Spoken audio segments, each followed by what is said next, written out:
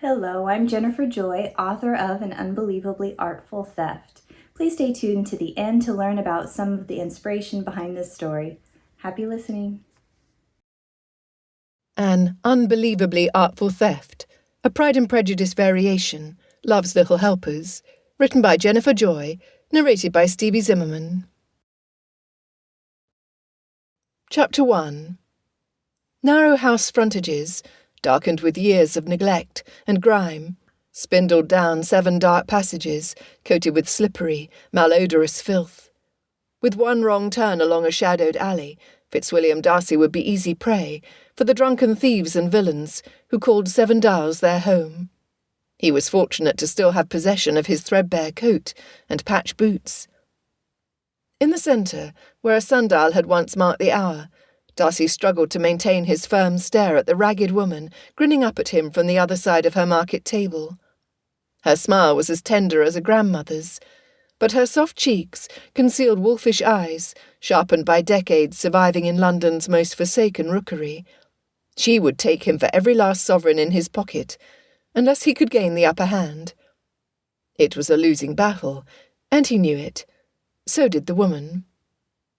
Already she had extracted an exploitative amount from him for a pair of alabaster-handled scissors, for which he had no use. She knew her power over him, sensed the depth of his pockets, and she pressed her advantage. Darcy took comfort, knowing that the old woman would be well fed for a considerable time, but he had lingered too long. The perceptive vendor would not be the only one to see through his disguise. He must encourage her to give him the information he sought, and quickly. This marché ouvert was his final lead. "You have a painting." He held his hands up, a foot apart. "About this size. A landscape, with a river flowing under a stone bridge." Her eyes gleamed greedily. 2 fishermen in a boat?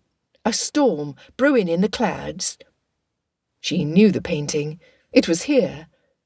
Darcy's pulse thrummed so strongly, he was certain the woman would notice. Finally the hunt was over, and he could take his heartbroken sister home to Pemberley. Taking a leisurely breath, as though this were not the culmination of months of dedicated searching, he shrugged. "I believe so." She crossed her arms and widened her stance, clearly in no hurry. "Maybe I do, maybe I don't." Darcy had neither the time nor patience for her to play coy. It was not a bargain he sought, but a masterpiece to recover. Reaching inside his coat, he extracted a heavy pouch and handed it to her. Her eyes darted about as she made quick work of concealing her prize in her stained apron. She leaned closer. "I had the painting." Had? His stomach sank. "Where is it now?" "I sold it yesterday." Darcy's head spun. He leaned against the stall table, gut-punched. He had missed the precious painting by one day, one wretched day. "Do you have a name?" he groaned. "I never ask, and he didn't say." "A man, then. What can you tell me of his appearance?" "He had silver hair, average height, average man, except for the eyes." "What was remarkable about them?" She paused for a moment. "He wore spectacles, but his eyes were young and clever. They laughed. He were a sharp one, but not mean." Darcy softened toward the woman once again.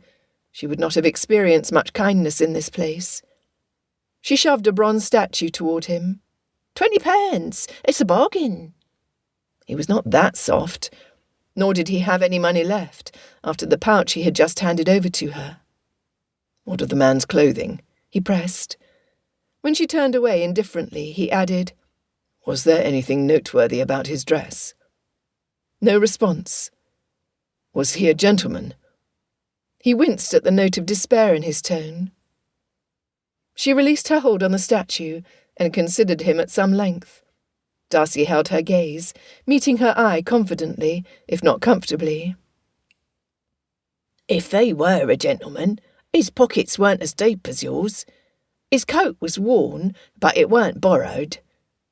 She looked about again.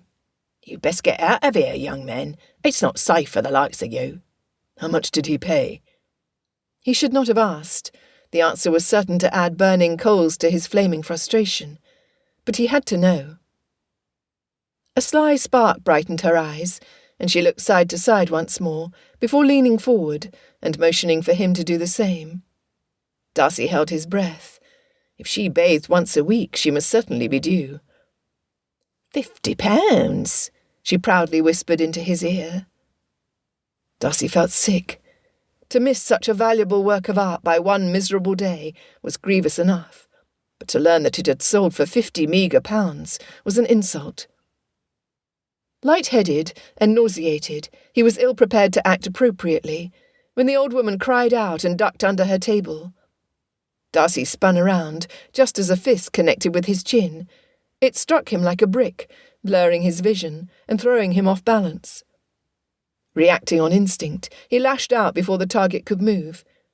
Knuckles stinging, lips swelling, he squared his feet, steadying himself as his vision focused and he saw his assailant, a burly man with a neck as thick as his blockish head and a waist as wide as his shoulders.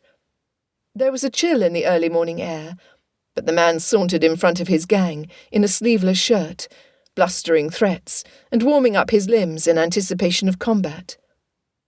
Darcy sighed and looked heavenward. What had he done to deserve this?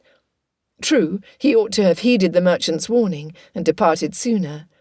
He had allowed his curiosity to get the better of him. But he had met nothing but obstacles since he had saved his sister from the clutches of that greedy rake George Wickham. Did honour deserve so much punishment? 4 other men joined the loud bully. There were certainly more hiding in the shadows, and wishing for some entertainment at no cost to their own persons. They would be of no assistance to Darcy. Flight was out of the question. Reason and sense? Darcy doubted the ruffians possessed any to appeal to. He would have to fight. Drat it all. He was neck-deep in trouble in a neighbourhood where he had no allies. This was the very situation he had hoped to avoid. Praying for a miracle, alert to seize any advantage to come his way, Darcy tucked his arms against his ribs and raised his fists with a lip-splitting smile. 5 against 1 was not ideal, but neither was it impossible. As he had hoped, his tooth-bearing grin gave his assailants pause. Let them think him a fool. He would only be able to land a few blows before they learned otherwise. All at once, they attacked. Darcy put his imagination to work. In his mind, each opponent became the rotten cad who had stolen Georgiana's inheritance and nearly ruined her. He put his weight behind every thrust of his fist, jab of his elbow, and kick of his feet. Sweat stung Darcy's eyes, and he took as many hits as he gave. But 4 months of suppressed anger and surging frustration lent him alarming strength. When he took a kick square on the shin, the pain did not prevent him from swooping his throbbing leg around to knock 2 of his assailants off their feet. If he could make the leaders surrender, the rest would leave him alone, and he could return to Mayfair with only a split lip as visible evidence of his activities, an injury easily explained away by a visit to Jackson's salon. Georgiana would not question him. The 2 men Darcy had knocked down stayed down, rubbing their bums and bickering with each other. Another man, upon seeing them, decided that he had been pummeled enough and ran away. That left 2 men, the ringleader and 1 loyal lackey. Much better odds. Confident that he would leave 7 Dials, mostly unscathed, Darcy charged at the block-headed brute. "Cousin!" The shout came from a voice he knew well.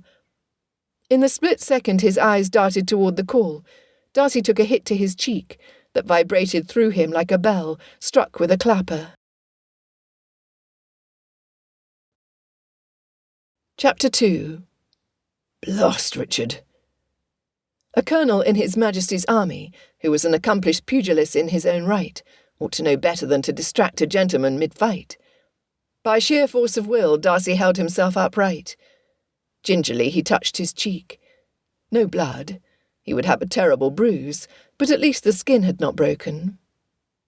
"You are a difficult man to track down," Richard complained as he rushed up to him. "I had to bribe your valet." Darcy grit his teeth. This was fantastic.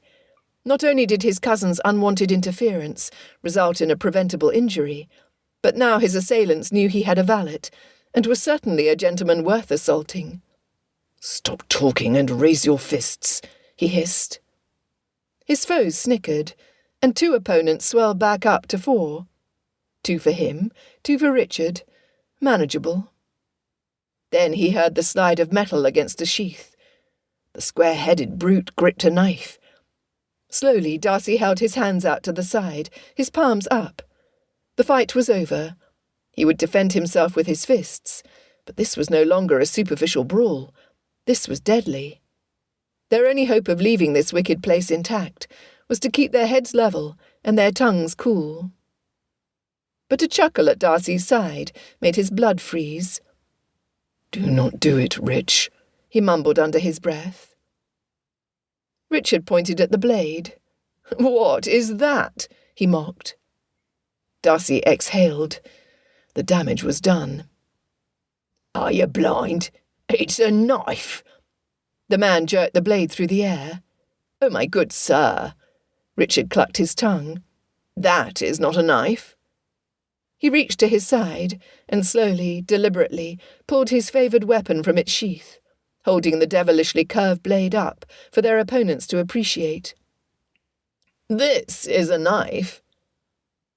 Darcy clenched his jaw and his fists, lest he strangle his cousin. In a showy display, Richard slashed and twirled the scimitar in front of him. The men had sense enough to run. "Cowards!" Richard called after them. Darcy grabbed him by the collar and pushed him down the passageway that led to his waiting carriage. "I do not know which will get you killed first, Rich. That stage prop you like to show off, or your blasted tongue. Oh, some thanks I get for saving your sorry hide from those milling coves." Richard grumbled as he shoved him away. "You nearly got us killed, and you expect me to be grateful."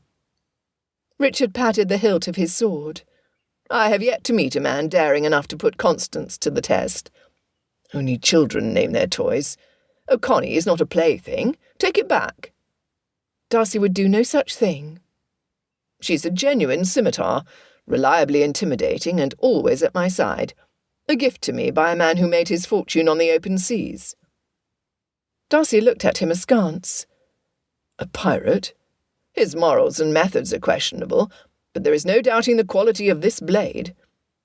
Richard puffed his chest, self-righteous in his pride. "Did he give you a parrot, too? And risk it soiling my uniform? My Batman is a good man who deserves better than the job of scraping guano off my coats." He cast a side look at Darcy and shook his head. "It is a wonder your valet stays on with you, dressing like a sailor scraped from the bottom of a ship. You smell like bilge water." Darcy did not doubt it, but that was beside the point. "I had the situation under control."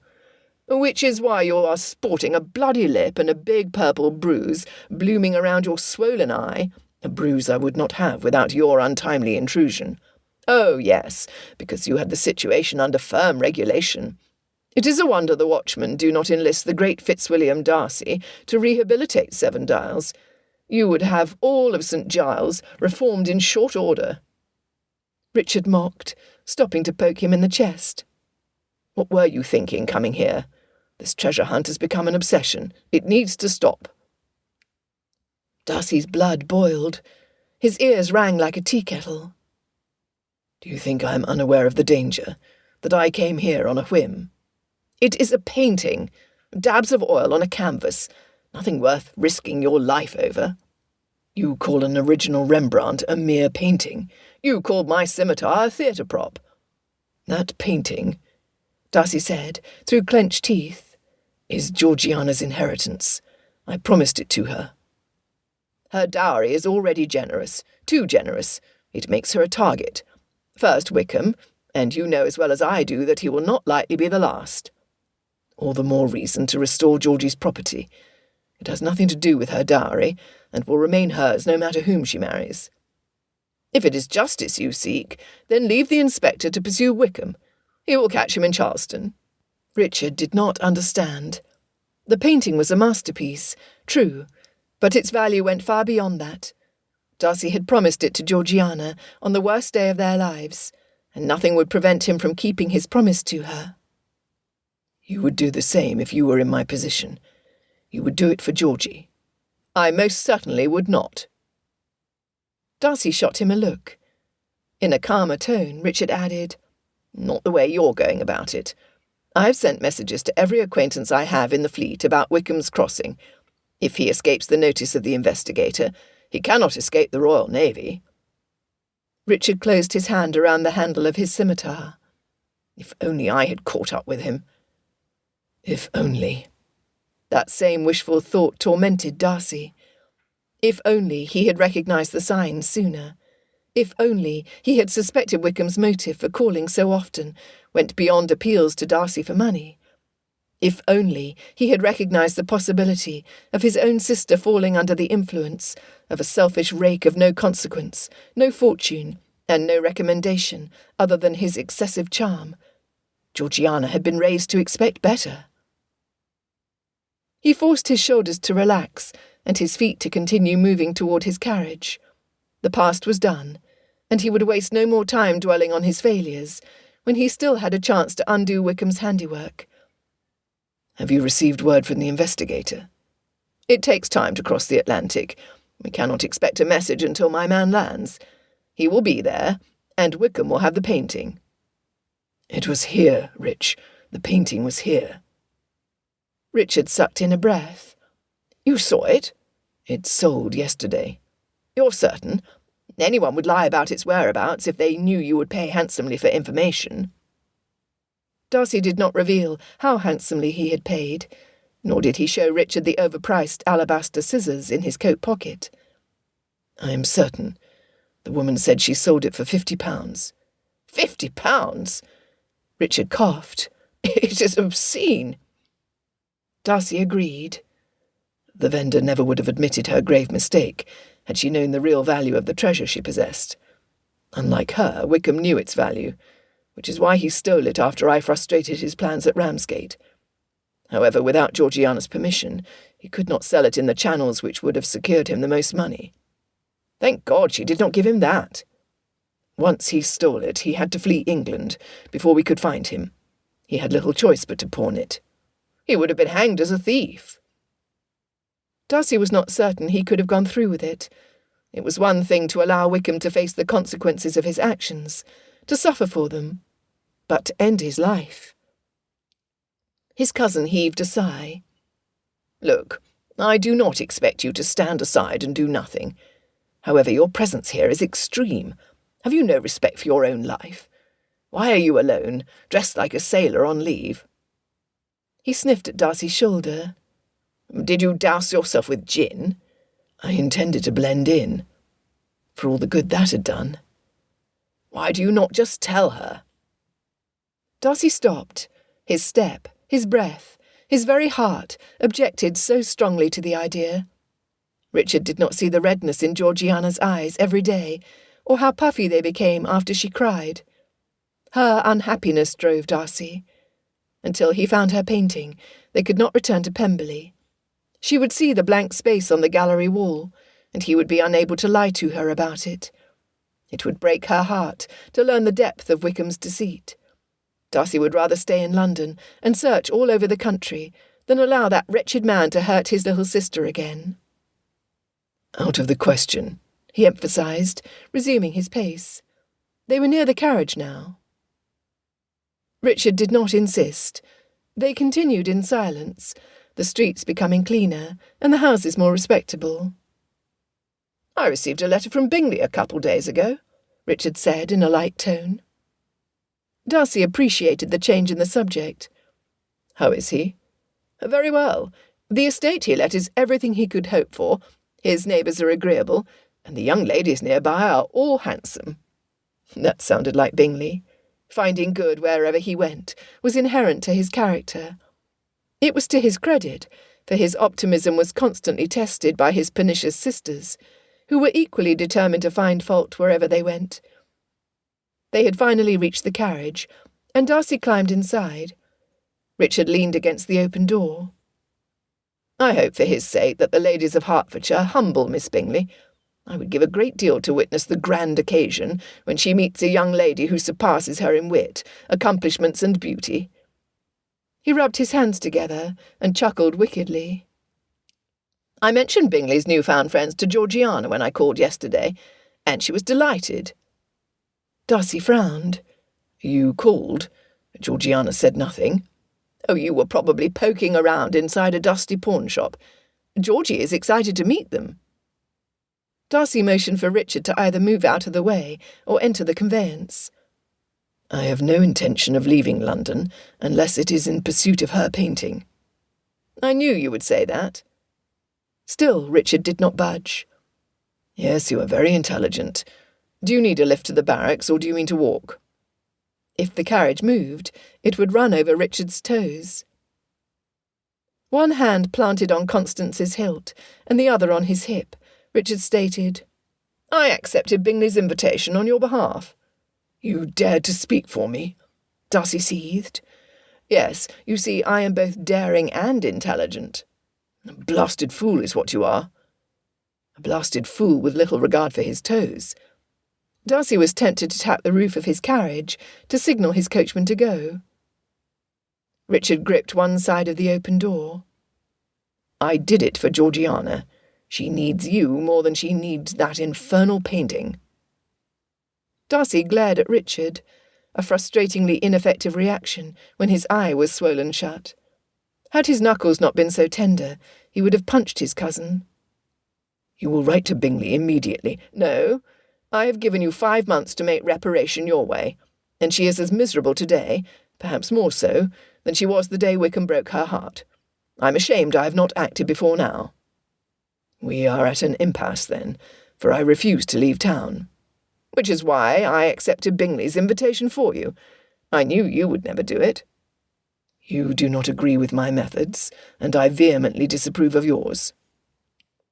"You forget why Uncle George named me as her guardian along with you.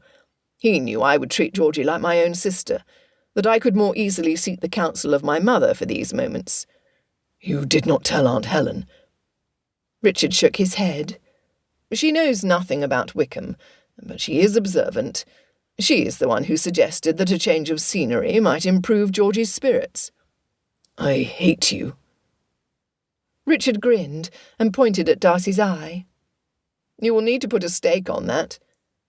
He looked away, adding, "Georgiana is packing as we speak, and will be ready to leave at first light on the morrow." Tomorrow? When he was this close to recovering her painting, this was too much. How could you use Georgiana against me like this? Leave the men you hired to find the painting. Give your attention to Georgie. Blast it, Richard. It was here only yesterday. If I give up my search now, I may never find it. You know what it means to her. Curse your presumption. Curse me all you want, but you will thank me one day." "Not in a million years." Irate and fit to erupt, Darcy slammed his fist against the roof. If Richard wanted to keep his toes, he had better move them quickly. "To Darcy House." Chapter 3. Elizabeth Bennet stepped away from the easel to better appreciate the colours on the canvas through the east-facing windows of her father's long-abandoned hunting lodge. Orange was a bold choice for her clouds, but if nature could get away with it, as it had in last night's sunset, then why should she not include the vivid colour in her painting? She dipped the bristles into the paint on her palette. "A dab of orange here, and a dab there," she said, turning to her companion, who looked up at her with unadulterated adoration. "What do you think, Remy?" Rembrandt wagged his tail happily, his tongue lolling out of his mouth. He was her most loyal devotee, her only devotee.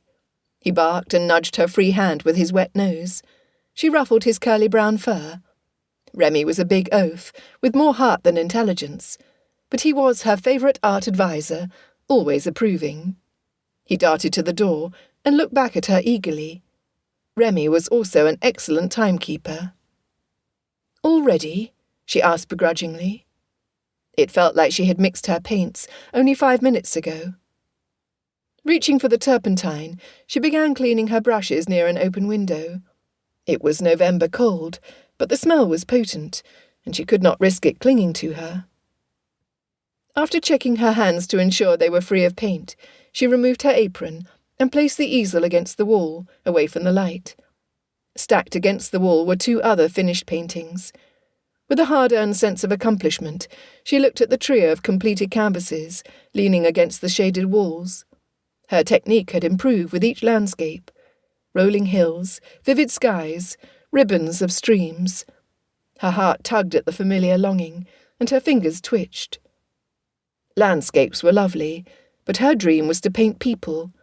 What she would give to paint the light in an eye, the curve of a lip, the unguarded expressions that revealed a person's true character. With a sigh, she picked up her sketchbook and flipped it open.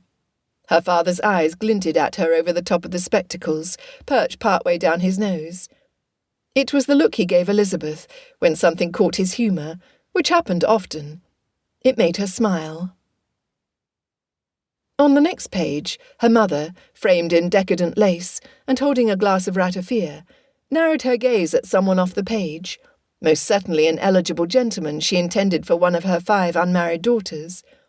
As far as her mother was concerned, marriage was the solution to all their woes, both real and imagined. Elizabeth's eldest sister Jane personified kindness with her soft features. She was more light than shadow. Simply looking at her picture filled Elizabeth with calm. Elizabeth was the second-born, and then came Mary. Mary might possess plainer features, but they transformed into a sparkling beauty when she smiled. Unfortunately, the self-righteous views of others easily influenced her, and those harsh opinions too often showed in her thin mouth and squinted eyes. Kitty and Lydia took up the next page. Elizabeth had sketched their impressions as they giggled, with their heads close together. Individually, each was as astute as any other young lady of her age, but combining their intelligence resulted in a deficit that did neither of them credit. Kitty was older and capable of sense, but she looked to Lydia, who was bolder and too selfish for reason. Lydia's chin tilted up at a defiant angle, her bold gaze reflecting absolute confidence in her ability to get whatever she pleased. Last was Elizabeth's self-portrait. Except for the eyes, of which Elizabeth was admittedly proud, her face was dreadful. Her nose was too thin, her mouth too wide, her jaw too firm, her hair too wild. She did not have Jane's symmetry. Still, it was a true rendering, like looking in a charcoal-shaded mirror. Elizabeth had worked diligently to improve her artistic skill and took great satisfaction in her ability to reflect the subjects' personalities, an attribute unnecessary for the landscapes she created. Portraits earned much more money. She sighed again and closed her sketchbook. Some day she would sign her own name at the bottom of her work. For now she must be content to continue as Mario Rossi, an insignificant Italian painter with a common name and unknown origin. As a man she could earn money. As a man she could paint. But unless Elizabeth developed a convincing Italian accent and dressed the part of a male, she would never be able to paint live portraits, which meant she must continue to paint landscapes. Remy's tail slapped against her legs. He pranced toward the door, reminding her that it was time to return to Longbourn and join her family around the breakfast table. After grabbing the book she always carried along with her sketchbook, she closed the door behind her, with Remy at her heels. Her mind wandered back to her problem as they walked. At her current pace, she had been completing 1 painting a month. It was not much, but it was all she could accomplish in the precious minutes she snatched during the day. After having sold her work for 4 years, her paintings had earned a respectable sum that, with the help of her uncles, she had invested and grown. It was not enough to save Longbourn, though, not unless she made some changes. Could she complete 1 painting every fortnight? That was half the time she presently required, but if she managed it, her income would double. Good lighting was her biggest obstacle during the late autumn and impending winter months, as well as the unreliable weather. She loved to walk and read out of doors, but if she insisted on walking too often in the rain and wind, her family would suspect something was amiss. She could work up an idea in her sketchbook the evening before. She would have to resist the urge to adjust the scene as the painting developed before her eyes and revealed its story to her. But if she settled on an image and placed it clearly in her mind, it would shorten the hours she spent painting. That would gain her some precious time. She scoffed at herself. Why rush an activity that gave her so much joy? Surely the work she loved and delighted in would suffer. She would suffer. Her enjoyment came in the discovery, in the process of painting and layering colours, rather than in completing a work to sell. I might as well be a machine in a factory. Remy turned to her as though asking for an explanation, so she obliged. I would feel nothing, and if I feel nothing, how can I expect my paintings to inspire anyone? Then again, she needed to earn more. If only she could draw higher prices. If only she could paint portraits. She groaned at the vicious circle that kept her trapped. Longbourn came into view, a welcome distraction from her frustration. Her father's carriage sat in the drive. He had returned from London. She prayed he bore good news, though in her experience, appointments with the banker seldom did. He alighted from the conveyance, refusing Mr. Hill's assistance. Instead, he pulled out a crate, which he cradled like a baby in his arms. Elizabeth frowned in confusion. Papa's trip to London had been for business, not pleasure. Mamma was certain to complain when she learned he had gone shopping without her. So intent was he on the crate that he did not notice Elizabeth follow him inside. Her mother and sisters swirled around him as he carefully set the crate down on one end of the breakfast table, completely impervious to the dishes he nudged out of the way, as well as Mamma's warnings that he not snag the tablecloth. Was London a success, Papa? Elizabeth asked, her anxiety winning out over her curiosity. If the financial institution did not extend her father's loan, they would have no money to buy seed to plant in the spring. With a nod and a mumble, he carefully pried off the lid and set it against the table leg. Elizabeth leaned forward impatiently to see what captured her father's attention so fully. Nestled on a bed of straw was a painting smaller than the atlas in her father's library. She had hardly caught a glimpse of it when he lifted it from the straw and held it up for the occupants seated at the table to see. Mamma huffed and made a big to-do over her breakfast roll, tearing the bread in half and spooning generous helpings of fruit preserves on top, in an apparent attempt to drown her disappointment in strawberries. Lydia was soon to follow, as was Kitty. Soon Papa had the privilege of being glared at by the threesome, while he held his painting as though it were the most precious masterpiece in the world. Mary took her place quietly and sipped from her teacup, clearly not knowing what to think. Truth be told, Elizabeth did not know what to think either. Jane, always the one to pacify and appease, said, I have never seen such a beautiful work of art. Will it not look lovely in the front parlour, Mamma? At this, Papa jolted from his reverie. Absolutely not. Such a splendid display of technique and artistry must be protected and safeguarded. Mamma stabbed her spoon into the jar of strawberry preserves. You refuse to allow me and the girls to go to London for a shopping expedition with you. Then you come home with a painting you will not allow us to see. Come, my dear, you know very well that the purpose of my trip was to meet with the banker. Elizabeth sucked in a breath, but Papa gave her no significant look, nor did he seem inclined to say anything more on the subject. I came upon this quite by accident, I assure you. When the door is open to my study, you will have plenty of occasions to see it hanging behind my desk from the hall. Mr. Bennet, how can you be so cruel to me? After all I suffer, with all I endure. Mamma shoved the berry-smothered roll into her mouth. Papa turned the painting to face him, the ever-present twinkle in his eyes. Yes, I can see how dearly you suffer, my dear. Shall I ask Hill to bring you more preserves? Mamma's chin trembled. This is the last jar, she said through a sniffle. Elizabeth's sisters lost interest in the painting when they realised how little fruit remained for them, all except for Jane, who went to the kitchen, no doubt searching for something that would distract them from their disappointment.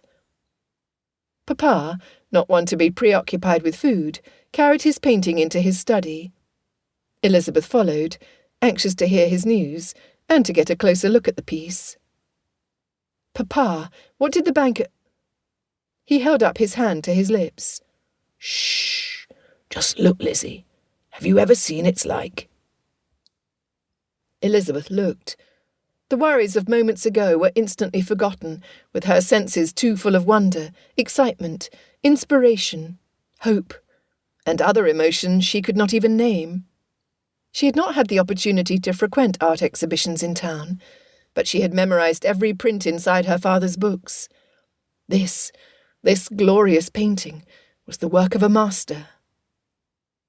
She stepped closer, her hands over her heart, drinking in its beauty thirstily. The contrast of shade and light, the divine theme peeking behind every stroke of the brush, the style. She recognised the work of an artist whose skill she had dreamed of being able to one day see for herself. "Rembrandt," she whispered. "Stunning, is it not?" Papa replied, in a church whisper. It was stunning. Elizabeth had heard of painters who copied original works, most of them to practice and improve their own skills, but she had never seen one before. She had thought them audacious and overreaching for selling their imitations. However, now that she stood directly in front of one of their reproductions, and an excellent reproduction it was, she could only feel gratitude. Only royalty and established families with connections and great wealth displayed original art in their galleries. She never would have had the chance to see this beautiful painting, had the artist of this work not taken the time to copy it so expertly. "It is a skilful reproduction. How did you come upon it?" "Would you believe I bought it from a vendor in the street?" Elizabeth gasped. Sacrilege! She dared not ask how much he paid. Any sum was too much. He took her hand between his touch comforting and warm. "We are saved, Lizzie. All is well." She wanted to believe him so badly it hurt.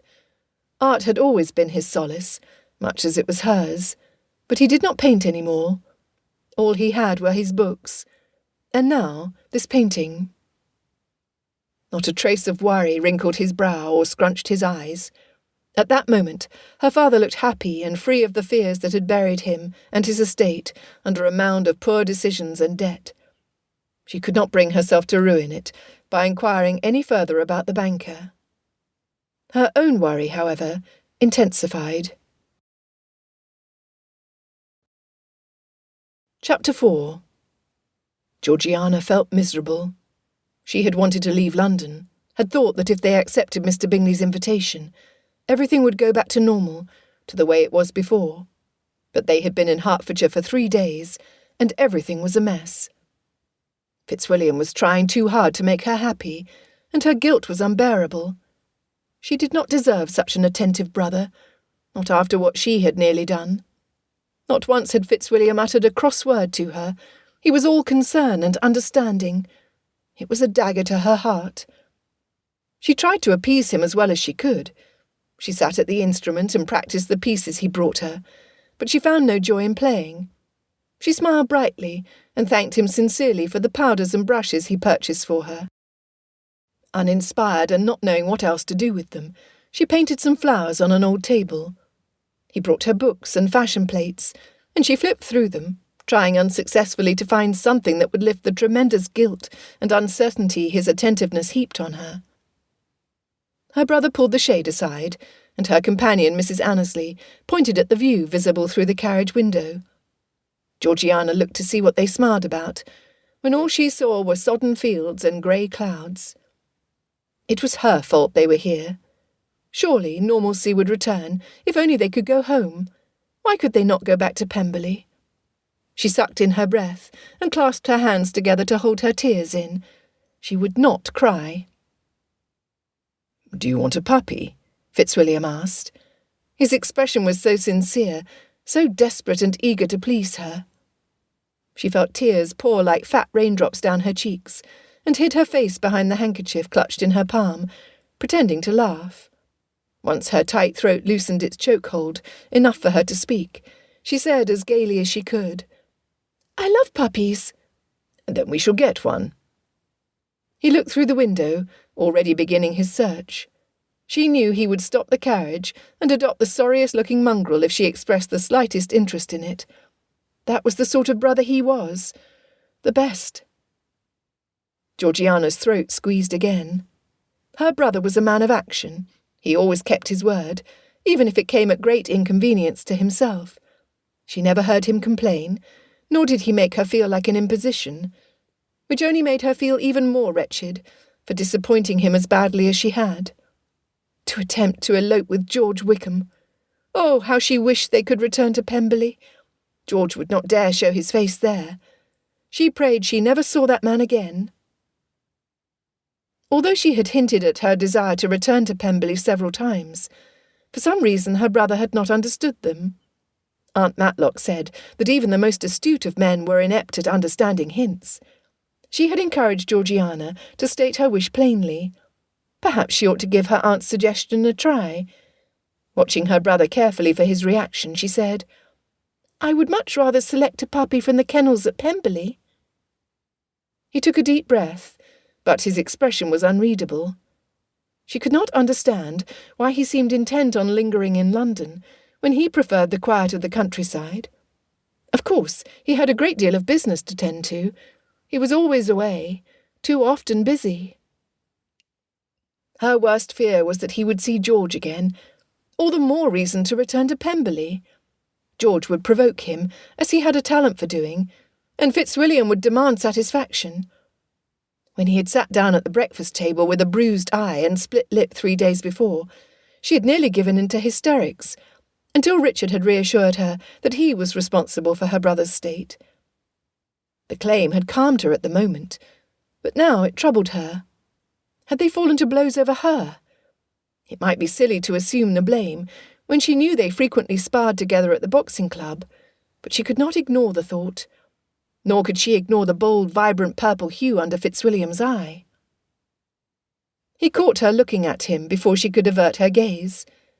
Gingerly, he pressed his fingers against his cheek and smiled at her.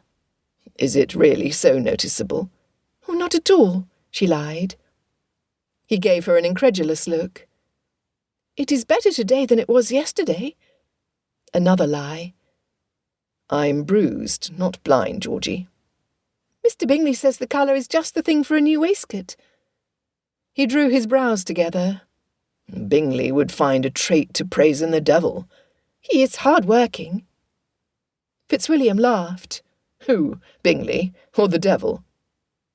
Encouraged to continue, she teased, "If you are not cautious, you will be asked to pose for the next edition of La Belle Assemblée. Not only is your eye an enviable hue, but it lends your appearance a certain rough charm, or so says Miss Bingley." He glowered at the name, which pleased Georgiana immensely. She did not think Miss Bingley stood a chance of capturing her brother's attention, but that did not prevent the lady from attempting the impossible. Since their arrival, she had done little but draw attention to Fitzwilliam's roughened appearance, calling it dashing, distinguished, and heroic. Georgiana suspected that Miss Bingley's constant compliments, and numerous attempts to discover how he had come to possess such markings, were the reasons he had suggested a spontaneous excursion into Meryton that morning.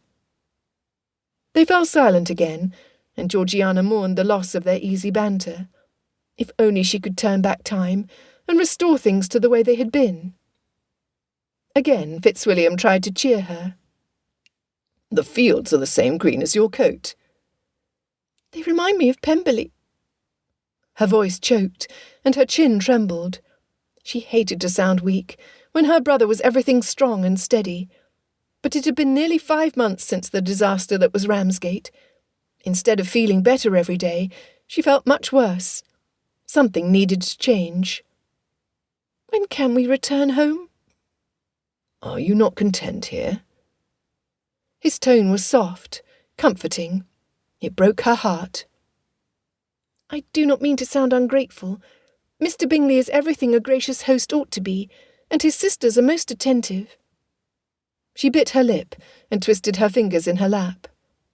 "But do you think that, perhaps, after a reasonable time, we might return to Pemberley?" He did not reply quickly enough for her to hope. Instead, he seemed torn. She could not understand why. If keeping her from Pemberley was a punishment, she deserved it, but she knew her brother too well to believe him capable of it. Or did she? Fitzwilliam was away so often. Most of the time, she did not even know where he had gone. He wrote diligently, but he never communicated anything of real import. Their conversations had changed too. What had once flowed easily was now stilted and restrained. She held her breath and pressed her eyes closed to hold back her tears. Blast Richard and his infernal interference. Darcy should be scouring the countryside, visiting every gentleman's home until he found Georgiana's painting. Only then could he take her home, where she could be happy. For weeks she had been hinting at her wish. He had pretended to be too stupid to comprehend her, but now that she asked point-blank to go to Pemberley, with a tremble in her tone and tears in her eyes, he could not so easily deny her. Winter was fast approaching, with its early darkness, harsh rain and freezing temperatures. They would need to depart from Hertfordshire in no later than a month's time if they were to travel without incident. What guarantee did he have that he could secure her painting in that short time, when he had been unable to find it in the last 5 months? It was impossible. He saw the moment she gave up hope. Her shoulders slumped, and she squeezed her eyes shut, as though she thought he could not see her cry inside. Just like when she was little, and he would play hide-and-seek with her. She would stand in the middle of the room and squeeze her eyes shut, firmly believing that if she could not see him, he could not see her. An overwhelming desperation, much larger than the despair which had prompted the offer of a puppy, seized Darcy. Of course, once we quit Netherfield Park, we shall return to Pemberley. Her eyes flew open. When? In 1 month. Georgiana bounced and clapped, her glee too great to contain. Darcy's stomach churned. Dear Lord, what had he done? First a puppy, and now Pemberley. He was a fool. 1 month to find her painting, and he was trapped at Netherfield Park. It was a hopeless quest, and yet he had to do it. He could not fail his sister again. Blast Richard! Blast Wickham! He cursed everything and everyone hindering his sister's happiness. Most of all, he cursed himself. He heard Georgiana's voice chattering excitedly, witnessed her spirits lighten, and he managed to return her smile. Mrs. Annesley nodded her approval. "Yes, there is a great deal of planning to do, so let us make the most of our time here." She gestured at the view through the pane. "Is it not charming?" They rolled past cottages with puffing chimneys, bright sashes hanging in the windows, lending colour where the flower boxes were bare. "It reminds me of Lambton," Georgiana declared, with all the confidence of one soon to return home, and thus free to appreciate her current surroundings. Darcy stifled a groan. 1 measly month. The carriage slowed to a gentle stop, and the footman opened the door, holding an umbrella they did not presently need. In fact, in that moment, the heavens parted as if to express its approval, welcoming them to Meryton with a radiant bath of sunlight. It was the kind of light that inspired one to believe something wonderful was about to transpire, so long as that something wonderful involved finding the painting. Alighting from the carriage, Darcy held out his hand to assist Georgiana. "Remy!" A feminine voice called forcefully behind him. He turned, half expecting to see a mischievous boy escaping from his overwrought nanny. "Rembrandt Hermanzoon van Rijn." The significance of the name struck Darcy. He stood stunned, his mind reeling, until a flash of curly brown fur leaped in front of him and inside his carriage. Recovering quickly, he reached inside, grabbed the intruder by the scruff of his collar, and pulled. "Out!" he exclaimed. The dog looked up at him with large brown eyes, brimming with adoration, his mouth open in what looked like a smile. His thick tail thwacked between the cushions and the lady's legs. "Oh, brother, I know you promised me a puppy, but I did not expect you to find one so soon. Look at his face. What a sweet boy," Georgiana gushed. "See how pleased he is to make our acquaintance. Is he not delightful?" The moment Darcy released his hold on the trespasser, the dog twisted itself around, his hind end wiggling, and his muzzle nestled between Georgiana's knees, directing those heart-melting eyes at her. A young lady halted to a stop at his side, her hair threatening to tumble out of its pins, eyes bright, cheeks red, from exercise, or embarrassment, or both. She bore none of the usual peculiarities of a bedraggled nanny in charge of a troublesome child. This was a woman who was impossible to ignore. "My deepest apologies for my dog's horrendous display of poor manners." The bright-eyed maiden offered no justification, uttered no excuse. Just a simple apology, sincerely given. Darcy was inclined to approve of her and excuse her beastly dog's behaviour. Still, he would not encourage her. He frowned and made himself look away. Georgiana spoke. "Oh, pray do not trouble yourself on our account. He is a perfect gentleman, and has kept his muddy paws to himself." He grimaced. His sister's skirts might have been spared, but the carriage carpet had certainly not been. The young lady's voice rebounded with humour. "The coachman will not agree when he sees the mud on the carpet. Again, I must apologise. Remy, come." The dog, a curly-haired retriever, looked at her askance, eyebrows furrowed as if to ask, "Do I have to?" The young lady reached inside and tugged on his collar, tying a lead to it. With an impressively loud sigh of resignation and an apologetic glance at the ladies that nearly broke through Darcy's gruff affectation, Remy obeyed, making clear with every dawdling step away that he did so against his will. Georgiana shoved her hand toward Darcy, graciously giving him something to do, and he helped her out of the carriage. He held up his arm, ready to guide her to the shops. Instead, she addressed the lady. "Remy is very friendly." The young lady turned to face them, brushing a rogue strand of hair off her shoulder as she did. She had a firm jaw, softened by plump, wide lips, that curled at the corners in a most beguiling manner. Her nose was thin and straight, and her eyes— Darcy stopped at her eyes. They sparkled like the fireworks at Vauxhall Gardens. "Exceedingly so. He believes everyone wishes to be his friend, and welcomes his company, even strangers in fine carriages." She bobbed a curtsy and tugged on the lead. "Come, Remy, we must go." Darcy bowed, wishing her gone. Her chaotic entrance into his life knocked him off balance, and he needed his senses about him to find Georgiana's painting. Besides, the young lady looked to be in a hurry, and as they had not been introduced, it was not proper to engage in any further conversation. He should have kept his eyes diverted, but he chanced one more peek to ensure she had indeed departed. "I wonder who she is," Georgiana mused. He wondered the same, but kept the thought to himself. She wrapped her arm around Darcy's and shivered. "She seems to have taken the sun with her." Her observation might have been a mere poetic turn of phrase, but just as the sun had burst upon them moments before, it had made an equally sudden disappearance. He held his sister closer, lending her as much warmth as he could, and taking the proffered umbrella from the footman to hold over their heads as the rain began to fall. "Remy is a charming name for a dog, though I dare say I am partial to his namesake," she continued. Of all names, Rembrandt. Darcy had never been inclined to look for signs, and he was not about to start now.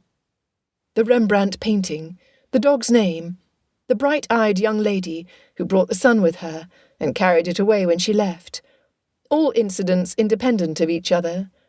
None of them would produce the stolen painting. The very thought was ridiculous. Yet, while Darcy could deny any connection to the string of events which had led him to Meryton, he could not shake the sensation that something significant had transpired. Chapter 5. Elizabeth resisted the urge to look back. She had done her best not to stare at the gentleman, but never in her life had she wanted to sketch an individual as badly as she wanted to sketch him. Brilliant berry-purple bruise aside, he was striking. Who was he? Was his injury the result of a heroic action, or the consequence of roguish behaviour? Who was the young lady with him? She was light to his dark, agreeable to his fractiousness, which was understandable given Remy's behaviour. As distinct as they were in appearance, there had been something remarkably similar in their air and bearing. Perhaps she was a sister. They might be the guests Mr. Bingley had expected to join his party, or they might be passers-by. Either way, thanks to Remy's overly friendly nature, they would have no reason to remember her favourably, if they remembered her at all. She looked down at her walking gown. The once blue fabric had faded to a dull grey that did nothing to complement the warm brown of her hair or the gold tinge in her eyes. Her coat sleeves were worn at the edges. Her bonnet was plain because, although Elizabeth adored vivid colours, she saved her precious coins for Longbourn. There was nothing memorable about her person, aside from her inability to control her dog, a dog that even now looked remarkably pleased with himself for having made new friends. She jostled Remy's lead. "What am I to do with you?" Shaking her head, she had to smile at his self-satisfied expression. She never was able to remain cross with him. At the dress shop on the corner, she cast a hungry glance at the rich fabrics on display. Once she secured Longbourn, she would have a gown made. She knew exactly which fabric she wanted, the shimmery peacock blue that had arrived 4 months ago. She looked down at Remy. Should I ask the dressmaker how many yards remain? It was a futile question. Elizabeth would not spend her savings on a gown before she had secured her family's future, and the ladies of Meryton would have bought all the fabric by then. At least she could admire their gowns. Dreaming of square necklines, twirling skirts, and soft textures gliding over her skin, of music and dancing and engaging conversation, Elizabeth turned down the lane to her Uncle Philip's house. Uncle's clerk, Mr. Good, met her and Remy at the entrance.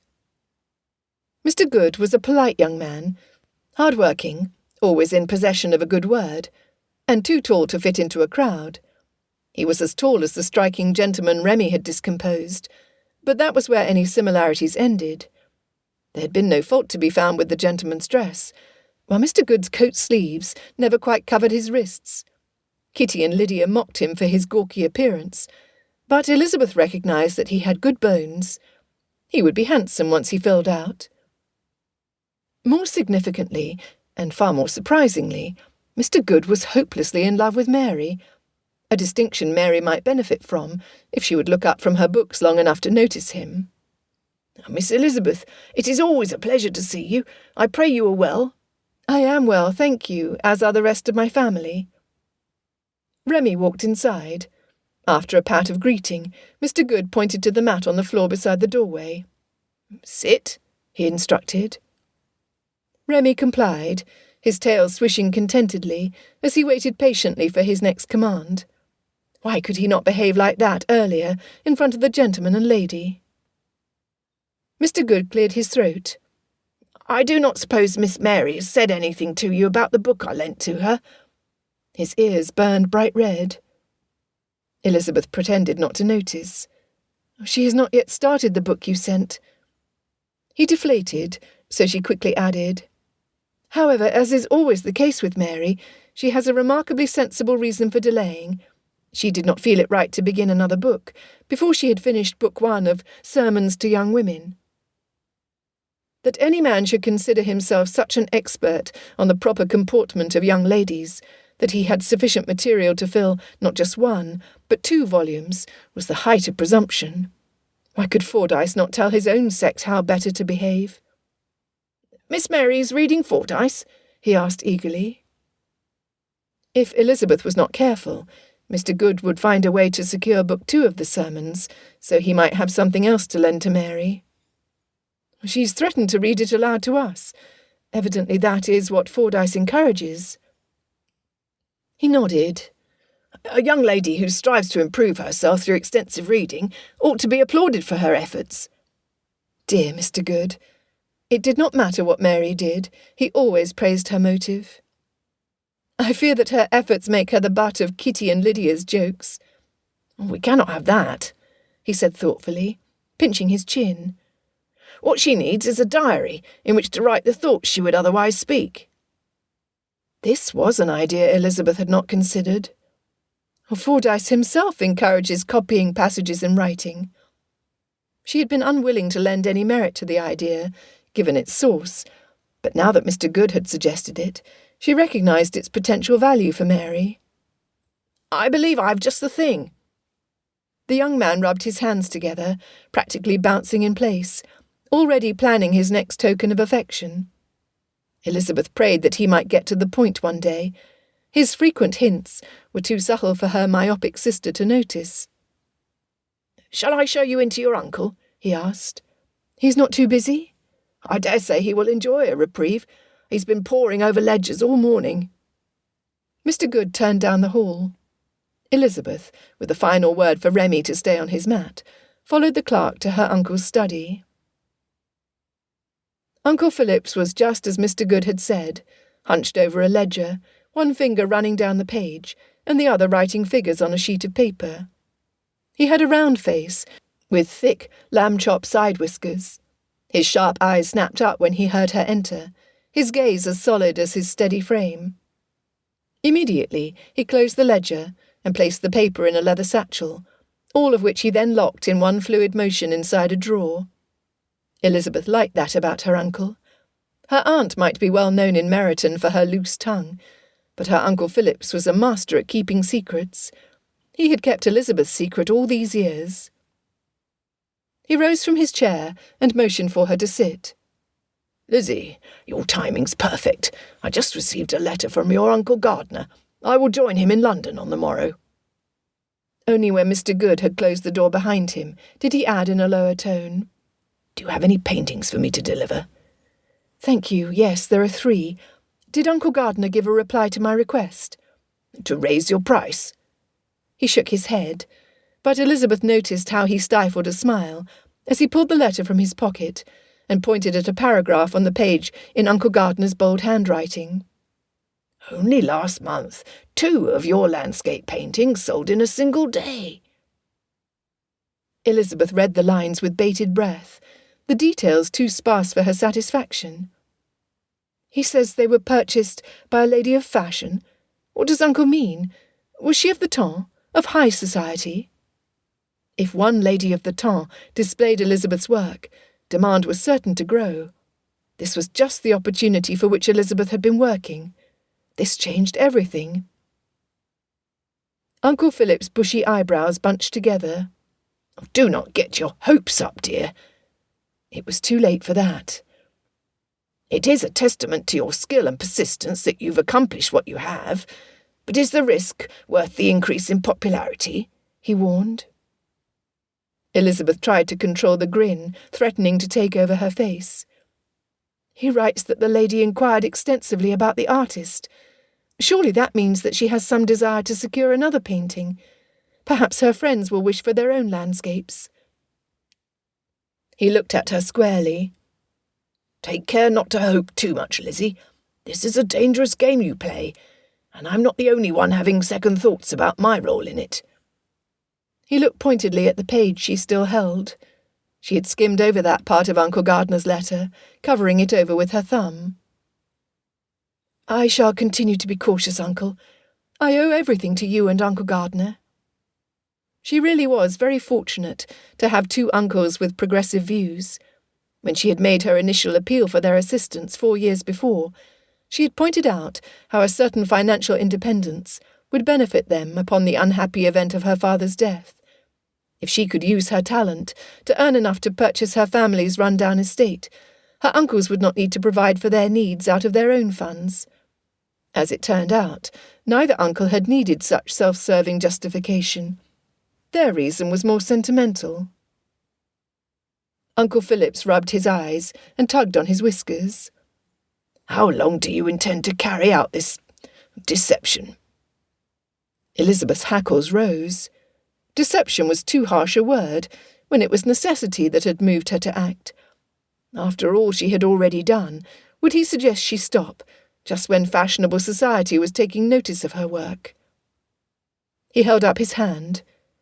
I think only of your future, if anyone were to find out. He paused, and a shiver ran up her spine. She was well aware of the risk she took. It was the threat she had lived with every day over the last 4 years. As real as it was, she could not dwell on it. Her mother and sisters needed her. Too stiff to shrug, Elizabeth jutted out her chin. What? A gentleman's daughter cannot earn an income from the labour of her heart? No, she cannot, nor dare she impersonate a man, no matter how honourable her intentions are. He spoke with the firm precision of a skilled solicitor, with law and logic on his side. Elizabeth wrapped her arms around her waist. Just the thought of stopping something she loved, something that gave her so much joy and satisfaction. It made her chest ache and her eyes burn. "It is not right, Uncle." She cleared her throat, speaking more steadily. "What other option do I have? Longbourn is hanging on by a thread. My mother and sister's futures are in peril. Papa has tried, but you know better than I do how that has gone." Uncle nodded. You need not defend your father to me, dear. My sympathy toward him is as great as my friendship was with his father. It is my loyalty to his memory and concern over your welfare that convinced me and Gardiner to assist you in this ruinous scheme. "It is only ruinous if I am found out," Elizabeth interjected. He levelled his steady gaze at her. You are far from amassing enough to purchase Longbourn from your father's heir presumptive. "The entail ends with Mr. Collins." Elizabeth clamped her mouth shut before she offered any more useless information. Uncle Phillips had been the one to explain how Longbourn's entailment worked, how it must pass to her father's nearest male relation. It was a desperate situation for a household full of women, except for one detail. The entailment ended once Mr. Collins inherited. Given the poor condition of the estate, he might not want to keep the property. She took a shaky breath. "I do not need very much, only enough. Once he sees the repairs left too long neglected, the lack of management in dire need of regulation, he will be happy to part with it."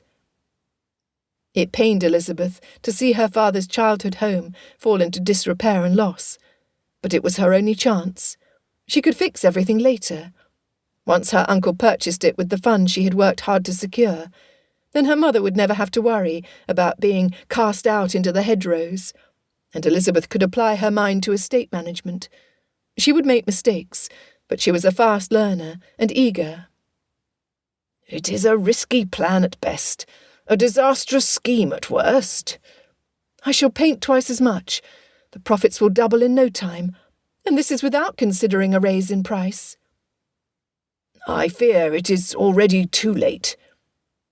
Elizabeth's heart stopped. "What is it? What is wrong?" He took a deep breath. The bank refused to extend your father's loan. The blow took her breath away. But she had already considered the possibility and was ready with a solution. "Papa has a little money set aside. It is not much, but it is enough to buy seed for the spring." Uncle's expression remained unaltered. Your father spent it. There is nothing left. "Nothing." Elizabeth's voice sounded small in her own ears, and then she remembered her brief conversation with her father the day before, and her heart sank. The painting. Gardiner tried to talk him out of purchasing it, but he would not listen. That something so beautiful could lead them to ruin was too painful to consider. Uncle continued. If any of Bennet's remaining tenants abuse his understanding as they have done in the past, you will have no labourers to help you plant. And now that there is no hope of purchasing seed—" His words trailed off, but his meaning was clear. Longbourn might be lost to her already. "I will do the work," she said. Uncle Phillips only held her look. "We will retrench," she said, wilting under his sympathy. Elizabeth knew despair then, but she refused to bow and surrender. She would buy the seed, and if need be she would plant it herself. She would dedicate every waking minute to her art. She would defy the weather and take walks in the rain. She would skip meals and paint by candlelight and will the oils to dry faster. Thanking her uncle, she stood, bid her farewell, and left with Remy for the abandoned lodge, where her paintbrushes waited for her to get to work. Chapter 6. Darcy awoke well before dawn the following morning, and dressed in his warmest riding coat. It was dangerous to ride at night, but if he departed now and changed horses mid-travel, he could reach London in 2 hours. Another 2 hours to conduct his business, followed by 2 hours to return and collect his freshened horse, and he could join Georgiana for luncheon. She might not even miss him. Speed was paramount. He had no time to waste. The day would be long, and he needed his strength. The evening before, he had asked Mrs. Nichols to have a light breakfast ready at this hour. Grabbing a candle, he headed toward the morning parlour, where breakfast was served, as he reflected upon the little information he had. A gentleman of average height, silver hair, and youthful eyes that needed spectacles, the vendor had said. What sort of gentleman would risk his life by entering such a place as 7 Dials? What motivated him? Carelessness? Avarice? Desperation? The man might not have been a gentleman at all. Perhaps he was a man of business, conducting a transaction on behalf of his master. If that were the case, Richard had the best chance of hearing the gentleman boast of his successful acquisition at the clubs. What if the silver-haired man was a merchant? Savvy merchants frequented the marché ouvert, because they knew what treasures might find their way there. Such a man could make his fortune off the sale of one Rembrandt. He might approach certain gentlemen of wealth, hoping one would outbid the other, until he reaped a large profit. Again, Richard would hear of it. His father, Lord Matlock, would draw such an offer. If Darcy was in town, he might receive such an offer himself, assuming that the merchant was unaware of his original ownership of the painting. There was also a chance Darcy might find the painting displayed at a gallery or a bidding house. He would have to speak to the director at Sotheby's. He was an amiable man, fair in his dealings. He would still have to lay out a hefty sum, but the expense was the least of his concerns when he had promised Georgiana that they would go home in 1 month. Less than that. A day had already passed. Slipping into the breakfast room, he stopped short. Georgiana sat at the table, absent-mindedly stirring a spoon around her teacup, and staring at the dark window. What was she doing here? What was she doing awake? Disappointment ceded to concern. "Georgiana?" he asked softly. She jolted upright. Darcy held his palms up. "I did not mean to frighten you. How long have you been here?" "Only a few minutes." She pushed her plate away from her, the roll untouched, as were the eggs, as far as Darcy could tell. "I could not sleep." Of all the nights she could not sleep, when he most needed her to slumber away his absence. Frustration rose in his chest, but perhaps there was still a way. He had to get to London. She sat forward in her chair, closer to the light, smoothing her hands over the arms of her riding habit. "I thought perhaps you might allow me to accompany you on your ride this morning." She blinked, her voice getting smaller as she added, "Like we did at Pemberley." Darcy felt boorish for not wishing for her company for even a second, for wishing he might steal away to London, unseen and unaccompanied. The irony did not escape him. The very sister for whom he must recover the painting was the very reason he could not go. "I would be honoured to have your company. Perhaps the exercise will help you sleep better tonight." Tomorrow. He would go tomorrow, after his sister had enjoyed a good night's rest. He sat down at the table, having little appetite, but needing to prove to his sister how pleased he was. He motioned to her plate. "You'd better eat if you hope to keep up," he teased. With a bright smile that soothed him into a more willing resignation, she pulled her plate closer and reached between the teapot and the urn. "Tea, or do you prefer coffee?" They were both making a show of eating when Bingley entered the room, his moustached terrier on his heels. "Oh, good. I'm not too late to join you."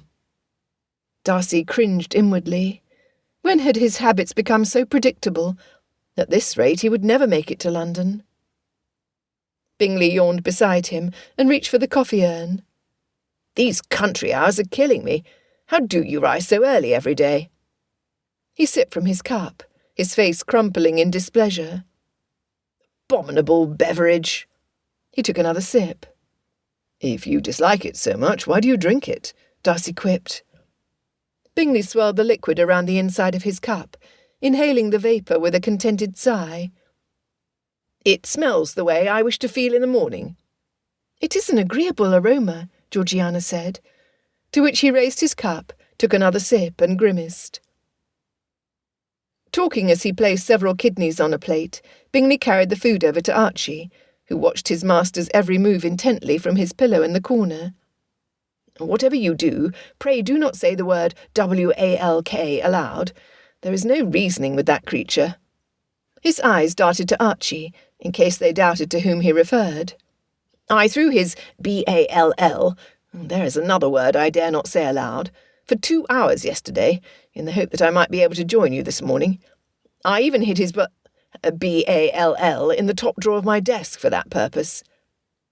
Bingley watched Archie for a reaction, exhaling audibly in relief, when his near blunder went undetected. The kidneys helped. Darcy stretched out his legs and relaxed in his chair. If he had to alter his plans, he might as well enjoy his present company. "How did you come to acquire such a clever dog?" Quite by accident, I assure you. A friend asked if I could care for his dog while he was travelling. You know how that goes." Given Bingley's temperament, Darcy could imagine. "How long ago was that?" "Over a year." Georgiana gasped. "Did your friend go to the continent?" "During the war? I should think not. No, I crossed paths with him at the club in town often. Every time I brought up the subject of his dog, he would change it.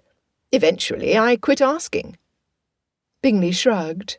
"I took a liking to the poor fellow." He regarded Archie with a proud smile. "I do believe that he is smarter than me." He ran his fingers across his upper lip. "He certainly has a better moustache." Darcy did not comment. Bingley did not lack intelligence, but he was an easy target for those who would take advantage of his kindness. As for his friend's ridiculously sparse moustache, he could only hope that Bingley would allow his valet to shave it off soon.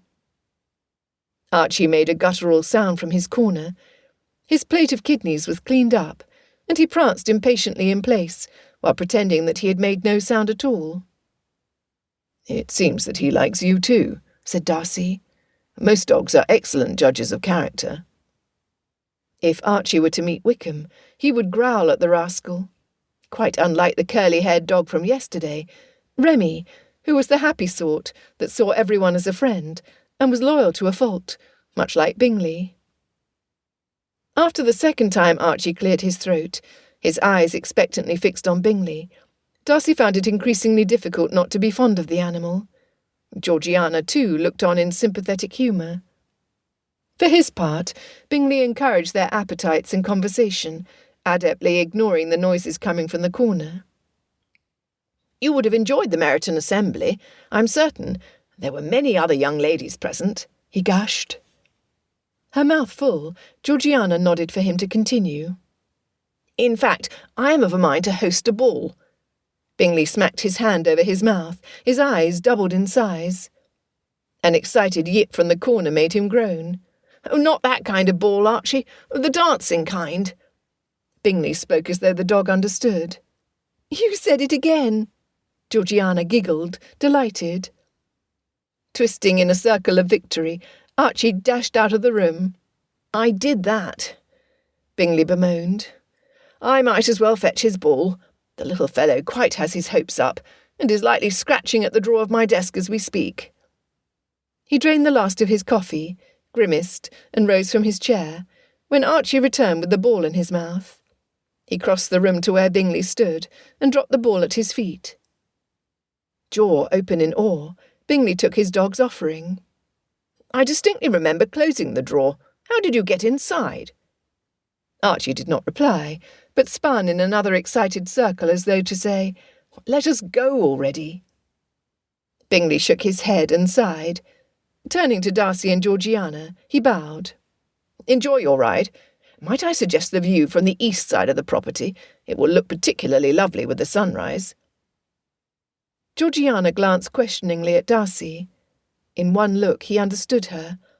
After months of befuddlement where his sister was concerned, it was a heady sensation to comprehend her with such ease. Appeasing her with an indulgent smile, Darcy addressed Bingley. "Nonsense. We shall all enjoy a leisurely walk in your company. Between the three of us, Archie will not lack attendance to throw his ball." Darcy would use his time to plan another attempt to escape to London. Only this time his plan would have to succeed. Chapter 7. Watching Georgiana toss the ball for Archie to chase, hearing her laughter, seeing her skip and twirl, Darcy experienced a contentment he had not felt in a long time. Richard was still an interfering dunderhead, but Darcy acknowledged that the countryside had a pleasant effect on his sister. On him, too, at that moment. Granted, he could not relax too long, or risk becoming complacent. However, while he was stuck here, he might as well find some enjoyment in the place. Bingley clasped his hands behind his back and tucked his chin down to his chest. "I say, Darcy, I had hoped to have a private word with you. I owe you an apology.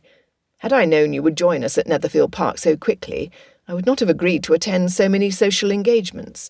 They were accepted before you and Miss Darcy arrived, or neither Caroline nor I would have put your sister in such an awkward position." Since Georgiana had not yet made her presentation into society, she was unable to receive guests or make calls along with their hosts. Darcy had been aware of this, and it had been one of his arguments to Richard against accepting Bingley's invitation. "Richard and I discussed the matter with Georgiana before our departure. Ah, the Colonel! Oh, forgive my interjection, but I had hoped he might join our little party.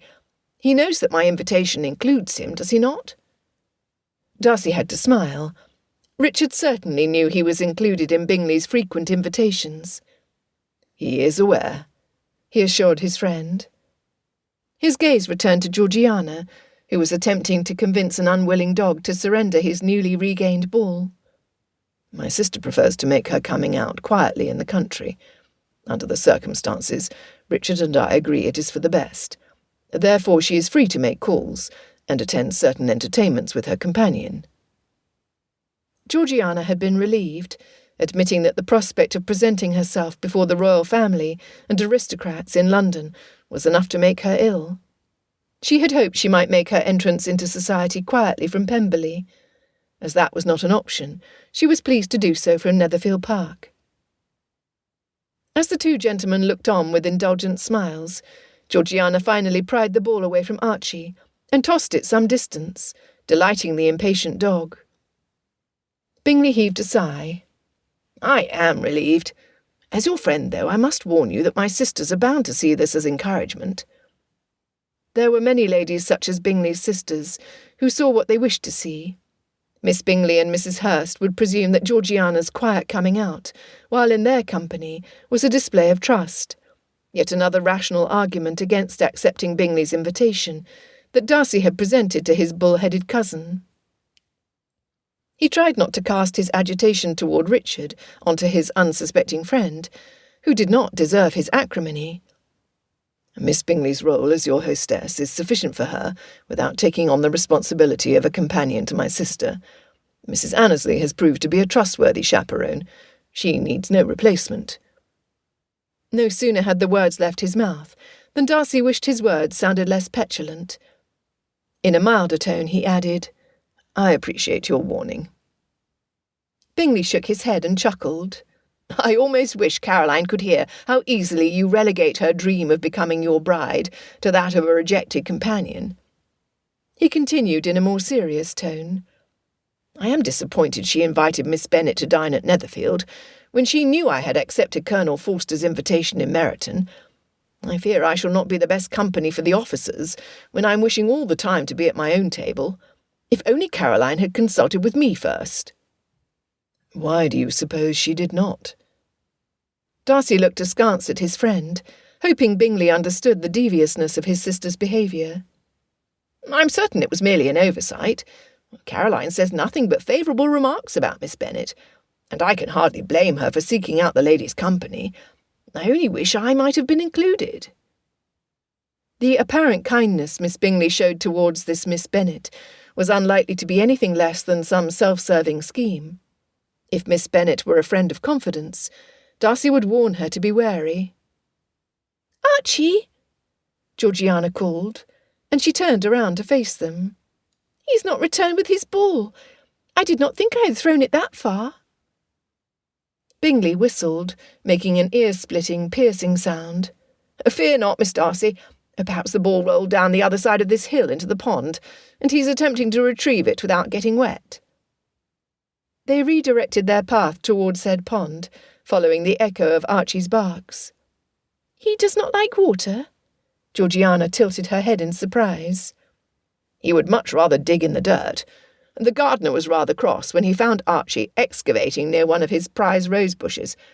I cannot allow him out of doors unaccompanied, or I shall find myself in need of a new gardener." Georgiana smiled. "Oh, one must not displease the gardener." "Precisely. I'm hopeless with pruning shears." "Is Archie shortened from Archimedes, or Archibald, or another name?" Georgiana's ease reflected in her relaxed conversation. It was a beautiful sight to witness. She had been melancholy for so long that Darcy had begun to fear she might have forgotten how to be happy. Bingley scratched his chin. "You know, I've never really given the matter much thought. Which do you prefer?" "He is a clever fellow if he actually opened a drawer. Perhaps Archimedes?"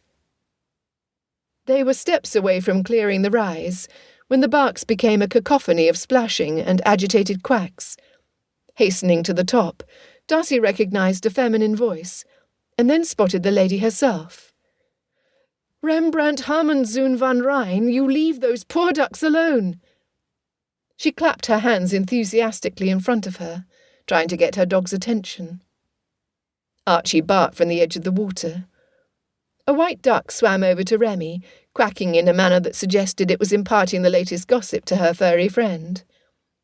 "Jemima, do not encourage him," called the young lady. Jemima? Was she addressing the duck? Darcy did not know which surprised him more, that the young lady appeared to be chaperoned only by her overly friendly dog, or that the duck in the pond had a name. A moment later, the lady noticed them. She clasped her hands together and bit her bottom lip, before her uncertainty faded into a bright smile. Bingley raised his hand to tip his hat as he bowed. "Miss Elizabeth Bennet, how fortunate we are that our paths have crossed." Miss Bennet? Bingley's Miss Bennet? Darcy merely nodded his head, the disappointment he felt making his arms too heavy to add any flourish to his bow. He watched as she approached them. Darcy would not have thought a smile could become more radiant, but hers did. There was no reservation or doubt, only genuine pleasure at the sight of Bingley. She repeated the dog's name and patted her skirt more insistently. This time the dog responded to her call. He swam in their direction and caused some commotion when he shook beside Archie. Darcy was still mulling over her warmth toward Bingley, and his own peculiar response, upon observing it, when a wet nose bopped against his hand. He looked down to see 2 brown eyes watching him. Remy's tail wagged, and so did the entire back half of his body. "Remy, sit. You will get the gentleman wet, and nobody wants to smell like a wet dog," Miss Bennet scolded congenially. "And how fares Miss Bennet?" Bingley looked around, as though hoping to see someone else. Ah, another Miss Bennet. His arms feeling much lighter than they had moments ago, Darcy scratched behind Remy's ear. "Oh, Jane is well, although I'm certain she will be disappointed she's not here right now. I did not know you were a great walker, Mr. Bingley, or—" Her eyes shifted between Darcy and Georgiana. "Am I to credit your guests with this happy coincidence?" "My guests? Yes. Allow me to introduce my dear friends." Bingley breezed through their presentation. The surname Bennet was not known to Darcy, nor did Miss Elizabeth's simple walking gown suggest she was from a prosperous family, but her manners and speech proclaimed her to be a lady. He was pleased to learn that at least her father was a landed gentleman. From what he had seen so far, she might make a suitable acquaintance for Georgiana during their stay. Remy nudged his hand again. In his deep thoughts, Darcy's fingers had stilled. He resumed scratching. Bingley laughed and motioned at them. "You two appear to be old friends. We have met before." "I hope he did not track too much mud inside your carriage." For Bingley's benefit, Miss Elizabeth followed her tease, with a humorous summary of their first meeting. Archie, apparently tired of being ignored, dropped his ball and nudged it toward the toe of Darcy's foot, then began prancing and barking. Darcy leaned down, snatched it up, and threw it as far as he could. It sailed over the pond into a copse of trees on the other side, prompting both dogs to give chase. Georgiana spoke. "I had hoped we might see you again, Miss Elizabeth. I was so happy to see Remy running toward us." The young woman turned her glinting eyes toward Georgiana. "I will admit that I was cross when he ran off. However, once I saw that he had found you, I was more inclined to praise him." Georgiana smiled softly. "Are we to expect to see you every time he appears, then? I am glad to know it." Reacting as if she were an old friend, rather than a new acquaintance, Elizabeth responded in kind. "As Remy's designated companion, I cannot allow him to roam over the countryside without the advantage of my chaperonage." "Do you often walk alone?" Darcy asked. She lifted her chin. "Every day, if I can manage it." "Your father does not concern himself with your safety?" She arched an eyebrow. "By forcing a servant with other more urgent tasks to perform to accompany me. I assure you, while Remy is a friendly dog, he would not hesitate to protect me, should he sense I was in any danger." Remy would sooner lick an assailant than bite anyone. This was a bird dog that made friends with ducks, for heaven's sake. "We would be happy to escort you wherever you are going," Darcy offered. "Thank you, Mr. Darcy. I would expect no less from a gentleman. However, I am not going much farther, nor am I ready to return to Longbourn, so I really must decline your kind offer." "I thought Longbourn's tenant houses were on the other side of the property," Bingley commented. He braced himself to receive both dogs, who were running straight at him. Archie's short coat bore no clues as to where they had gone to retrieve the ball, but twigs and leaves adorned Remy's brown curls. "They are, but that is not where I'm going." Miss Elizabeth offered no further information, no destination. Instead, she pointed toward the water. "You see that white duck fishing in the middle of the pond? That is Jemima. She and Remy have been friends since she hatched, and he thought he would pay her a call." "How charming!" Georgiana exclaimed. Bingley, eager to return to the conversation, no doubt with another question about Miss Bennet, threw the ball a little recklessly. It landed with a plunk in the middle of the pond. The dogs raced after it, Archie coming to a stop at the water's edge, and giving his master a look of reproach. Remy, however, plunged once again into the murky water, resurfacing with the ball secured in his mouth. Archie's legs quivered, and he barked impatiently, until Remy gained the land, and like the best sort of friend, dropped the ball at Archie's feet.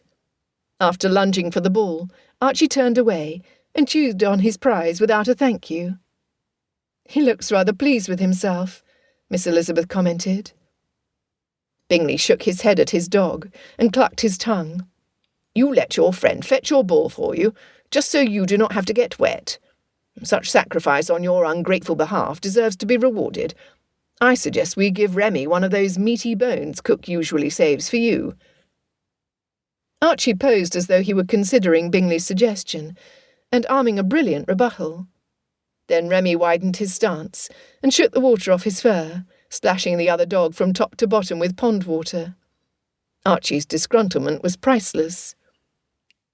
"That did not quite go as you had planned, did it?" Bingley teased his dog, whose woeful expression only made his master laugh all the more. Archie glared at a happy, clueless Remy.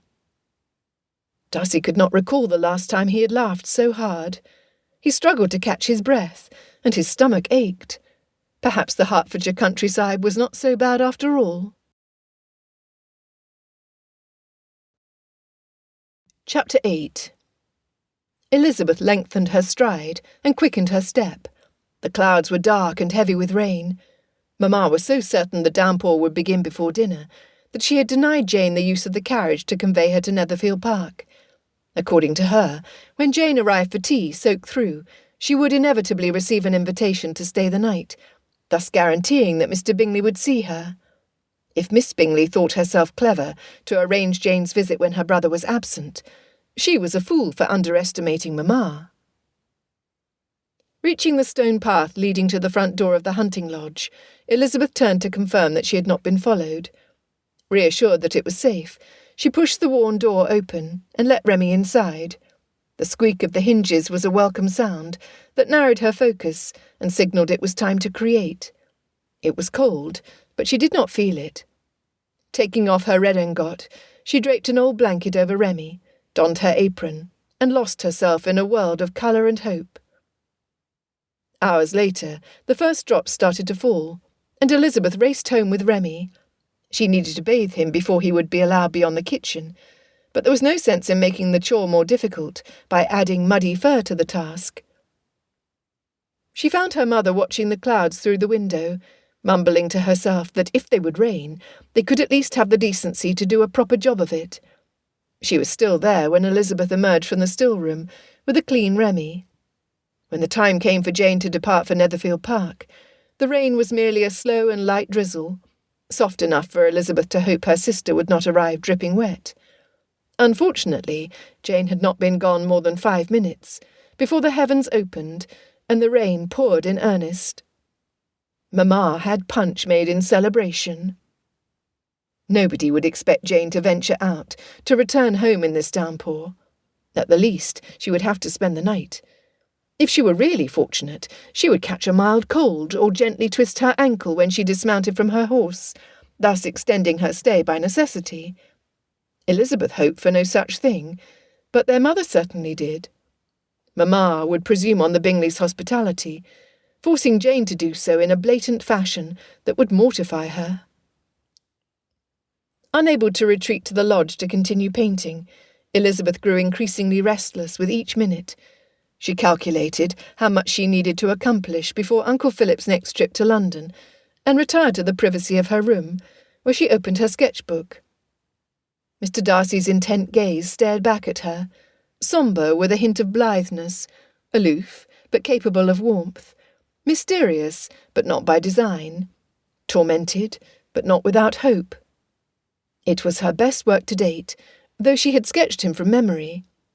The depth of emotion in his eyes was emphasized by the firm set of his lips. This was a gentleman who pursued his purpose to its completion, who felt deeply and completely, but had learned restraint. The memory of his booming laughter made her smile. She hoped to see him again soon, so that she might study the lines of his nose and the angle of his jaw, the height of his brow. She feared she had made his features too symmetrical. With the exception of her dear sister Jane, Elizabeth knew that most people were not so equally balanced. Her own features were uneven. One eyebrow arched higher than the other, and only one cheek dimpled when she smiled. But she liked to think that the differences added character. Not that Mr. Darcy lacked character. She traced her fingers over the light and shadows of his face, careful not to smudge the charcoal. On the next page, she began to sketch Miss Darcy. She, too, had a look of melancholy about her. There was a gauntness to her face and figure which bespoke of a recent hardship. Did that account for the gravity in her brother? That he doted on his sister was apparent. Elizabeth had noticed how he watched Miss Darcy's reactions, his gaze alert, to protect and encourage. She was too given to happiness and humour herself to allow for much sorrow in her sketchbook. Therefore Elizabeth curved Miss Darcy's lips and tilted the corners of her eyes upward, duplicating the girl's expression when Remy had showered Archie with pond water. It was a pleasant memory, and it led to pleasurable dreams. She awoke the following morning as the first rays of the sun touched the horizon, eager to work. Donning her walking dress and redingot, she tiptoed downstairs to take Remy out for his morning walk, before the household stirred. With Jane at Netherfield Park, Papa in his study with his new painting, Mary memorising sermons, and everyone else planning to celebrate Jane's success with new trim for their gowns, nobody would notice Elizabeth's absence. She painted without the slightest distraction of conscience for 3 glorious hours, before she cleaned and stored her things to return to Longbourn. One more day like this, and Elizabeth's goal of doubling her production did not seem so out of reach. Exhilarated and light with success, she nearly tripped over Remy when Mary met them at the back door, a note in her hand. "This arrived from Netherfield Park. Jane has taken ill." Elizabeth's heart plummeted. She took the page with Jane's pretty handwriting covering the page, devouring the words for any clue to her sister's true condition. Jane would never ask directly for Elizabeth to come to her, but the fact that she had written at all convinced Elizabeth that she must do so. Within a quarter of an hour she would depart for Netherfield Park. "Mamma returned early from the shops," Mary whispered. "She has been wondering where you are. I told her that the break in the weather can only mean you would tarry longer out of doors, but she has been growing increasingly insistent." She led Elizabeth down the hall toward the drawing-room. "Thank you, Mary," Elizabeth said, squeezing her hand. She felt she ought to say much more, but her sister merely smiled, pressed her cheek against the book she cradled in her other arm, and pushed Elizabeth inside the drawing-room. "There you are, Lizzie. I have been at my wits' end with worry over you. Well, at least you are here now. Poor Jane is unwell. The good news is that Mr. Bingley insists she must stay at Netherfield Park until she is recovered." She waved her handkerchief like a flag in a parade, her voice triumphant. Papa turned away from the window, his hands clasped behind his back. He winked at Elizabeth. "Yes, dear, it is a tragedy for which we could not be happier." "I wish it was me," Lydia whined. Papa chuckled. "I suppose pallid complexions and red, swollen noses are the way to a gentleman's heart. Be that the case, Jane will be engaged by the end of the week." "She will be if I have anything to do with it," Mamma agreed. "But, Mamma, what if she is truly ill?" Mary asked. Mother waved off her concern. "Oh, she was well enough to write. Young ladies do not die of a cold." Lips pinched in disapproval, Mary looked about to launch into a recital of one of Fordyce's sermons, when she seemed to think better of it. Instead, she walked stiffly to the writing desk, pulled a book from her pocket, and began to write. It was a handsome diary, and from what Elizabeth could see, Mary had already written several pages in it. Well done, Mr. Good. The warmth of the fire had only just begun to thaw Elizabeth's limbs, but Jane needed her. Besides, it looked as though it would rain again soon. One soaked-through Bennet was careless, but 2 of them would seem particularly contrived. Her father turned back to the window. "I hope the fields drain better than they did last year." His comment, made without any apprehension, gave Elizabeth pause. How could he be so complacent when Longbourn was in peril, when Jane was ill and nothing was secure? He had been exceptionally agreeable to Mamma since his return from London. Elizabeth might have pondered the matter further, but she needed to leave. Mamma tried to delay her departure, no doubt hoping that rain would drench her second eldest, just as it had her eldest daughter the previous day. But Elizabeth managed to keep to her original plan and leave before 15 minutes had passed. If she gave a second glance to her reflection before donning her second-best gown with a ribbon she borrowed from Kitty, she did not tarry about it. She left Remy with the cook on strict orders to keep him indoors, lest he muddy his newly washed coat. Basket in hand full of remedies to comfort Jane, and her pocket heavy with her sketchbook, Elizabeth set out at a brisk pace, one eye on the stormy clouds overhead, and the other on the slippery, puddle-riddled path at her feet. Chapter 9. Elizabeth was closer to Netherfield Park than to Longbourn when she heard Remy's bark. Spinning around, she saw her loyal pet bounding in her direction, mouth open, tongue lolling, the image of a happy escapee. He wiggled and waggled around her, too pleased to be in her company again for her to remain angry with him. She ruffled his ears. "What am I to do with you, sir? You cannot go with me to Netherfield, and I am too close to turn back to Longbourn." He sat on a tuft of grass, as though trying to convince her that he would avoid the mud so long as he could accompany her. She sighed. "I suppose I could leave you out at the stables." Remy seemed to accept that solution. He strode ahead, occasionally looking behind him to ensure that Elizabeth followed. It had yet to rain. Though her priority was Jane's welfare, Elizabeth's heart longed to return to the hunting lodge. Time was precious. One missed opportunity to paint, and her hard-won gains would be lost. The estate house had just come into view, when she saw 3 riders and a dog, 2 gentlemen and a lady, the Darcys, Mr. Bingley, and Archie. Remy barked his greeting, trotting over to meet them, and receiving introductions to the horses from Archie. Mr. Bingley greeted Elizabeth with a raised hat, sliding deftly off his horse to walk beside her. Mr. Darcy also dismounted, and then held out his arms a fraction of a second before Mr. Bingley did, to take her heavy basket. He fell in beside them, and the 3 strode toward the estate. Elizabeth's face heated, and she struggled not to smile too widely. "Thank you, Mr. Darcy." She hoped the party would credit her breathlessness to the exercise and the chill of the weather, rather than his nearness. Miss Darcy smiled and bobbed her head from atop her horse, wisely sparing her habit and boots from the mud.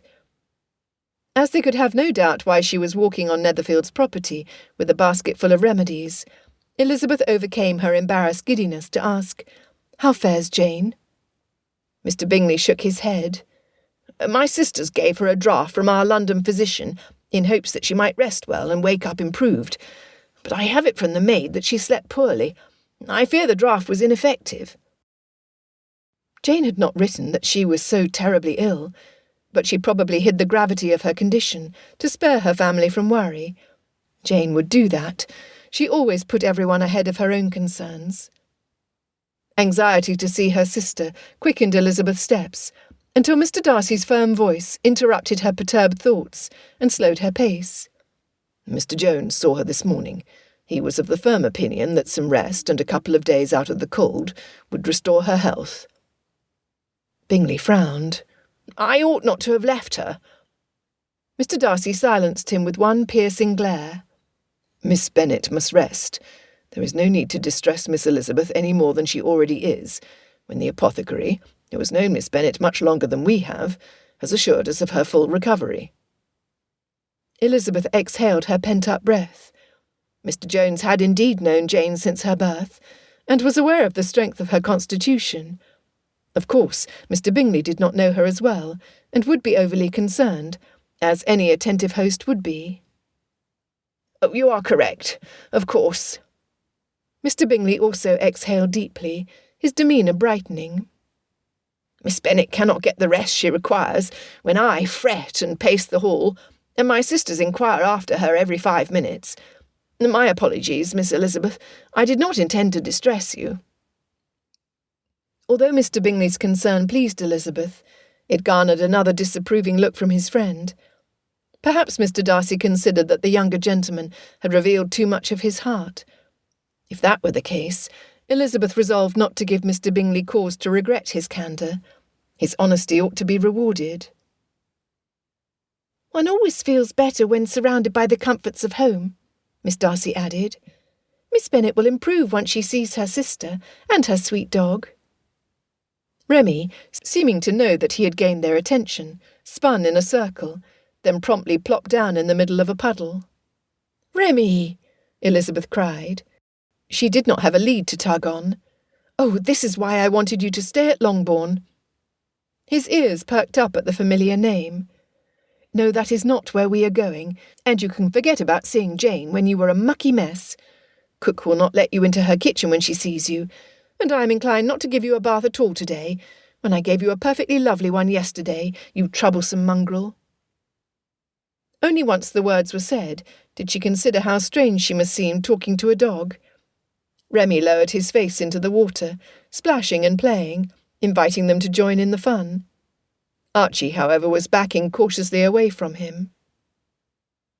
Mr. Darcy's face was too grave to be taken seriously when he addressed Remy himself.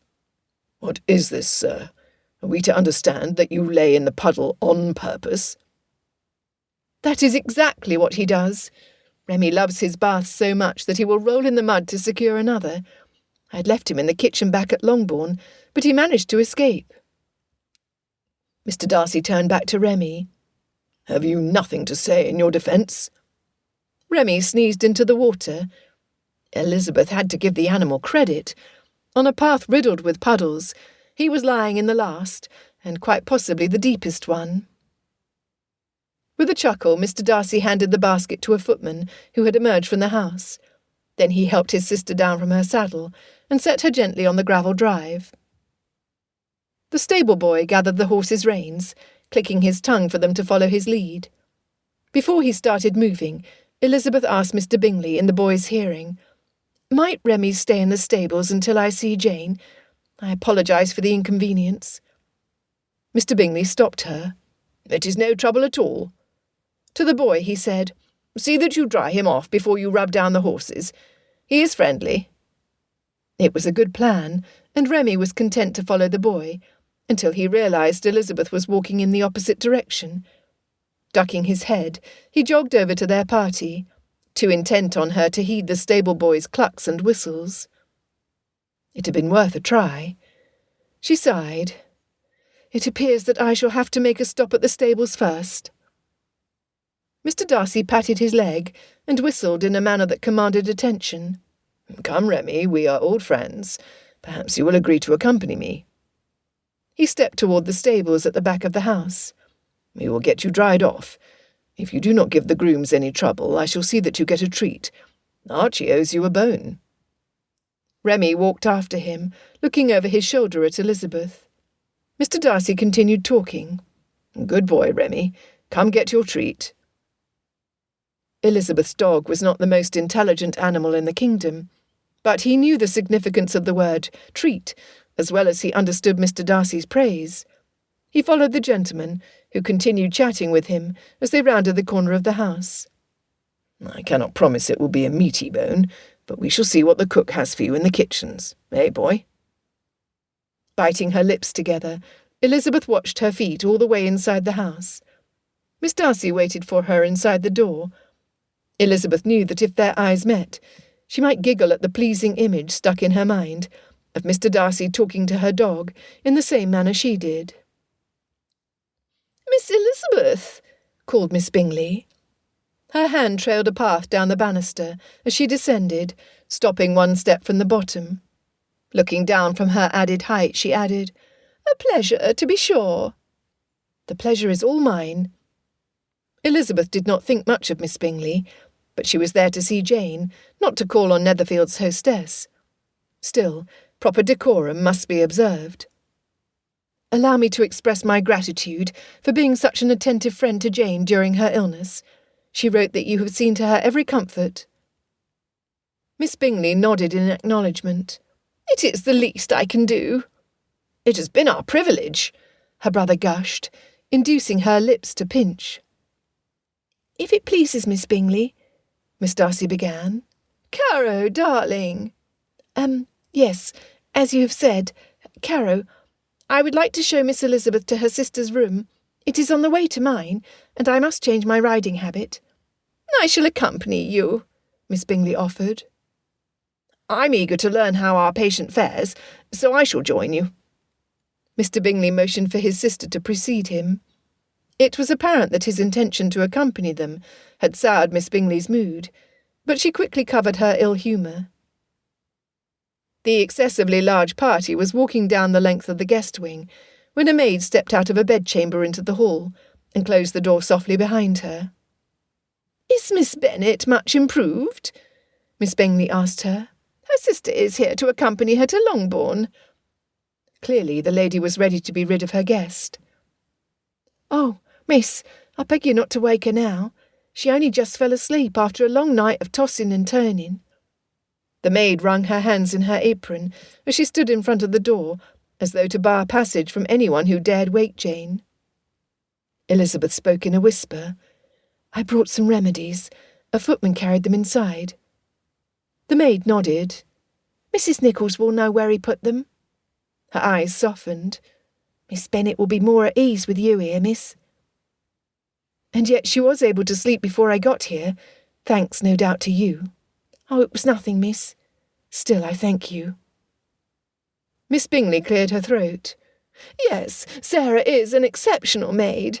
Louisa and I have hardly felt the inconvenience of going without her, but we are happy to sacrifice our comfort if it helps sweet Jane." "Fetch Mrs. Nichols, if you would, please, Sarah, and ask her to bring the basket," Mr. Bingley instructed. Sarah disappeared down the stairs in search of the housekeeper, while Miss Bingley struggled to keep her expression pleasant. Much as Elizabeth wanted to laugh, she kept her expression carefully neutral. As long as her sister was a guest in the Bingleys' household, she must do nothing to embarrass her hostess. Fortunately, Mrs. Nichols appeared with the maid, offering a much-needed distraction. Now content that Jane would soon have some relief from her symptoms, Mr. Bingley promptly departed to change from his riding coat and boots. Miss Darcy also retired to change out of her riding clothes, leaving Elizabeth alone with Miss Bingley. Having nowhere to go, and nothing more to say, Elizabeth excused herself. "My dog is in the stables," she explained. Miss Bingley's smile turned genuine. "Excellent. Mrs. Nichols can show you the way. I shall send a servant to fetch you when Jane awakens." Elizabeth had not planned on spending that long out at the stables, but if Miss Bingley was to be her company, she supposed she would rather stay with the horses. The housekeeper nodded. "I shall take Miss Elizabeth to her dog." They descended the stairs. Instead of going out of doors and around to the back of the house, Mrs. Nichols took Elizabeth toward the kitchens. It was highly unusual for a guest to be brought below stairs, but she explained, "It is raining. This route is drier." Maids scattered as they saw them coming, hiding their smiles behind their hands and stifling their giggles. It was a strange reception, and Elizabeth wondered if there was some joke in the air. If she was the target, far be it from her to deny anyone a laugh. She continued to follow Mrs. Nichols until they stopped in front of a closed door, and she frowned. The door faced the wrong way. It would not lead her outdoors to the stables. Slowly, Mrs. Nichols reached for the handle. "Your dog, miss." There was no malice in her expression, but she had a lilt in her voice and a gleam in her eye as she quietly pushed open the door. Chapter 10. "Sit, Remy," Darcy commanded, struggling to keep his expression as stern as his tone. Remy obediently sat in the tub, surrounded by the little that remained of the warm soapy water. "Now I am going to take one step toward you, and you are going to stay seated." Darcy did not know why he thought reasoning with the dog might work, when nothing else had for these last few minutes. Miss Elizabeth had said that Remy enjoyed his bath. What she had not mentioned was how much Remy enjoyed them. That was not the problem, however, and Darcy had no wish to lessen the dog's delight. No, the difficulty was that Remy seemed to want him to share in the fun, which meant that what should have been a brief task was turning out not to be brief at all. His coat and waistcoat hung from a peg inside the door of the scullery room, the only dry articles remaining of his clothing in the room. There was more water around the tub than there was inside it. Darcy's linen shirt clung to his skin, and he smelled of wet dog. At least he had some privacy. None of the members of Bingley's household would think to look for him below stairs, and the servants had cleared out, too polite to laugh in front of him. He ought to have left the dog in the stable for the stable boy to wash. The dog surely would not have minded the cold water as much as the lad would have. But Darcy had thought it best to bring Remy inside. Miss Elizabeth already had one ailing sister to concern her. She did not need her dog to fall ill too. Taking another step toward the tub, Darcy reached for the pail of water to rinse the last bit of soap from the animal's fur, and Remy rose onto all four legs to show his appreciation. Darcy gave in. He was sopping wet anyway. "You big, lovable oaf," he said, rubbing Remy's belly and checking his paws to make certain all the mud was gone. Remy leaned into Darcy, rubbing against him and smearing wet dog water all over his shirt and breeches. The door creaked, and light brightened the room. Mrs. Nichols turned away, and Miss Elizabeth's eyes widened before she did the same. Darcy stood, water streaming down his forearms from his pushed-up shirt sleeves. He must look scandalous. "I did not know you would still be here, Mr. Darcy. My deepest apologies," Mrs. Nichols called over her shoulder. Decency demanded that he cower behind the tub until the ladies departed, or don the coat hanging on the back of the door they had just opened. Lunging for his coat, he twisted and writhed to put it on, straining to pull it past the bunched-up fabric above his elbows. With a mighty tug, he yanked it up his arms and peeled it over his shoulders. He should have hidden behind the tub. Elizabeth spun around to grant Mr. Darcy a measure of privacy, but not before she had seen a great deal more of him than she had seen of any other man. He had hair on his chest, and strong-looking arms. She fanned her face with her hand. It occurred to her that, with the absence of his valet, he would benefit from some assistance into his coat, but an offer to help seemed even more inappropriate than her current predicament. Should she leave? It did not feel right when her dog was also in the room and had caused Mr. Darcy's current state. Now she understood the giggling maids. They were not laughing at her at all, but at Mr. Darcy's kind attention to a cold, dirty animal. She strongly suspected that Mrs. Nichols had known precisely what she was doing when she had brought her to the scullery room, and Elizabeth did not know what to make of it. For the moment, she felt it imperative to appease Mr. Darcy. Turning her head slightly to the side, but not so far that she would see him, she said, "I had thought to find Remy in the stables." "No sense in the stable boy, or the dog, catching a cold in this weather." What a perfectly wonderful concern to have. Was there a gentleman kinder or humbler than this one? "I thank you, sir." Mrs. Nichols offered to have a maid rinse off the dog and see him dry by the kitchen fire. While her offer was incredibly kind, Elizabeth felt she had caused the household enough trouble already. "I do not wish to impose on you more than we already have." Mrs. Nichols lifted her chin, her tone firm.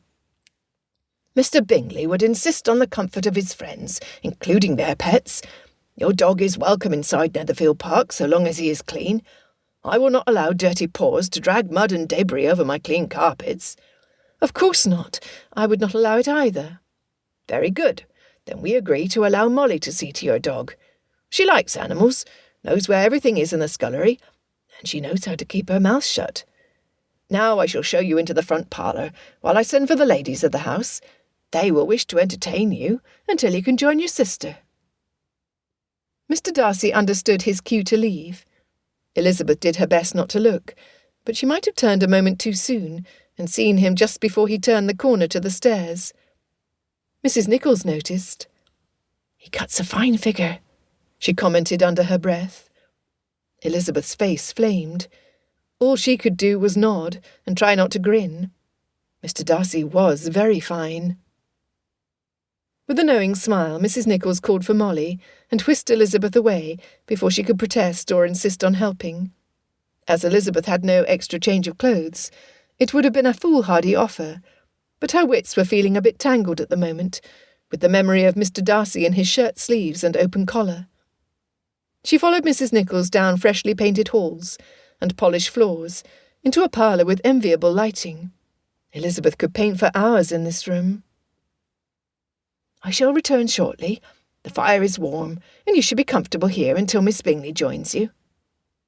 With that, Mrs. Nichols departed, leaving Elizabeth alone. There was nothing to do but explore, which Elizabeth was happy to do. The furnishings were stylish and elegantly arranged. A large mirror hung over the fireplace. 2 paintings on the wall immediately caught her eye. She knew those paintings. She knew them well indeed, for they were hers. With a skip in her step, Elizabeth drew closer.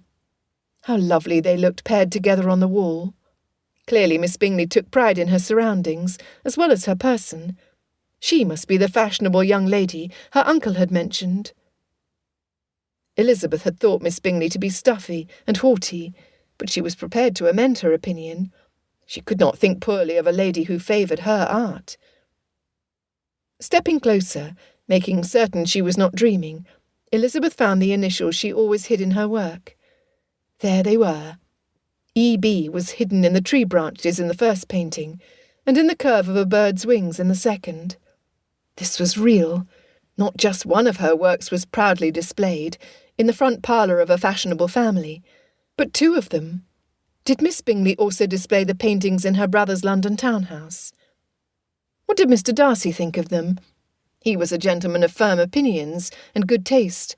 One good word from him, and Elizabeth would not be able to paint fast enough to keep up with demand. She tilted her head to the side, appreciating the view from another perspective.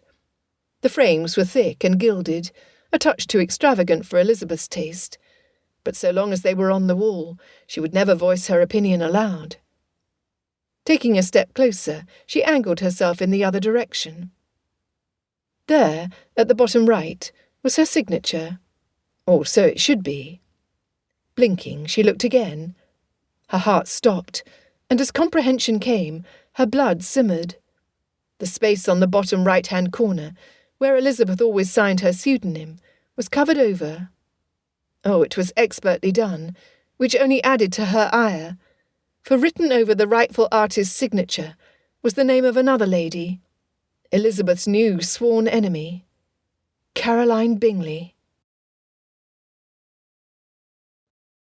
Chapter 11. Elizabeth wanted to scream. Never in her life had she harboured violent inclinations toward anyone, but had Miss Bingley walked into the room right then, Elizabeth would have enacted on every savage scene she had ever read about in her father's books and newspapers. This was blatant thievery. To have the work of Elizabeth's heart claimed by another person as her own, it was unconscionable. It was immoral. It was unfair and wrong and all the horrible adjectives she could name. And there was nothing Elizabeth could say or do about it. Heated ire deflated into bitter resentment in a breath. To reveal Miss Bingley as a thief would be to expose Elizabeth as the original artist, and certainly not the Italian male she pretended to be in order to sell her paintings. Yet another sin in Elizabeth's growing list of offences. She dismissed the venom just as quickly as it had filled her. Spite would get her nowhere. This was the path she had chosen, and for her family's sake she would see it through. She would buy Longbourn, and once they were secure, she could paint for herself under her own name, for the pure pleasure of it. Her heart lifted despite all the obstacles standing between her and her dream. It was not the recognition she sought, although a little praise was always welcome. Elizabeth loved to paint. She loved blending and spreading colours into shapes and figures, creating bursts of vibrancy where there had been nothing before. She loved the possibilities of a blank canvas. Miss Bingley could steal her art, but she could not take away Elizabeth's passion and joy. She recalled the very moment she had first conjured up the idea of her scheme. She had painted a landscape for the wall above Uncle Philip's desk, a small, bright path lined with the hedgerows Mamma so feared as their future shelter. On the path, a child walked with her dog, carrying flowers in her hands. Though Elizabeth could tell no one that the child was racing home before the blooms wilted, a gentleman who had seen the painting in her uncle's study had asked where the young lass was going in such a hurry. The gentleman had smiled, and every time he turned to the painting, his smile returned. He had asked Uncle where the painting had come from, and Uncle had been proud to declare that he had an artist in his family. That was when Elizabeth had realised the power of a simple image. It had made the man happy. It was not simply the beauty of a piece that mattered, but the feelings it provoked. People were willing to pay to experience certain emotions, and Elizabeth had the skill to fill that need. She also needed the money for her family. Here was the perfect solution. It had taken months of constant persuasion, but Elizabeth was relentless. Her uncle eventually agreed it could not hurt much to allow her to try, provided they take precautions to protect her name and reputation. And now someone was stealing her hard work. Try as she did to make peace with what had happened, bile burned her insides. With one last look at that vile name occupying the bottom right corner, Elizabeth turned away from the painting. At that moment, Miss Bingley sashayed into the room. Elizabeth tensed, her hands clenched into fists, and held tight at her sides, lest she lunge at her with her claws drawn. Just when she would have been forced to mutter some pleasantry she did not mean, Miss Darcy entered the room. Hers was a welcome face. Focusing on her, Elizabeth smiled and did her best to ignore the other woman until she had gained mastery over her expression. She had resolved to keep her composure, but to say it was a challenge to do so would be a blatant understatement. Mr. Bingley followed Miss Darcy, with the Hursts filing inside the room behind him. It would seem that Elizabeth's self-possession would be tested in front of an audience. She could not afford to make a misstep. Then Mr. Darcy entered, wearing a fresh pair of breeches, with a dry shirt and a different coat. It was wicked of Elizabeth, but she had an advantage over Miss Bingley, and she was angry enough to take it. Knowing that the lady would take notice of anything he did, Elizabeth met his gaze. She did not need to feign pleasure at seeing him, although for his sake she selected her words carefully. "I cannot thank you enough for taking such good care of Remy." She heard a sharp breath coming from Miss Bingley's direction. Good. She had been the one to send Elizabeth out to the stables, content to leave her for hours in the cold. Instead, she had unwittingly thrown her into Mr. Darcy's path, and Elizabeth wished for her to know her mistake. It was a small barb, hardly sufficient, but it felt gloriously satisfying. Mr. Darcy had yet to look away from her, and Elizabeth was not shy. Let him look away first. Just then a devilish glint sparked in his eyes, and the smallest smile erased all disagreeable thoughts of Miss Bingley from her mind. "I have never known a dog who enjoyed his bath more." Elizabeth choked back a laugh. Bingley exclaimed, "He must stay as long as you do, Miss Elizabeth. It will do Archie good to have a friend." "Stay?" Elizabeth gave a start at the idea. "I do not wish to impose, Mr. Bingley, unless my presence is required to nurse my sister." "Your presence would give her much comfort, and for that reason alone I hope you will agree to stay here until she is fully recovered." Oh, the daggerish looks his sisters cast his way. Whether he saw their vexed expressions and chose to ignore them, or was blissfully ignorant of their displeasure, he continued on as jolly as ever. Clapping his hands together, he pronounced, "The more the merrier. We shall send a note requesting that your maid pack a few things to send over as soon as you like. My household is entirely at your disposal." This incited another glare from his sisters. Miss Bingley, especially, did not look at all pleased. "We would be glad to entertain another Bennet," she said through clenched teeth. As welcome as Mr. Bingley made her, Elizabeth was not pleased at the prospect of spending any time at all in the same house as that thieving liar. Elizabeth's civility toward that person was already wearing thin. Miss Darcy twisted her hands, saying in a manner that reminded Elizabeth of Jane when she was much younger, "Oh, please do stay. Your company would be a most welcome addition to our party." Mr. Darcy regarded Miss Darcy with a look that only a brother who thought the world revolved around his little sister could give. He turned to Elizabeth, his eyes warm. "Your sister summoned you to come, and mine will convince you to stay. The sisters have spoken, and so it must be. Please say you will stay." His plea made her waver. Were it only dependent on his sister and hers, Elizabeth would gladly comply. But what would she do about Miss Bingley? She could not look at that woman without her hackles rising. Mrs. Hurst, having been so blatant in her displeasure, now took the lead in reassuring their other guests that Elizabeth was as welcome as she had made Jane. "Come, Miss Elizabeth, you must stay. I dare say Miss Bennet will recover all the better for your company, and you are bound to benefit from our association. I see that you notice my sister's artwork." To Elizabeth's horror, Mrs. Hurst gestured to the very paintings currently causing Elizabeth so much misery. She made a sort of noise of acknowledgement, and prayed that it would pass as acceptable interest. Mrs. Hurst continued. Caroline is a talented painter. She would never say a word, but everyone else says so. Miss Bingley blushed, and looked down with a demure expression. She must have spent hours practising in a mirror, for there was nothing shy or humble about her. It was difficult, but Elizabeth forced herself to step away from the paintings she wished to protect from Miss Bingley's false claims. She walked as far opposite from them as she could get, which to her good fortune was where Miss Darcy stood. "Does Miss Darcy like to paint?" she asked, gently drawing the girl into the conversation, and therefore changing the topic away from Miss Bingley. Elizabeth was one haughty assertion away from tearing that lady's hair out. "I enjoy watercolours," replied Miss Darcy. In a blink, Miss Bingley was standing on Miss Darcy's other side and petting her arm. "You are too modest, my dear."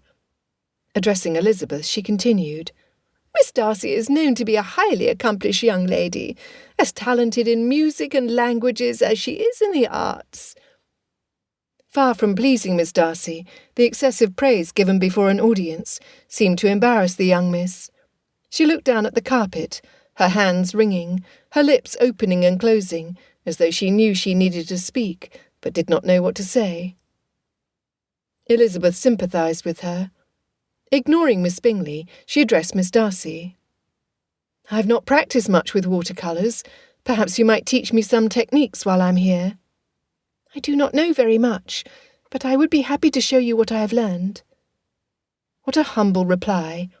So unlike the heiresses she heard about, or the ambitious ladies who wore their accomplishments like medals on their epaulettes. Miss Bingley could learn a great deal from Miss Darcy. Mrs. Hurst said, "I am certain Caroline would agree to give you some art lessons as well, Miss Elizabeth." Elizabeth sucked in her breath and held it. She would rather eat Brussels sprouts for a month than take art lessons from Miss Bingley. With a condescending pout, Mrs. Hurst continued, "It must be dreadful not to have the advantages of town out here in the country. I imagine it is too far for the masters to agree to come." As if London were a far-away land, and not a comfortable distance of a half-day carriage ride, and even shorter on horseback. "Caro's paintings are highly praised in town," Mrs. Hurst added. "One family in the first circles even asked if she might paint their family's portrait." She smiled wryly, her glance repeatedly falling on Mr. Darcy. To the gentleman's credit, he leaned against the fireplace mantel, his expression bored. Mr. Bingley seemed to wake from a distraction. "Which family?" His sister tittered awkwardly. "Oh, for heaven's sake, Charles, how could you not remember? They are such an influential family." "Which family?" he repeated, looking genuinely confused. Mrs. Hurst swallowed hard and gave a pointed look at her husband, who shifted his weight on the settee. "Ah, yes, that is right, Lord Fluffergurner." The name trailed off, and he added a cough at the end, skilfully preventing anyone from asking him to repeat the name. With a marked glare at her brother-in-law, Miss Bingley turned to Mr. Darcy. "You are reputed to have an eye for fine art. What do you think of my paintings?" She smiled prettily in anticipation of a compliment. "I would rather not give my opinion." She looked a little less certain, but persisted. "Oh, come, Mr. Darcy. Any artist must be willing to hear the truth about their work, and accept critique when it is given from someone qualified to give it." "My hesitation has nothing to do with your paintings. It is a matter of taste. I much prefer portraits to landscapes. Therefore I do not believe my view is relevant." "Your view is relevant to our conversation. I am brave enough to hear it." With a forbearing sigh, Mr. Darcy crossed the room to inspect the paintings more closely. Elizabeth could hardly breathe. She did not want Miss Bingley to get her compliment, but she so badly wished for Mr. Darcy to approve of her work. Finally, he turned, ready to give his verdict. "For landscapes, they are tolerable enough." It was a brilliantly vague comment, which could be understood however his audience chose. Elizabeth knew not to take his statement seriously. She could see that he was not the sort of man to encourage a lady so obviously seeking praise from him. All of this Elizabeth knew in her rational mind. And yet she felt absolutely gutted. Chapter 12. Darcy hardly looked at the paintings. He was too irritated to see beyond his distaste at Miss Bingley's endeavour to manipulate a compliment from him. Georgiana looked uncomfortable, and Miss Elizabeth looked— was she ill? Vexation forgotten, he drew closer to where she sat, noting the pallor in her complexion. "Miss Elizabeth, are you well?" Immediately she stiffened her posture and smiled, though the spark in her eyes had dimmed. "I'm only concerned about my sister." Darcy could sympathise. There was no worse feeling than the helplessness one experienced when a loved one suffered. "You must be fatigued. Longbourn is a considerable distance over hilly terrain," Bingley said, showing how little he knew the young woman. Darcy might not know her much better than Bingley did, but he understood her to be an excellent walker. Every encounter he had ever had with Miss Elizabeth had been out of doors. Far from tiring her, the exercise seemed to agree with her. Bingley frowned. "I do not see any refreshments on the table. Did you not send for tea, Caro?" He looked at his sister, completely unaware of how he had just shone a light on her negligence. His sister was quick to recover.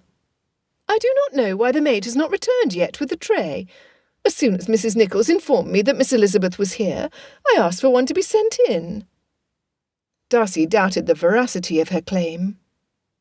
Miss Bingley requested a repast, showing proficiency at prevarication as she cast the blame on the maid, whose forbearance was notably greater than that of her mistress. The girl could not defend herself without giving offence and losing her position. It was the parlour-maid who had brought in buckets of warm water for Remy's bath. If only he could recall her name. "Thank you, Molly," Miss Elizabeth said softly as the girl passed by. Molly. Darcy committed the name to memory, his estimation of Miss Elizabeth growing at this evidence of her interest in one accustomed to being overlooked and berated. Once tea had been served, polite conversation exchanged, and the comfort of their guest attended to, Hurst and Bingley invited Darcy to a game of billiards. However, he was disinclined to leave Georgiana in Miss Bingley's company without him, so he declared his chair too comfortable to part with, and sent for a book to read. Mrs. Hurst retired to rest before dinner. "We are happier in your company, Mr. Darcy," Miss Bingley purred, misunderstanding his purpose for remaining behind. Reaching out, she petted his sister's arm. "Are we not, Georgiana?" Her presumption vaporized the last of Darcy's patience. He refused to allow Miss Bingley, or any other lady, to assume a friendship with his sister to get closer to him. "My attention is reserved for my book. If my presence does not interfere with your plans, I assure you that yours will not interrupt mine." Miss Bingley arched her neck, her voice flirtatious. "We are equally adept at ignoring you, sir. Georgiana and I have determined to make Miss Elizabeth our protégée. Together we shall turn her into an accomplished artist."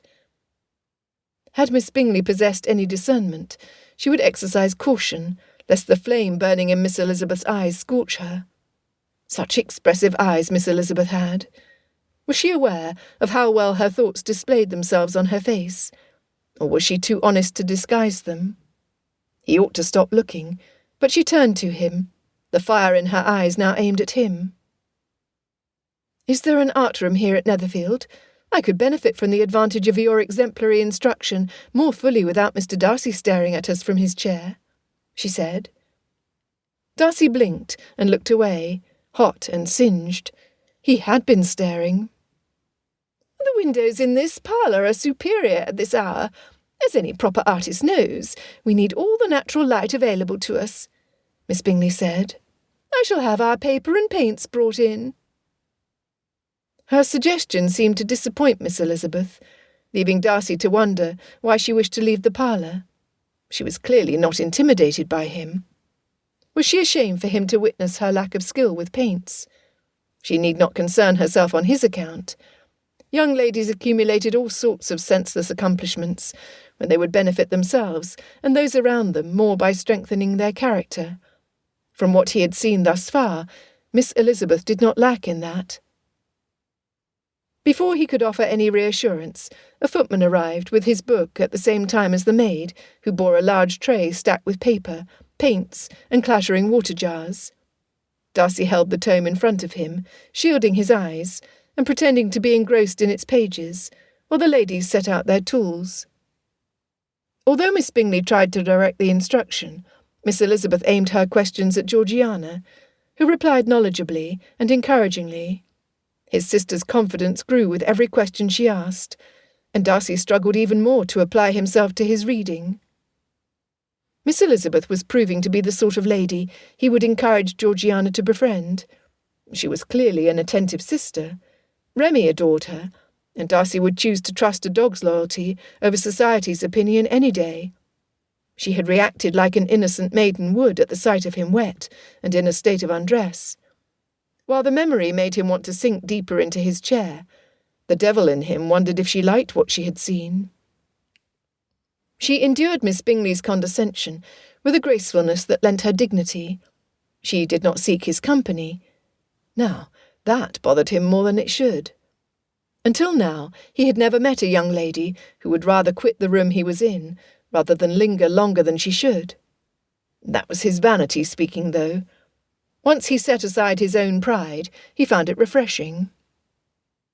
Her disinterest piqued his curiosity. He tried to convince himself that his inquisitiveness was practical, that Miss Elizabeth's arrival provided a promising solution to his current predicament.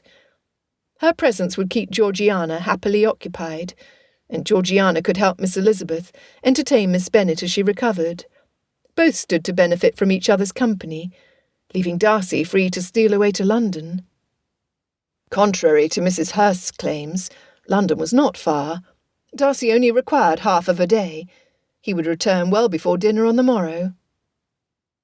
Once again, he caught himself staring over the top of his book at Miss Elizabeth.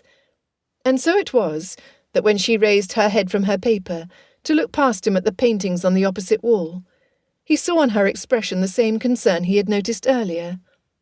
Georgiana, too, noticed.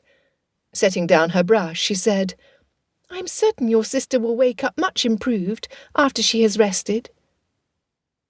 Miss Elizabeth pulled her gaze away from the paintings, recovering her smile by the time she met Georgiana's eyes. "I'm certain you are right. While I would love to allow you to ascribe my wistfulness to sisterly affection, I fear I must admit that my thoughts are not at all altruistic." She sighed dramatically, a contrast to the humour in her tone. "I am frustrated at my ineptitude." Darcy prayed the pages of his book covered his face. The frankness of her confession and absolute lack of embarrassment in her admission were designed to provoke laughter, and that is very nearly what he did. "You are not being fair to yourself, Miss Elizabeth," Miss Bingley insincerely encouraged, proving herself immune to playfulness. "Georgiana and I have benefited from years of advantages you have not been privileged to have.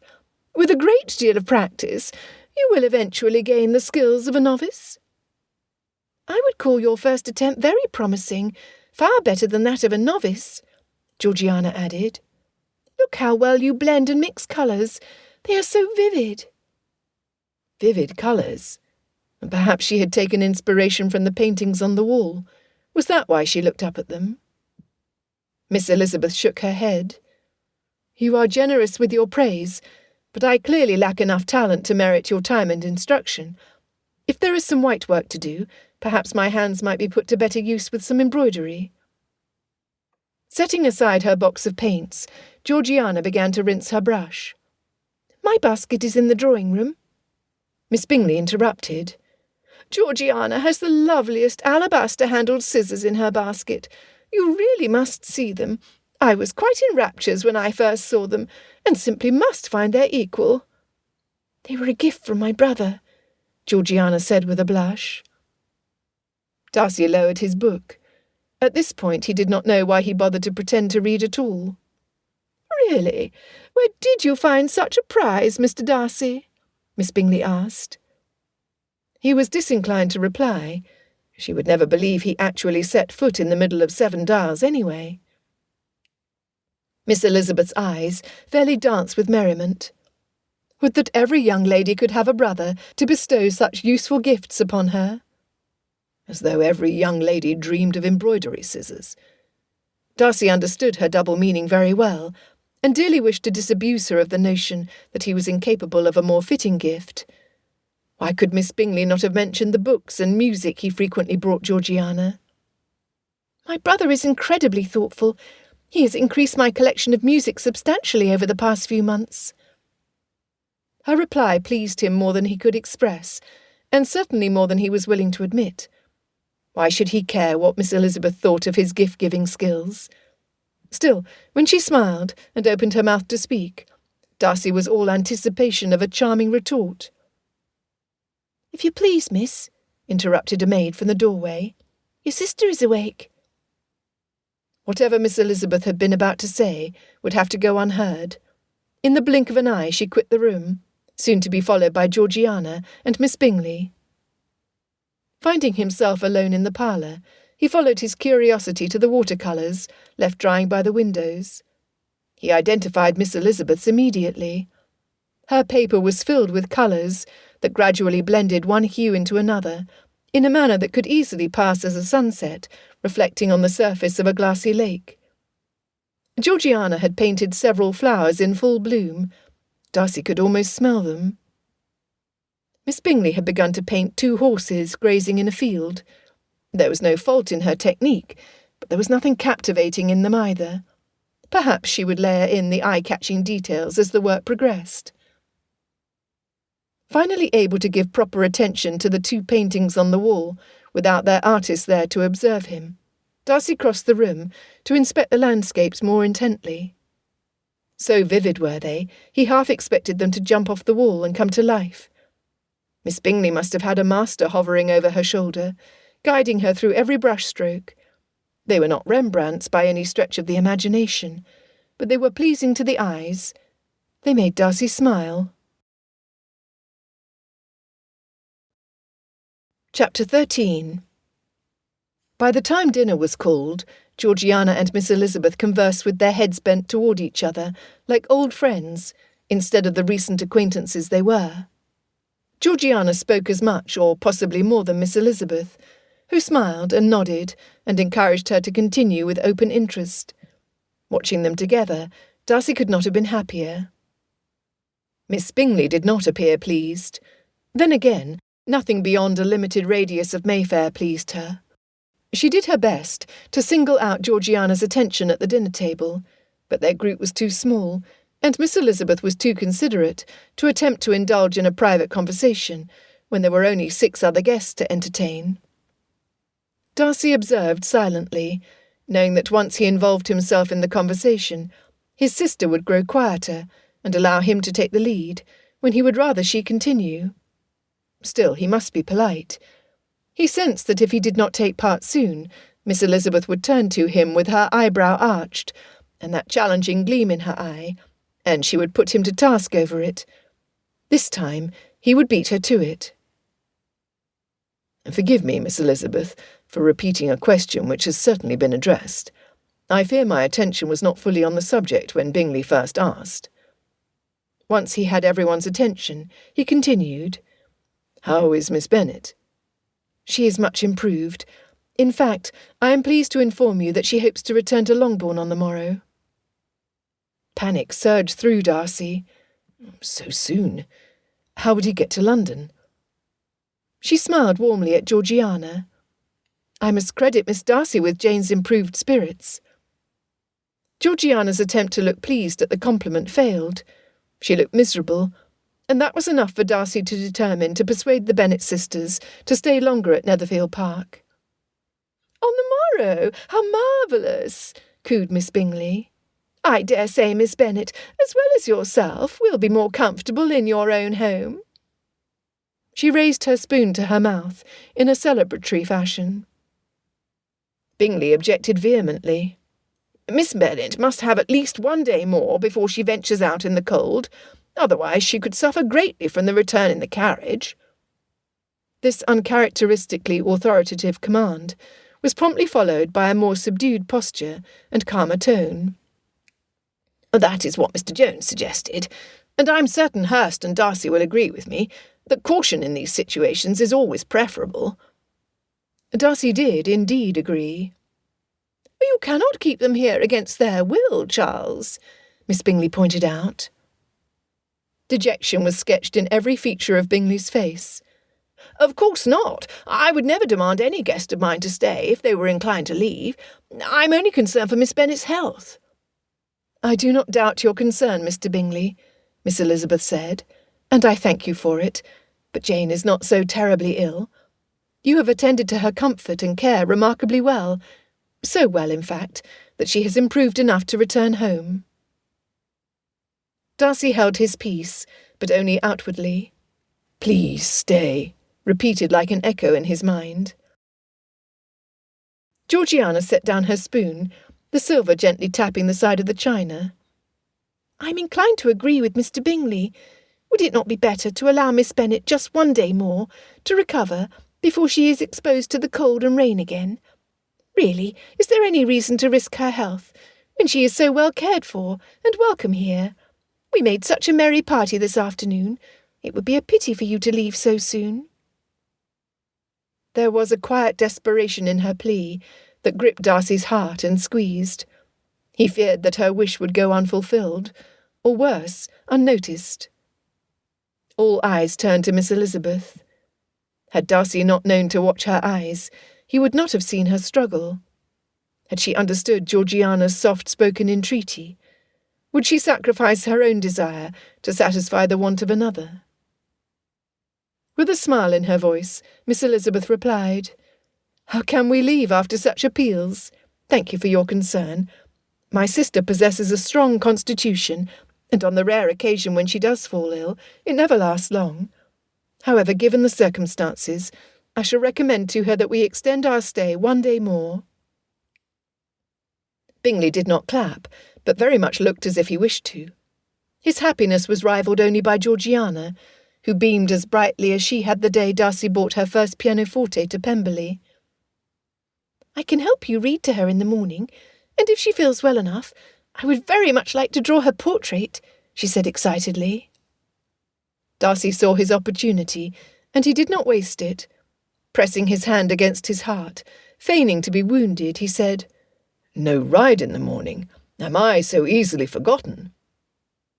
Georgiana knew he teased, and she reciprocated. Sombrely she replied, "I am sure you will manage not to get lost without me to guide you. We must all make sacrifices for the comfort of our guests. Is that not so, Miss Bingley?" The lady stayed silent, which was for the best. "Hear, hear!" Mr. Hurst raised his glass. His exclamation did not garner him any favour with his wife and sister-in-law, but as he promptly returned his attention to his plate, he did not notice. As for Darcy, his gratitude at Miss Elizabeth's consideration for his sister knew no bounds. Finally, he had the chance to race to London. His heart felt full to bursting. Giddy with his unexpected success, Darcy thoroughly enjoyed the rest of dinner. At first glance, he would not have described Miss Elizabeth as a beauty. However, he could not deny that her features became increasingly appealing the longer one contemplated them. She skilfully engaged the group in conversation, speaking of much more than the weather and the state of the roads. She possessed a curious mind, asking about literature, poetry, politics, estate management, travel and music. No topic was too dull for her interest.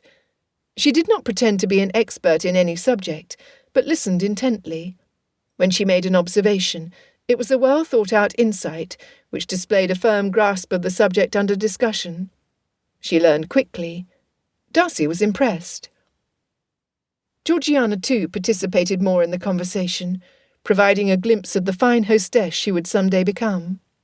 She brightened in her new friend's company, and for that Miss Elizabeth won Darcy's good opinion.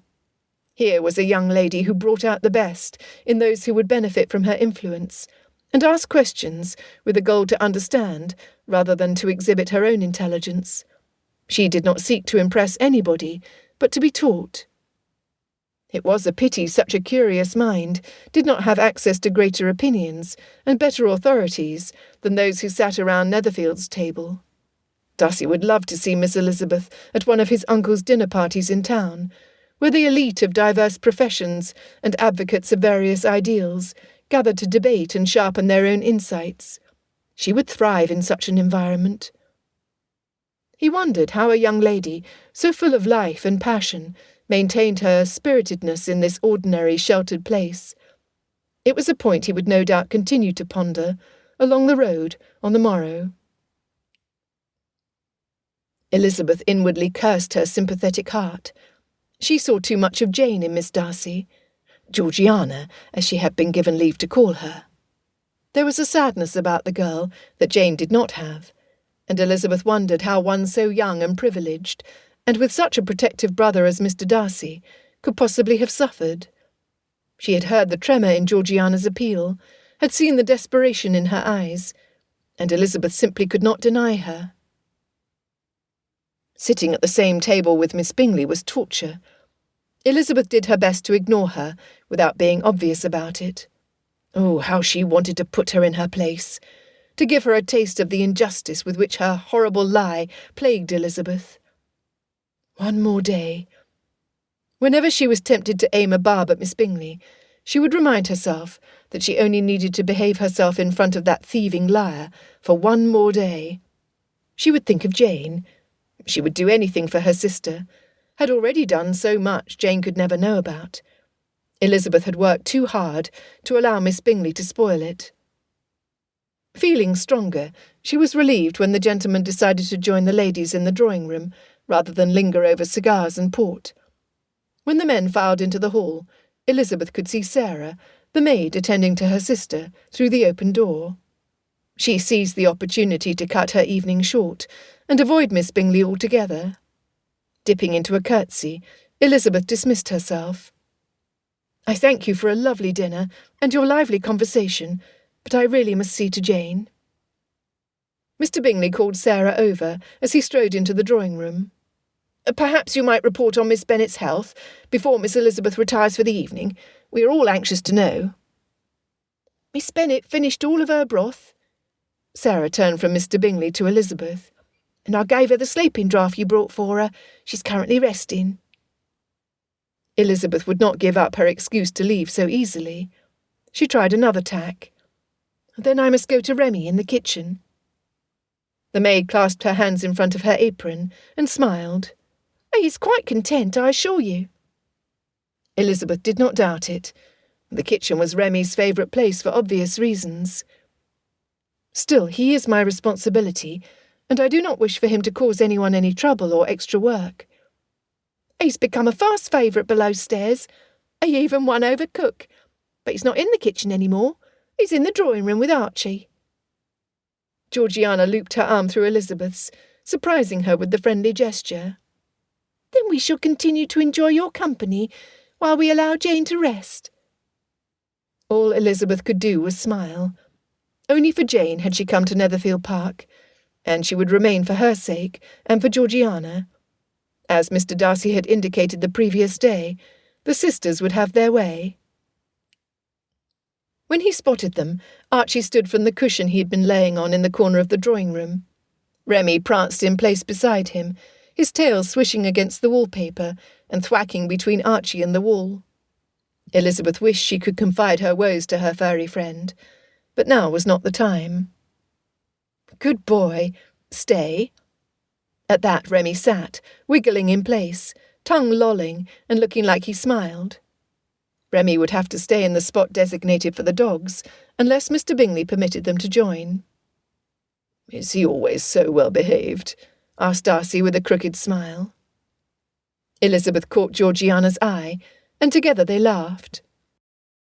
"So long as there are no open carriage doors to jump through," Georgiana teased. "Oh, yes," Elizabeth said with a laugh. "That is too much temptation for any dog, much less an exemplary specimen like Remy." Miss Bingley cleared her throat. Archie is incredibly well-mannered and of superior intelligence.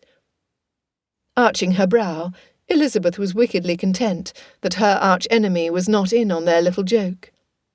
I have no doubt of it. Mr. Hurst settled at one end of a couch, tapping his leg and whistling, causing both dogs to perk their ears. When he issued a clear "Quam," Remy wiggled over to rest his muzzle on Mr. Hurst's knee. Your best guess yet, Bingley, the gentleman chuckled.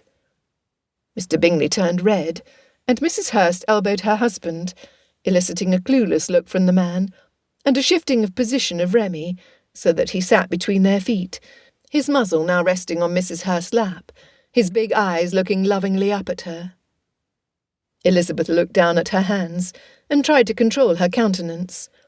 Archie made a sound which sounded so much like a sigh that she was sorely tempted to call him from his pillow. She would have done so had Miss Bingley not been intent on showing how superior his manners were to Remy's. Therefore Elizabeth gave the canine her most sympathetic look, and determined to spare some time to throw his ball for him on the morrow. And then Remy did the unthinkable. He placed his paw on the couch. Miss Bingley pounced at his lack of propriety. Archie is not allowed on the couch. He is trained to lie only on his cushion. He will not leave it unless his name is called. Her sister and brother-in-law were too busy tending to Remy to pay her any notice, and the paw remained on the couch. Bingley called for Archie, rewarding his obedient dog with a pat on the head and scratches behind his ears. The dog looked behind at Remy, who now lay contentedly on his back, with his two new-found friends rubbing his belly and cooing to him like he was a baby. Judging by his expression, Archie was dissatisfied with his lot, although not nearly as displeased as Miss Bingley appeared to be. After glancing at the couch, then over at his cushion, he trotted over to his corner and picked up the cushion in his mouth. Then he carried it to the couch where the Hursts sat. With a jerk of his neck, he flicked the cushion onto the sofa.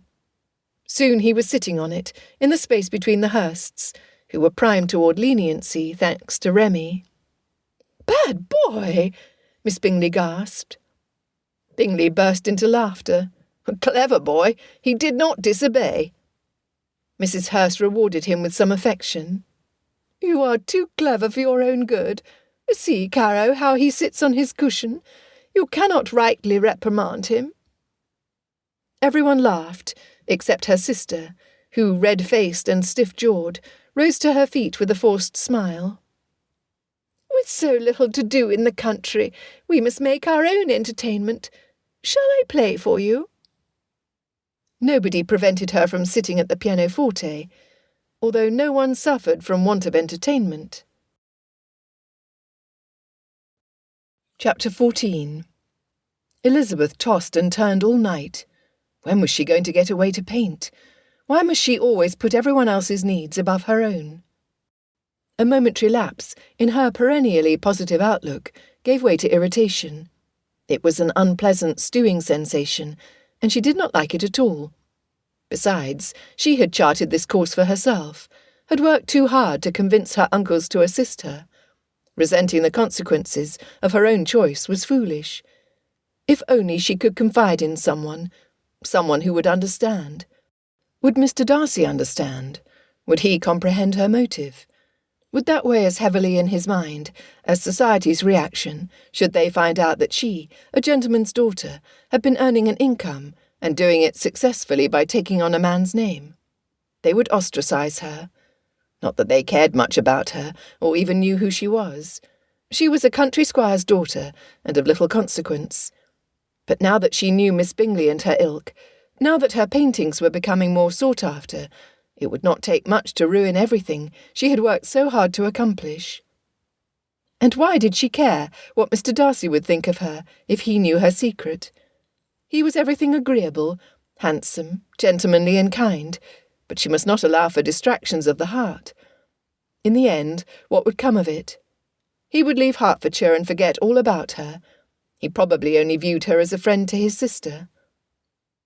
Remy jabbed his wet nose against her arm. With a sigh, she reassured him. "All will be well, Remy. You shall see. Go back to sleep, boy." Would things turn out well? She prayed so. Pray and work, that was all she could do, and do it she would. She snuggled back under the covers, determined to wait before dawn to paint for an hour before the household stirred. It would be dark, but she knew the mixtures of her favourite colours by heart. Surely she could replicate the right measurements by candlelight. She had to try, or else lose a whole day and fall behind. Tap, tap, tap. The sound came from the door connecting her room to Jane's. Elizabeth flung off the covers and opened the door to see Sarah yawning. "I apologise for waking you, miss, but Miss Bennet has a terrible headache and she cannot breathe. Nothing I do's helping. I had hoped—" She yawned again. The maid looked exhausted, and Elizabeth did the most practical thing she could, since she was already awake. She sent Sarah to bed and hastened to Jane's side. Remy sat himself at the foot of Jane's bed, one paw on the coverlet, his eyes watching her anxiously. "Where does it hurt, dearest?" Elizabeth asked, brushing her fingers over her sister's forehead and cheeks. There was no fever, but Jane's brows furrowed in pain, and her lips were dry and cracked from breathing through her mouth. "Oh, Lizzie, I feel wretched for waking you." "You were never a trouble. It is why I came. I might as well have stayed at Longbourn if I was not willing to comfort you here." As soon as Elizabeth said the words aloud, guilt consumed her. How selfish she could be. She had resented Jane's illness, which could not be helped, and also that Elizabeth could paint more. Granted, her paintings were for her sister's benefit, but they did not know that. If she became so involved in her work that she neglected them, whose purpose was she really serving? Placing her thumbs in the centre of Jane's eyebrows, she pressed down gently. Jane flinched. "That is where it hurts most." Elizabeth knew what to do. In the springtime, Kitty suffered from headaches in the same place, and only one thing eased the discomfort until the headache subsided and she could breathe.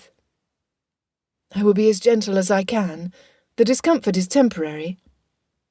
Slowly, gently, she massaged her thumbs over Jane's eyebrows, past her temples, around the back of her ears, and down her neck. After a couple of minutes, her sister relaxed. "That is much better," she whispered sleepily. In another few minutes, she could breathe from her nose. Elizabeth continued until Jane's deep rhythmic breaths signalled she was sound asleep, in a painless, restful slumber. It was tempting to climb into Jane's warm bed and sleep with her, but she was certain to oversleep if she did, and she really must paint. The lighting would not be the best, but Elizabeth's vision was excellent, and she had spared her candle from the night before. It would only be for an hour, 2 at the most. She would not neglect Jane, and she would return in time to attend to Georgiana. She would be in good spirits for their benefit today, no matter how tired she was, or how little time she had to paint. However, she would not waste the precious time she did have. Tiptoeing back to her room, she changed into her walking gown, donned her warmest coat, wrapped a shawl around her shoulders, and patted her side for Remy to come with her. Down the stairs they fled, bypassing the breakfast parlour. Time was of the essence, and Elizabeth would not waste a moment. She had not expected to see a dark figure pacing in the entrance hall, or for the door to be standing open. Her foot hesitated at the bottom step. She was tempted to make a retreat, but it was too late. "Miss Elizabeth?" the man asked in soft surprise. "Mr. Darcy," she said at the same time. I did not. Mr. Darcy bowed, his hand motioning for her to proceed. "Please, you first." "I only meant to say that I had not expected to see you this early." She rather wished she could have said something clever, but she was tired and hungry, and caught doing something she had hoped would go unperceived. "I was only waiting for my horse to be brought around." He gestured at the open front door. "I'm fond of riding early." She could have asked where he was going to merit such an early departure, but he had answered her question, and it now fell to her to explain her presence. What could she say? No lady with all her senses would choose to walk alone out of doors before dawn. She either had to tell Mr. Darcy the truth, or let him believe her half-witted. Remy barked from outside, and Elizabeth snapped to attention. She had not realised he had left her side. Through the heavy morning clouds, she saw a man approaching on horseback. Whoever it was must have ridden through the night. Only bad news brought visitors or messengers in the dark hours of the day. "Were you expecting company, sir?" Mr. Darcy sucked in a sharp breath, and then let it out slowly. He wore a marked frown. "Not at this hour." The stranger was close enough now for Elizabeth to see the epaulettes on his uniform. Her curiosity was piqued. Who was this man, and why was Mr. Darcy unhappy to see him? "Richard," he stated. "Darcy." The man named Richard reined in and dismounted. "Your timing is hideous as usual." The soldier doffed his hat, tucking it under his arm. "As is your company, but you will never hear me complain about it." Elizabeth liked the man already. Mr. Darcy was clearly at ease with him. They exchanged a brief look, after which the stranger turned to her with a brilliant smile and a devilish twinkle in his eye. Facing her, but addressing Mr. Darcy, he said, "Had I known you were keeping such charming company in Hertfordshire, I would certainly have come sooner. I hope my cousin has behaved himself." She knew he was full of nonsense, but smiled anyway. Remy happily positioned himself between the two men. Mr. Darcy presented the newcomer as his cousin, Colonel Richard Fitzwilliam. Elizabeth curtsied, pleased to make his acquaintance. Just as quickly as the colonel had turned his charm toward her, he turned to Mr. Darcy, his expression sombre. "I bear unhappy news." Elizabeth stepped back.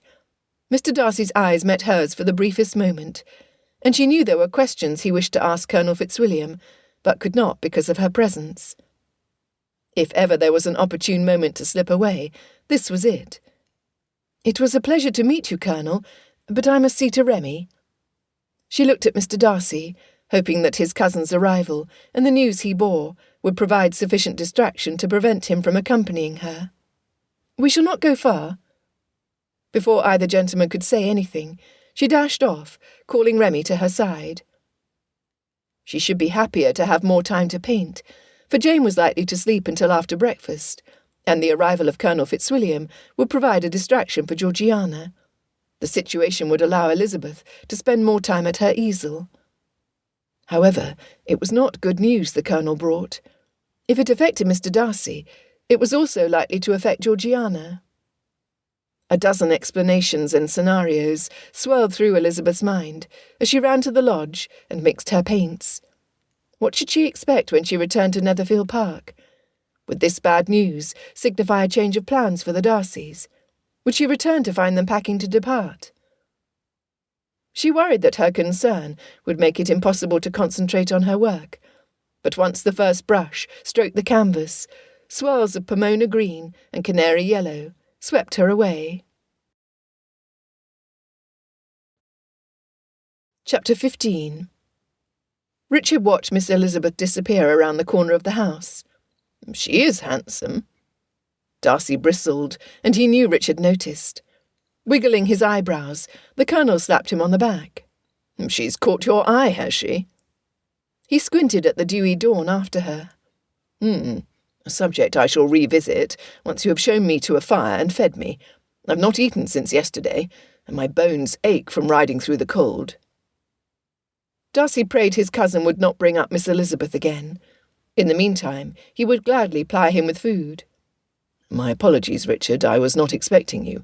No, I dare say neither of us could have expected this news. But let me warm myself first. I really am quite miserable." When they entered the house, Bingley's butler led them to the front parlour, where a fire had already been ignited. "I sent to the kitchen for a repast, sir. It will be brought in shortly." Richard approached the blazing fireplace, with his palms out. "Inform my groom that our departure will be delayed," Darcy instructed the servant. While he recognised that Richard's arrival would postpone his trip to London once again, he clung to the possibility of continuing with his plan, with stubborn hopefulness. "Very good, sir." With a nod of thanks, Darcy turned to the Colonel, noting appreciatively that the butler had closed the door behind him. What has happened? Patience, Darcy, patience. I'm only now able to feel my fingers once again. Clenching his jaw, Darcy sat. Take your time, Rich. He would, whether I tell him to or not. Slowly, agonizingly, his cousin rotated before the fire, only sitting when a generously laden tray of food was placed on the table. Darcy waited as Richard slathered butter on his bread. He waited while Richard poured himself a second cup of tea, and he continued to wait when Richard, satiated from the pile of food he consumed, rose to warm his hands again at the fire. He was tired of waiting. If he did not leave soon for London, he would not be able to go at all. Pretending a calm ease, he asked, "What brings you here so urgently?" With a nod of his head, Richard sat in the chair opposite him. Yesterday, a sailor called at Darcy House with news of Wickham. Darcy stiffened. He had received no word of this. Your butler did as you had instructed. He sent for me immediately, knowing that I was in town. Once it was ascertained that the sailor was on the same ship which conveyed Wickham to Charleston, your man plied the informant with food and drink, and kept him there until I could attend him, which I will assure you I did not delay in doing. That was precisely how Darcy would have hoped the situation would be handled. He nodded his approval and waited for him to continue. Richard exhaled deeply and rubbed his hand over his face. For months I have wished a pox on that poor devil. If he were here, I would curse him to his face. Wickham knew what would happen if he attempted to approach either of us again after what he did to Georgie. He was a rogue and a villain. Was? You speak of him as if he is dead. There was no immediate reply, and Darcy's concern grew. He had long ago ceased to be Wickham's friend, and after his attempt to elope with Georgiana, Darcy had considered him an enemy. Finally, Richard continued. He did not survive 1 week in Charleston. With the scoundrel's gift for dodging consequences, Darcy was unconvinced that any ill could befall the man. He is gone. Dead. Richard nodded. Unbelievable. How? What happened? There was a woman on the ship, Mrs. Crawford, a wealthy widow travelling to her relatives. She fell for his charm. Wickham convinced her to marry him, even arranging for the captain to perform the service. Typical Wickham, acknowledged Darcy. Richard raised his finger. The lady, however, wished for her family to be present, and to have a suitable gown made for the occasion. Not an unreasonable request. A clever excuse, as it turned out. Darcy leaned forward, paying rapt attention. On the day of their arrival at port, the sailor noticed that the widow disembarked from the ship alone. No one saw Wickham, but they all had jobs to perform, so they thought nothing of it until hours later. Richard poured 2 drinks from the decanter beside the tray. Sailors are a suspicious lot, and I have yet to meet one who is not convinced that a female aboard ship is a curse. Remembering how strange it had been to see the lady disembark without Wickham, the sailor went to Wickham's cabin. He found him drugged and tied to his bed. Once they made him alert enough to realise what had happened, Wickham searched for his stash of money. Darcy surmised what had happened next. It was gone. The lot of it. Richard's chuckle had a sharp edge. Ironic, is it not, for a deceiver to be so fully deceived? But that is not the worst of it, he continued. The hiding place for his money was inside a narrow opening through which he had to slide his arm. Drugged and desperate, Wickham did not check for vermin before reaching inside. A rat bit him. He took with fever, and he died 5 days later. Death by a rat bite. Darcy was stunned. This was bigger than irony. This was poetic justice. However, while Darcy could not help but feel some relief in the knowledge that Wickham could harm no more, he could not rejoice in his death.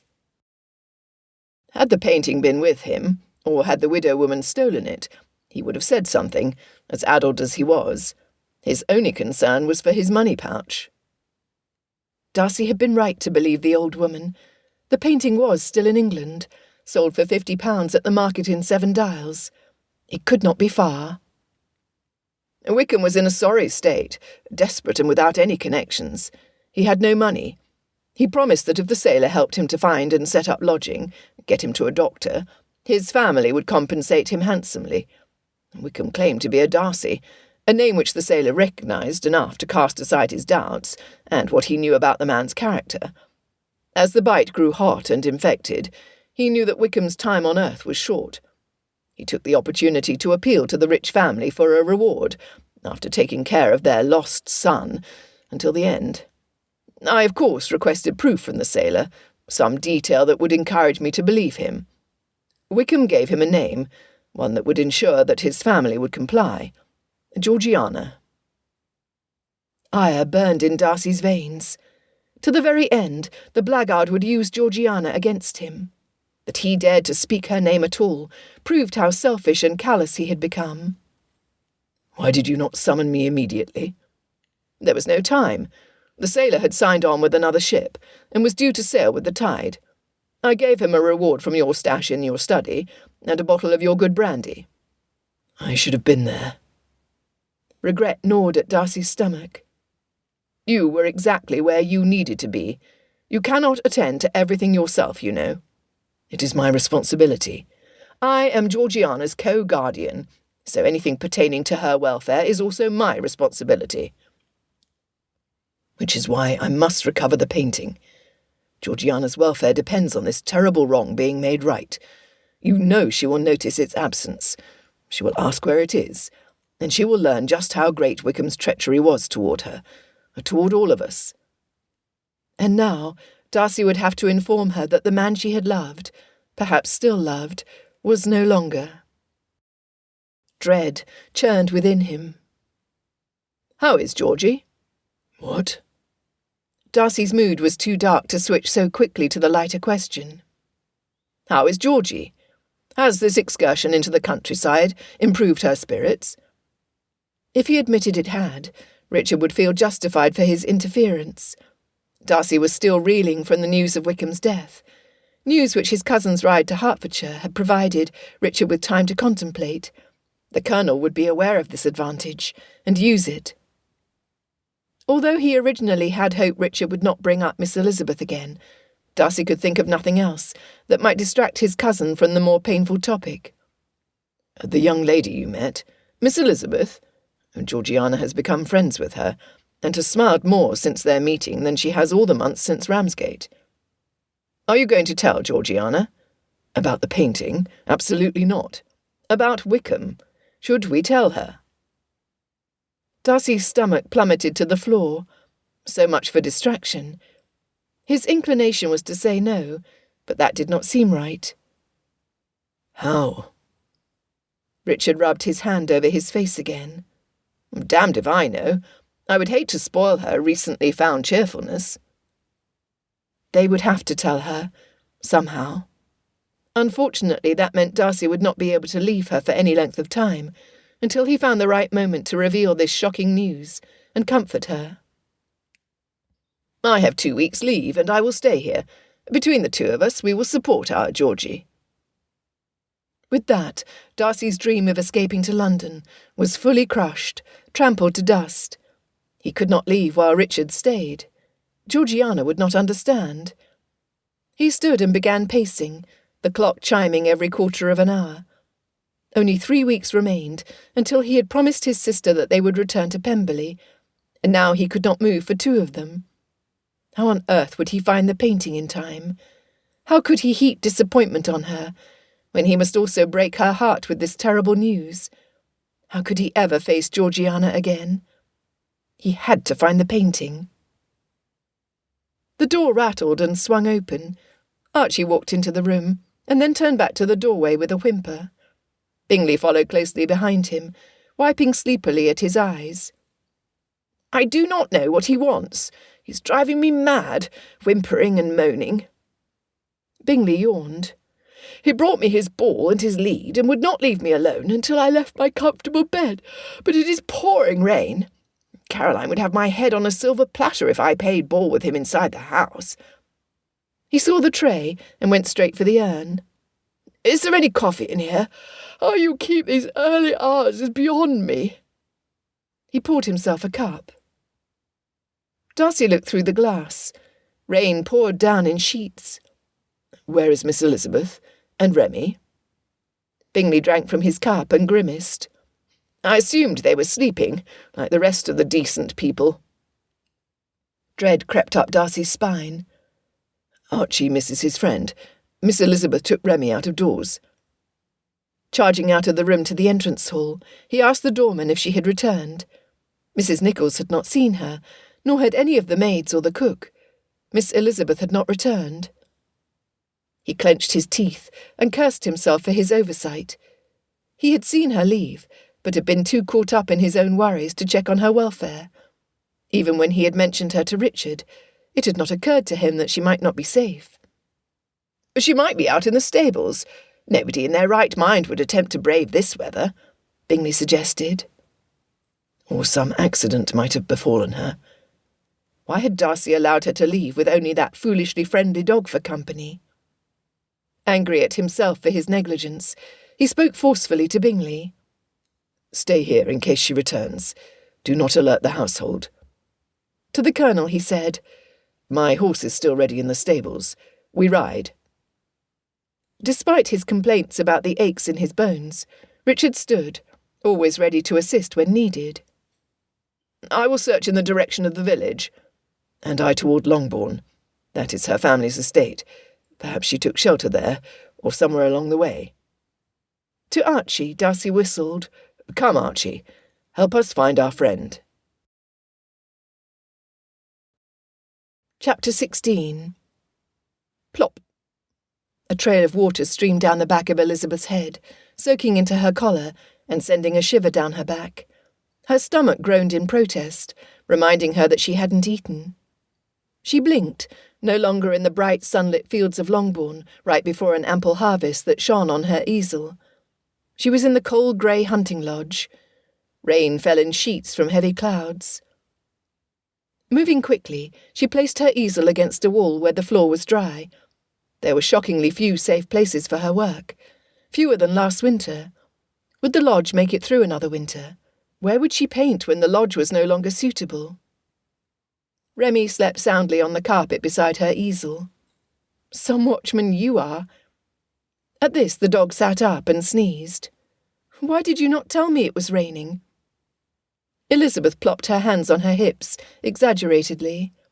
At this he stood and barked. "Oh, fine, you tell me now, for all the good that does us." She ruffled his ears, began cleaning her brushes, and tried not to worry about how much time might have passed. Perhaps the worst of the rain might pass by the time she finished. It did not. She could hardly see 10 paces in front of her face, so thick was the rain and fog. How was she going to slip back inside Netherfield Park unnoticed? And with a muddy dog? What a sight they would be, and what a ruckus they would cause. Wrapping her coat tightly around her, and holding her skirts up, she took off at a run with Remy loping along beside her. Within 5 minutes, her clothing was clinging to her in heavy folds of fabric that wrapped around her calves and made it difficult to walk without tripping. The ground, already soaked from the recent rains, became soggy where there was grass, and slippery where there was nothing to protect her half-boots from the mud. After another few minutes, the leather of her shoes began to stretch. They grew so loose around her feet that she feared she would have to return to Netherfield Park barefoot. Oh, if only she had not lost track of time. Just when she thought her situation could not become more desperate, Remy took off at a run, barking into the dense mist and leaving her alone. "Remy! Remy!" she called after him, her frustration mounting. It was not like him to run off and ignore her calls. "Remy!" she tried again. She heard his bark through the fog and what sounded like a higher-pitched echo. Echo? Or another dog? Archie? What was he doing out of doors in this weather? A large shadow emerged from the gloom. Her heart leapt out of her throat, stifling her instinct to scream. All for the better, for in the next gasp of breath she saw it was Mr. Darcy atop a dark horse. He said nothing. 1 minute Elizabeth was standing on the ground, and the next she was flying up onto the horse. And then she was warm and safe in Mr. Darcy's arms. The horse rocked under her, carrying her at a brisk pace toward the only place they could go, Netherfield Park. It did not, however, outpace her wits, which, as scattered and disoriented as they were, finally caught up with her. She was sitting on Mr. Darcy's lap. Every bump and sway brought their bodies together, in what would most certainly be frowned upon by polite society. Not even her mother would approve. Elizabeth was wrapped inside his greatcoat, the thick wool draped over her shoulders, his arm holding it snug around her and pressing her against his chest. She tilted her chin, her nose close to his neck. He smelled like shaving soap and spices. His side whiskers tickled her cheek. They were softer than she would have thought. The intimacy of the moment made her ignore the cold of the rain, though her chin shook and her teeth clattered. Relief at being found, and relief that he did not demand an explanation, overcame her embarrassment. She relaxed against him, burrowing into his warmth. She could not remember the last time she had felt so protected, not since she was a small girl. For the short time it took them to arrive at Netherfield Park, she gave no thought to her concerns. She was safe with Mr. Darcy. He rode to the back of the house by the kitchens. His groom was already there to assist them. Mr. Darcy held her close, and she did not know how he dismounted without dumping her on the ground, but he managed expertly. To his groom he said, "Thank you, Craig. You know what to do." Mr. Craig nodded. "Aye." With a low whistle he summoned both dogs to follow him, and Mr. Darcy's horse.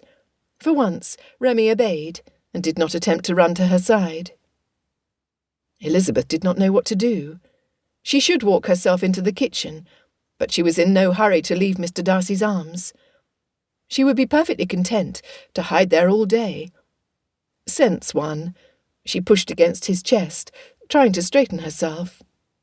"Thank you, Mr. Darcy, but I'm perfectly capable of walking." "Not until we are inside."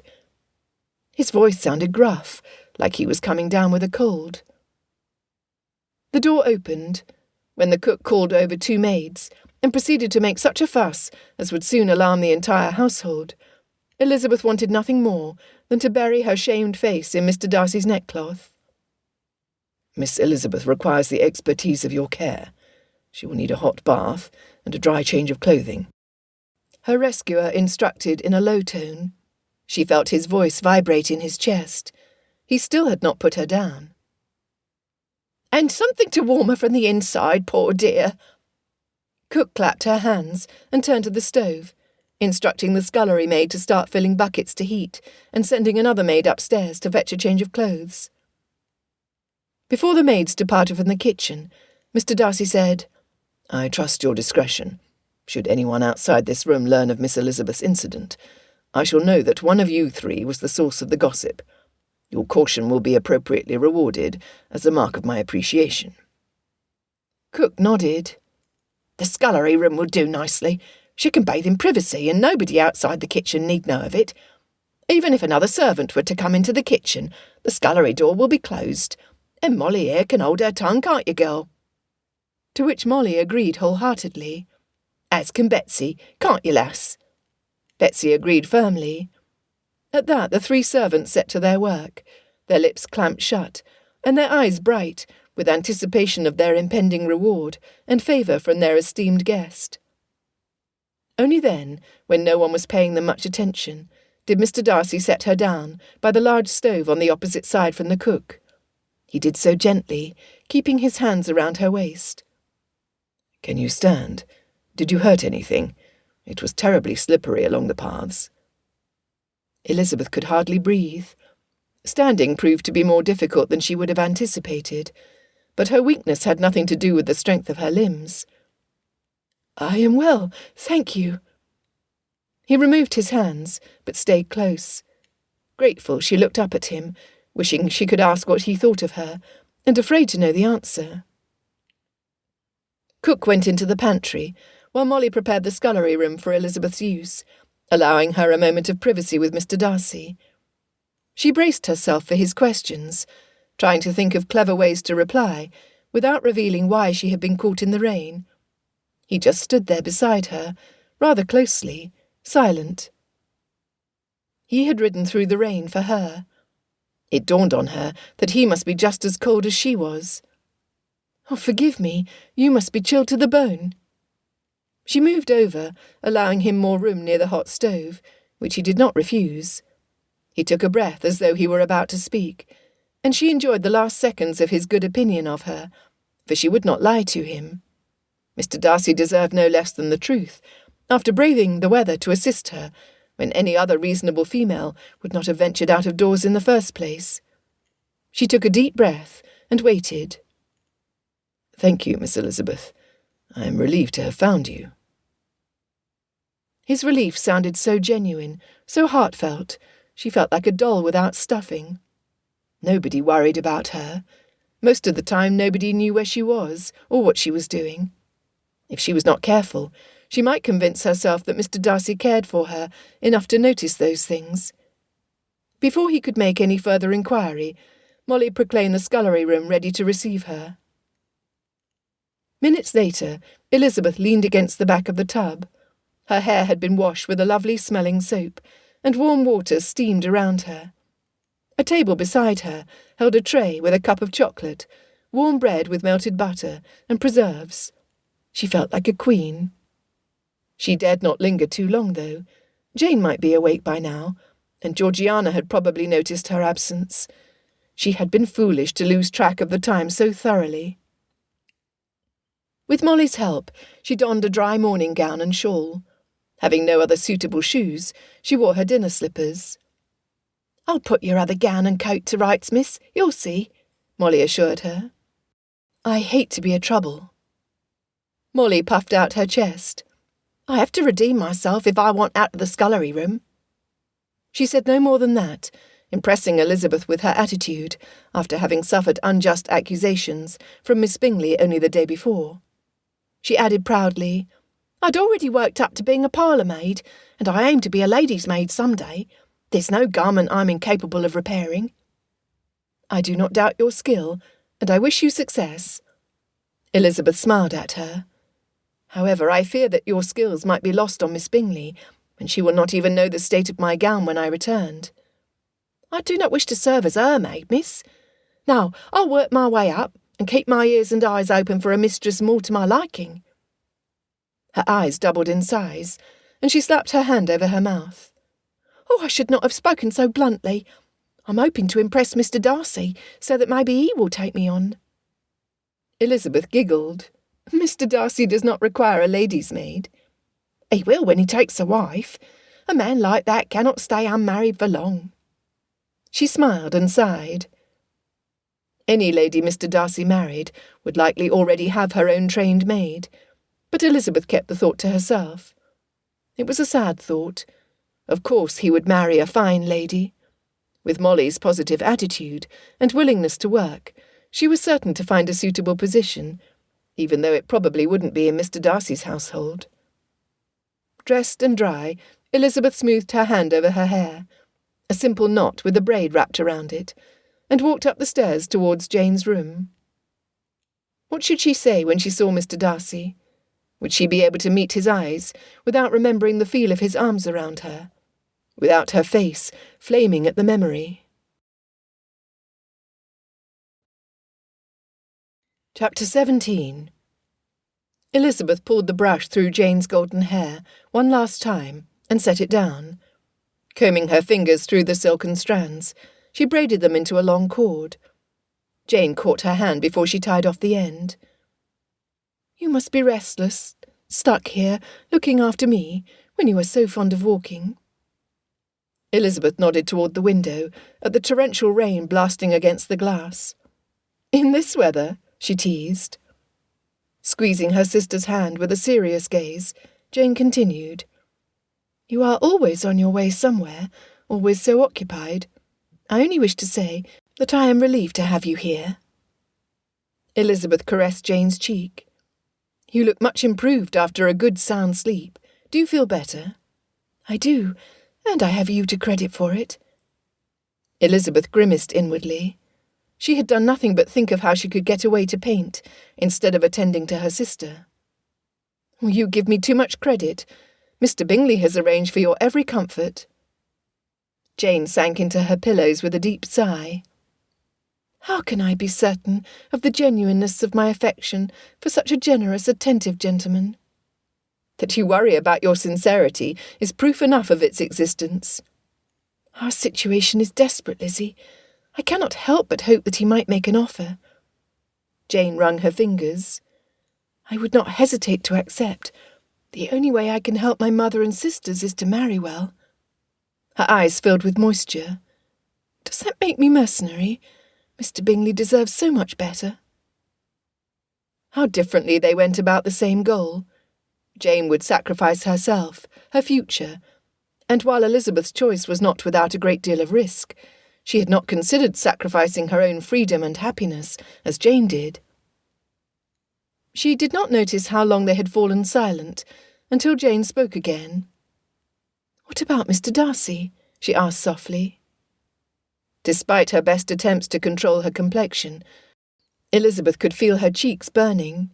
She could tell no one, not even Jane, about her ride with Mr. Darcy through the rain, how he had ordered her a bath and food, about how well he had taken care of her.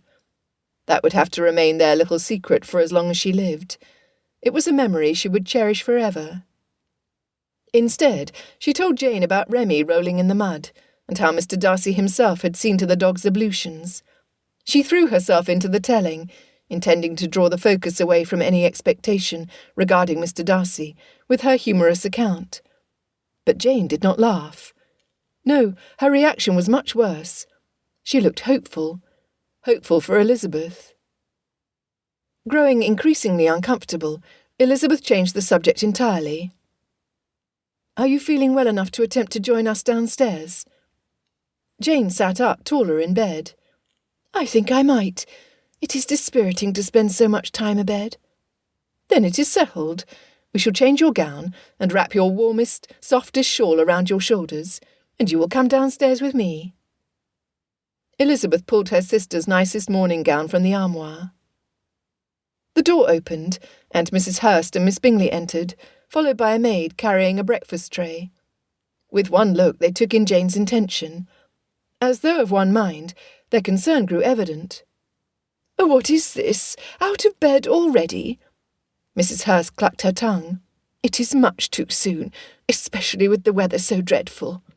"Dearest Jane, you must rest more after the fright you gave us. Pray do not attempt to leave your room before you are fully recovered." Miss Bingley added her voice to her sister's. With eyes full of false concern, she turned to Elizabeth, adding, "Miss Elizabeth, you must stay here with your sister to ensure she does not overexert herself before she is well. Yes, you must keep guard over her like a good nurse. We cannot risk her health taking a turn for the worse," added Mrs. Hurst, in full agreement. Their goal was all too clear. They intended to keep Jane away from their brother. Jane sat back on the bed. "You both have been so kind to me. Thanks to your attentions, I am much improved." The sweetness in her voice made Elizabeth want to snarl at the self-serving vipers. They did not deserve her gratitude. "Which is why we do not dare allow you to risk a relapse," said Mrs. Hurst, in the voice many used when speaking to a baby. Flipping the covers over her legs, Jane reached for the book Elizabeth had been reading to her. "I have enough entertainment to last me the day, and a beautiful view to gaze upon. Really, you have seen to my every comfort. I shall do as you bid and stay in bed. In fact, I give you my word that I shall not move from here for several hours. However, I insist that my sister not be confined to my rooms with me. I do not require a nurse. Now, if it pleases you, I shall give my attention to the breakfast you have sent up, after which I shall no doubt rest." Jane spoke confidently and certainly. Once she directed her attention to the tray, thus dismissing them, her focus was entirely on her meal. All of this was done with so much grace and gratitude that neither lady knew how to respond. "Well done, Jane." The sisters were not pleased. With a stiff smile and a strained voice, Miss Bingley asked, "Care to join us in the drawing-room, Miss Elizabeth?" She departed with them, amazed at how easily Jane had sacrificed her own contentment for her benefit, as well as how deftly she had deflected the lady's intention to trap them in the sick-room. It was masterfully done. If only Elizabeth could display such mastery when she next saw Mr. Darcy. Already she was nervous. Would his manners toward her change? She would do her best to appear unaffected, but she feared she would not be successful. How could she ever look him in the eye again without thinking of the softness of his whiskers against her skin, the smell of his shaving soap, or the warmth of his hands around her waist? When she and the two women came into the drawing-room, the subject of her thoughts sat at a writing table by the window on one side of the room. Even when the ladies entered, and he stood to bow, Mr. Darcy's vision remained fixed on the page before him. He must be penning a thought-consuming letter. Remy and Archie lounged before the fire, soaking in the warmth and twitching in their sleep. On the other side of the room, Colonel Fitzwilliam played a game of cards with Miss Darcy and Mr. Bingley. The Colonel spoke as the gentlemen rose to their feet. "Miss Elizabeth, how good of you to join us. We've been unable to convince Darcy to take a break from his letters. Perhaps you might have greater success." As though expecting this criticism from his cousin, Mr. Darcy was prompt with his reply. "I have neglected these letters for far too long." Still he did not look at Elizabeth, not even a flicker of a glance. "Have you not a man of business to assist you in these matters?" the Colonel asked. "These are matters I must attend to personally." Mr. Darcy's voice was stiff, guarded. Elizabeth recalled that he had received some bad news only that morning. Now she felt selfish for worrying so much about how he would receive her after their rain-soaked ride. He was probably not thinking about her at all. She had been a distraction, whose situation had pulled him from urgent business, and yet he had taken the time to help her. Elizabeth resolved to help him, however she could, without distracting him further. She would sit quietly and avoid drawing him into conversation. She joined his cousin and sister at the table, while Mrs. Hurst and Miss Bingley placed themselves on the settee closer to Mr. Darcy. Resuming his seat, Mr. Bingley commented, "When I purchase my own estate, I'm going to trust my steward to make most of the decisions." Elizabeth cringed. That had been her father's first and greatest mistake, to trust their steward implicitly. The man had been dishonest. The Colonel shook his head. "Then you'd best hire an honest and capable man. Of course, I would never hire a man who did not have Darcy's recommendation." Mr. Darcy looked up from his letter. "There are many decisions you will have to make on your own. Your steward cannot make them all for you." His friend waved Mr. Darcy's warning off, in a way that concerned Elizabeth greatly. Fortunately, Mr. Darcy did not allow his advice to be so easily dismissed. "A landowner must know all the ins and outs of his property and his tenants. It is his responsibility to make the best decisions for the improvement of his estate, and for the many lives depending upon him. It takes a great deal of time and energy, unless he is irresponsible and shirks his obligations." Bingley frowned. "What is the use of owning a beautiful estate if one never has time enough to enjoy it with his friends and family?" The Colonel said, "I'm certain you will find a proper balance." He looked at his cousin. "Most other gentlemen do." There was a lot in the look exchanged between the two men, and Elizabeth wondered at it. Was Mr. Darcy too burdened to enjoy his estate? Several comments popped into her mind, but she gave voice to none of them. She remained silent. "Enough of this dull talk. It is dreary enough out of doors, without allowing it into our conversation." Miss Bingley turned her smile on Georgiana. "I would much rather hear about the table you recently painted." Georgiana's eyes widened. "How did you hear about that?" "An extraordinary talent such as yours cannot be kept secret." Miss Bingley shrugged. "I must have heard about it from a mutual friend. You know how word spreads." The girl was not consoled. "I would rather not be the topic of idle talk." "Your modesty does you credit," said Mrs. Hurst. "You are so much like Caro with her paintings. I encouraged her to bring them here, for if she had left them on display in our townhouse, she would have stirred up a great deal of talk. As you well know, it can get so tiresome hearing endless praise." Elizabeth folded her hands in her lap, dropped her head, and pursed her lips in anger. Mrs. Hurst need not worry about her showering Miss Bingley with praise. Some sketching paper and charcoal sat abandoned on a table near the sisters. Mrs. Hurst looked down at the art supplies and fluttered her hands in the air, apparently seized by an exciting idea. Her exaggerated movement awakened the dogs and sent them barking to the nearest window. "I have the perfect solution to our ennui. We ladies shall participate in a little contest." "How delightful!" Miss Bingley responded, with an obvious lack of sincerity. Georgiana did not look enthused. Elizabeth wanted nothing to do with anything either Bingley's sister would plan, especially if it meant she might inadvertently expose her secret set of skills. Mrs. Hurst continued, "Caro, Miss Darcy and Miss Elizabeth will display their artistic talent by sketching a portrait of Mr. Darcy. He may continue writing his letters, and we can have some diversion." Elizabeth could not think of a worse idea. She had been avoiding Mr. Darcy's gaze since entering the room, and Mrs. Hurst would have her staring at him and studying his face. Mr. Darcy did not even bother to look up from his letter. "What about the Colonel and me? Are we to sit and twiddle our thumbs while everyone else is occupied?" asked Mr. Bingley. "You shall judge the competition." The Colonel spoke. "I shall naturally select Georgiana's sketch. It would not be a fair competition." "I would rather not participate. I'm not very good with portraits." Elizabeth's intention was to augment Colonel Fitzwilliam's argument with her own, and hope that the plan would be abandoned. Unfortunately, their objections seemed to solidify Miss Bingley's determination. "We shall not sign our signatures, and the gentlemen will sit on Mr. Darcy's side of the room so that they cannot peek." Miss Bingley did not notice the trepidation in Georgiana's face, or the way Mr. Darcy tightened his grip on his pen. Elizabeth expected to hear it snap at any moment.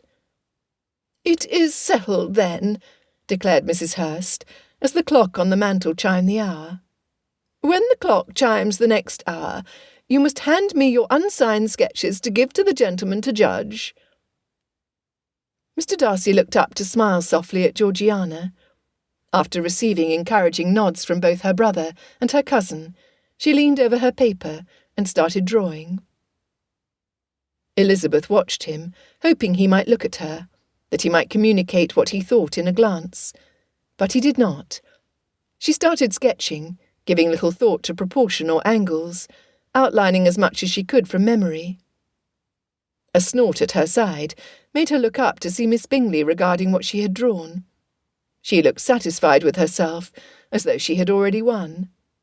If Miss Bingley thought she could trample all over Elizabeth just to get what she wanted, she was in dire need of correction.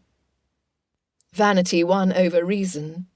Elizabeth pulled her paper closer to her, angling it away from her adversary, and began to draw in earnest. Chapter 18. Darcy kept his eyes fixed on the letter he had been writing. Since Miss Elizabeth had set foot in the room, he had been unable to form a coherent thought. He gripped his pen, willing his mind to behave, but he seemed more likely to break the utensil than write a coherent sentence. And now he had to sit in place for an hour, while she stared at him. He could feel her eyes upon him, studying him. If only he was sitting farther from the fire, farther from her. He looked up and saw her cheeks flushed, her lips parted, which made him recall the jolts of liquid energy she had sent through him, with every rub of her forehead against his cheeks and nuzzle at his neck. He had read about spontaneous combustion and thought it unproved nonsense, but now he was a believer. "Eyes on the paper, Darcy." His behaviour earlier had been foolish. The ride through the rain could not be helped. Any gentleman would have offered the same assistance. However, it had not been necessary for him to hold her as long as he had, once they arrived at Netherfield Park. He had not needed to stand at her side near the kitchen stove as long as he had. Darcy told himself that he was concerned over her safety. That was true, but there was more to it than that. He had been unable to help Wickham. God knew he had tried. But he had found Miss Elizabeth, who had allowed him to help her. She had clung to him trustingly, until he convinced himself to release his hold around her, a struggle that should have been easier than it was. The trouble was that he liked Miss Elizabeth. He remembered the softness of her in his arms, her fingernails poking his chest where she held onto his cravat, the smell of wildflowers in her wet hair. He would not abuse the trust the circumstances had required her to bestow upon him. It evoked a sense of responsibility toward her, a protectiveness that frightened Darcy with its ferocity. The dogs left the room. Darcy dearly wished he could get up and leave with them. He turned his attention to the page again, and had trouble remembering to whom he had been writing. Ah, the sailor. Darcy wished to thank the man personally for taking care of Wickham until the end. His kindness might have been bought with the promise of a reward, but it was kindness all the same, and deserved a proper expression of gratitude. It was not an appropriate letter to write with an audience observing, though, so he pulled a fresh piece of paper on top of it. He ought to write to Mrs. Reynolds. She would know how best to impart the news at Pemberley. Again, the topic was too personal to draft whilst being watched. There was the man at Sotheby's. Darcy must find the painting, especially now that Wickham was gone.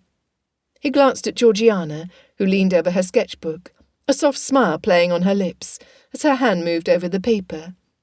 She had always loved to draw. Darcy had secured her the best masters, as their father had done. How could he spoil her contentment with this dreadful news? How was he supposed to tell her that the man she loved no longer lived, that with his passing her reputation was safe? It was a guilt-ridden thought, but there it was. For all the pain and harm Wickham had caused Darcy and his family over the years, the reality of his death made Darcy sad. And yet he could not deny the relief he also felt, knowing that he was free of the man.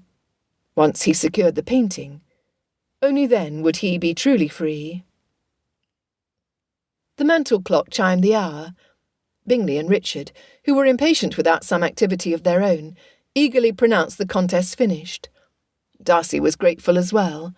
He had been sitting with his thoughts for too long. Rising from his chair, he joined Richard and Bingley, as did Hurst.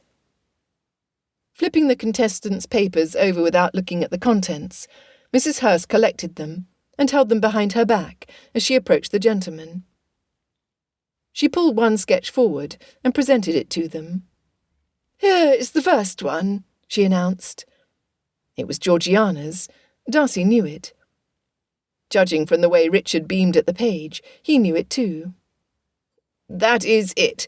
I have no need to see the others. This is the winner for me," he pronounced, taking the sketch and holding it up for all to see and appreciate. The ladies did their best to control their reactions, so as not to give away the artist, but Georgiana was too subdued and pink-cheeked, and her companions too gracious in their praise.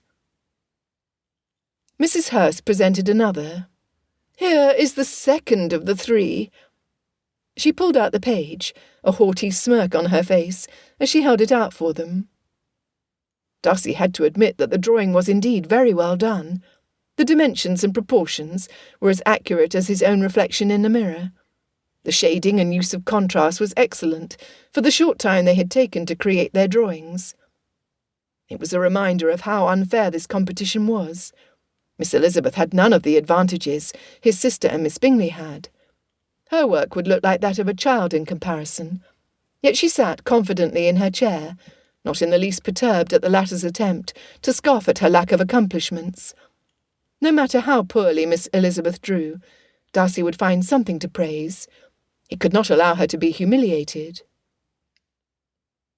Mrs. Hurst pulled out the last sketch, her eyes widening and her hand faltering as she saw it for the first time. Her victorious smile faded into a bewildered frown before she finally turned the sketch around for them to see. Darcy prepared himself.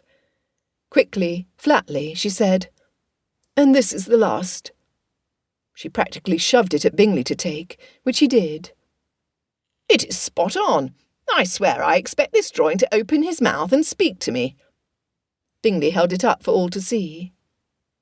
Richard's jaw dropped. Darcy could not take his eyes off the page. The image did not wear the Darcy's expression, as Miss Elizabeth was sketching, but instead bore a more favourable one. His lips were not upturned, but he was smiling. There was a glint in his eyes, and the slightest tilt to his mouth. In a flash of memory, he was running up the stairs to his bedchamber to change out of his sopping clothing, happily enduring the chastisement of his valet, and entering the front parlour to greet Miss Elizabeth, as though she had not seen him bathing her muddy dog in dripping wet shirt-sleeves roll past his elbows. His chest warmed at their shared secret, and he smiled. "That is the winner right there," declared Hurst. "It is as alive as Darcy himself." Bingley was quick to agree, adding with a clearing of his throat, after his sister's shot-piercing looks his way, that the others were equally lovely. Stiff-spined, Miss Bingley turned to the contest winner. "You did not tell me you knew how to draw. You did not ask. I must know the name of your art master." Miss Elizabeth smiled saucily. "Oh, no one of import in your circles, I assure you." "Come, Miss Eliza, now is not the time to be coy. I must know." "My father taught me." Miss Elizabeth's expression softened at the memory. Darcy was astonished to learn that the gentleman had taught any of his daughters anything at all. From the little he knew of him, Mr. Bennet took little interest in their education. That must not have always been the case. Miss Bingley frowned.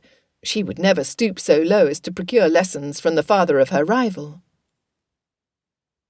Archie returned to the room then, sporting a white feather in his moustache.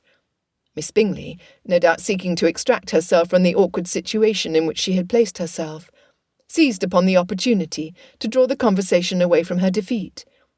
Plucking the feather free, she asked, "Did the dogs go out of doors?" "I should hope not in this weather," answered her brother. "He's not wet." Remy entered the room, several white feathers stuck in his curly fur, a bird in his mouth. Mrs. Hurst squealed, "Get that vile thing out of here!" Red-faced and red-eyed, Miss Bingley pointed at Remy. You ruined my new bonnet!" The dog knew when he was in trouble, and wisely quit the room before she could seek her retaliation. He fled, taking his prize with him, Archie close on his heels. The lady followed them at a brisk pace. "My door was closed. I am certain of it." As her dog was the source of the trouble, Miss Elizabeth chased after Miss Bingley. Bingley followed too, no doubt eager to witness what was to come. Darcy was next, and Hurst brought up the rear. The group filed up the stairs and down the hall to the door of Miss Bingley's bedchambers. The door gaped open, allowing Darcy to see inside, where feathers floated in the air as the dogs resumed their game. Richard turned away, his body shaking with the effort to contain his merriment. Bingley laughed aloud, as did Hurst. "I shall have a replacement sent to you as soon as it can be arranged," Miss Elizabeth offered, wringing her hands in front of her. "Remy is a bird dog, but I've never known him to damage anything. He's far too gentle." "He would never kill a bird, but a bird that is already dead is fair game," clamoured Hurst, smacking Bingley on the back and renewing their laughter. The maid began collecting the feathers as quickly as she could, all the while insisting that she had closed the door behind her before taking her meal in the kitchen. "You must have left it open. How else would this ingrate get in?" Miss Bingley shrilled. Archie sat in front of the door, eyes half closed, looking entirely too pleased with himself. Unwilling to witness a maid lose her place over a misunderstanding, Darcy nodded at the satisfied dog. "There is your culprit." Miss Bingley looked furiously at Archie, and then turned on her brother. "I never want to see your stupid dog again. Either you get rid of him, or I shall leave and return to London." Hurst clapped Bingley on the back again. "I would keep the dog if it did not mean that she would go to my house in London." Miss Elizabeth slipped inside the room, intending to help the maid clean the mess. Miss Bingley addressed her, her voice shaking. "Do not touch my things. You have done quite enough already." Grabbing Remy by the collar, Miss Elizabeth tugged him out of the bedchamber and down the hall to Miss Bennet's room. She immediately decided that they would depart for Longbourn that same afternoon. Chapter 19. Elizabeth closed the door and leaned against it. What had she done? She knew the answer. She had exposed herself to inquiry and Miss Bingley's ire. And for what? To satisfy her own pride. She ought to have allowed Miss Bingley's superiority to become inflated at the impostor's own peril. Time always revealed the truth. But Elizabeth's vanity had made her impatient, and she had sought to even the balance. Due to her lack of self-control, her secret was not as safe as it had been before that stupid challenge. Thank goodness Archie and Remy had interrupted when they did. Jane softly chastised Remy for mangling Miss Bingley's stuffed bird, before she switched to justifying him for acting as nature demanded. Besides, the bird was already dead. What kind of lady thought it fashionable to adorn herself with dead birds? It was atrocious, she concluded, and Remy had gallantly spared her from a terribly cruel faux pas. Hastening over to Jane's side, and determined to do nothing else to draw attention to herself, Elizabeth helped her sister pack their trunk. They did not need to discuss her intention to depart, to agree that they must go. They had little to pack, and would be ready to leave as soon as the carriage was brought around. Elizabeth tucked her sketchbook inside her reticule. The sketch? Where had it gone? Mrs. Hurst had been holding it until Mr. Bingley took it from her. Mr. Darcy had studied it for a long time, but had he taken the paper from Mr. Bingley? Elizabeth tried to remember, but she had been too full of pride to notice until Miss Bingley started asking questions, and Elizabeth realised her folly. An image of Mr. Darcy sitting at the writing desk, his brow tense with concern, his eyes full of sadness and hurt as he gazed at his letter. The expression had been too intimate and revealed too much. Elizabeth did not need to know what Colonel Fitzwilliam's news was, to be certain that it troubled Mr. Darcy greatly. She had not wished to commemorate his pain, so she had drawn him as she preferred to remember him, as he had been after she had caught him bathing her muddy mongrel, all kindness and boyish playfulness. A bold, vain hope seized her. What if Mr. Darcy had it? She had seen his shock, and then his smile. He had liked it. Had he understood its meaning? Had it made him remember the moment that inspired the drawing? Leaving Remy in Jane's care, she looked in the drawing-room while the footmen carried their trunk to the entrance hall. Her sketch was gone. Drat! The damage had already been done, but she did not wish for the drawing to be shown to anyone who had not already seen it. Perhaps Miss Bingley had snatched it, in which case it had already been tossed into the fire. Or maybe Mr. Darcy had kept it. The stiff paper of Miss Elizabeth's sketch rubbed against Darcy's pocket as he returned downstairs. Everyone except Mrs. Hurst and Miss Bingley had gathered in the entrance hall to send off the Misses Bennet. The Bennet sisters appeared surprised to have such a friendly send-off after their dog's destruction, but Bingley was quick to reassure them that Archie was most certainly the mastermind behind the incident. The rain had calmed since Darcy had found Miss Elizabeth out of doors, but the butler still handed over 2 umbrellas for the gentlemen to hold over the ladies. Bingley took one, and before Richard could take the other, Darcy grabbed it. Bingley handed Miss Bennet into the coach, uttering the niceties that flowed so smoothly from his tongue, and which were received with amiability equal to his own. Darcy was wholly conscious of the pressure of Miss Elizabeth's hand on his arm, and disturbingly aware of the moment she removed it, so he could hand her into the conveyance. This was a dangerous game. He hardly knew Miss Elizabeth, though he believed she knew a great deal about him. She saw everything, and she remembered things he would rather hide. That she had chosen to draw him happy when he had been sorely troubled was a kindness he appreciated. She squeezed his hand. "Thank you, Mr. Darcy." He met her glance, and his soul caught on fire. When she released his hand and sat back against the dark interior of the carriage, he stood frozen in place, thoroughly shaken. He turned and walked inside the house without looking back, even though his every sense was aware of her departure, and the crunch of the carriage wheels on the gravel as it started down the drive. Georgiana waved from the top of the steps under the portico, a ray of sunshine on this dreary day. Not since before last summer had she appeared so cheerful, and Darcy knew he must credit Miss Elizabeth with this favourable change. He went to his sister's side, only then turning toward the departing carriage. Together they watched as it disappeared down the lane. She wrapped her fingers around his arm in the same way she had when she was much younger. It was so nice, Darcy dared not move, lest she realised what she had done.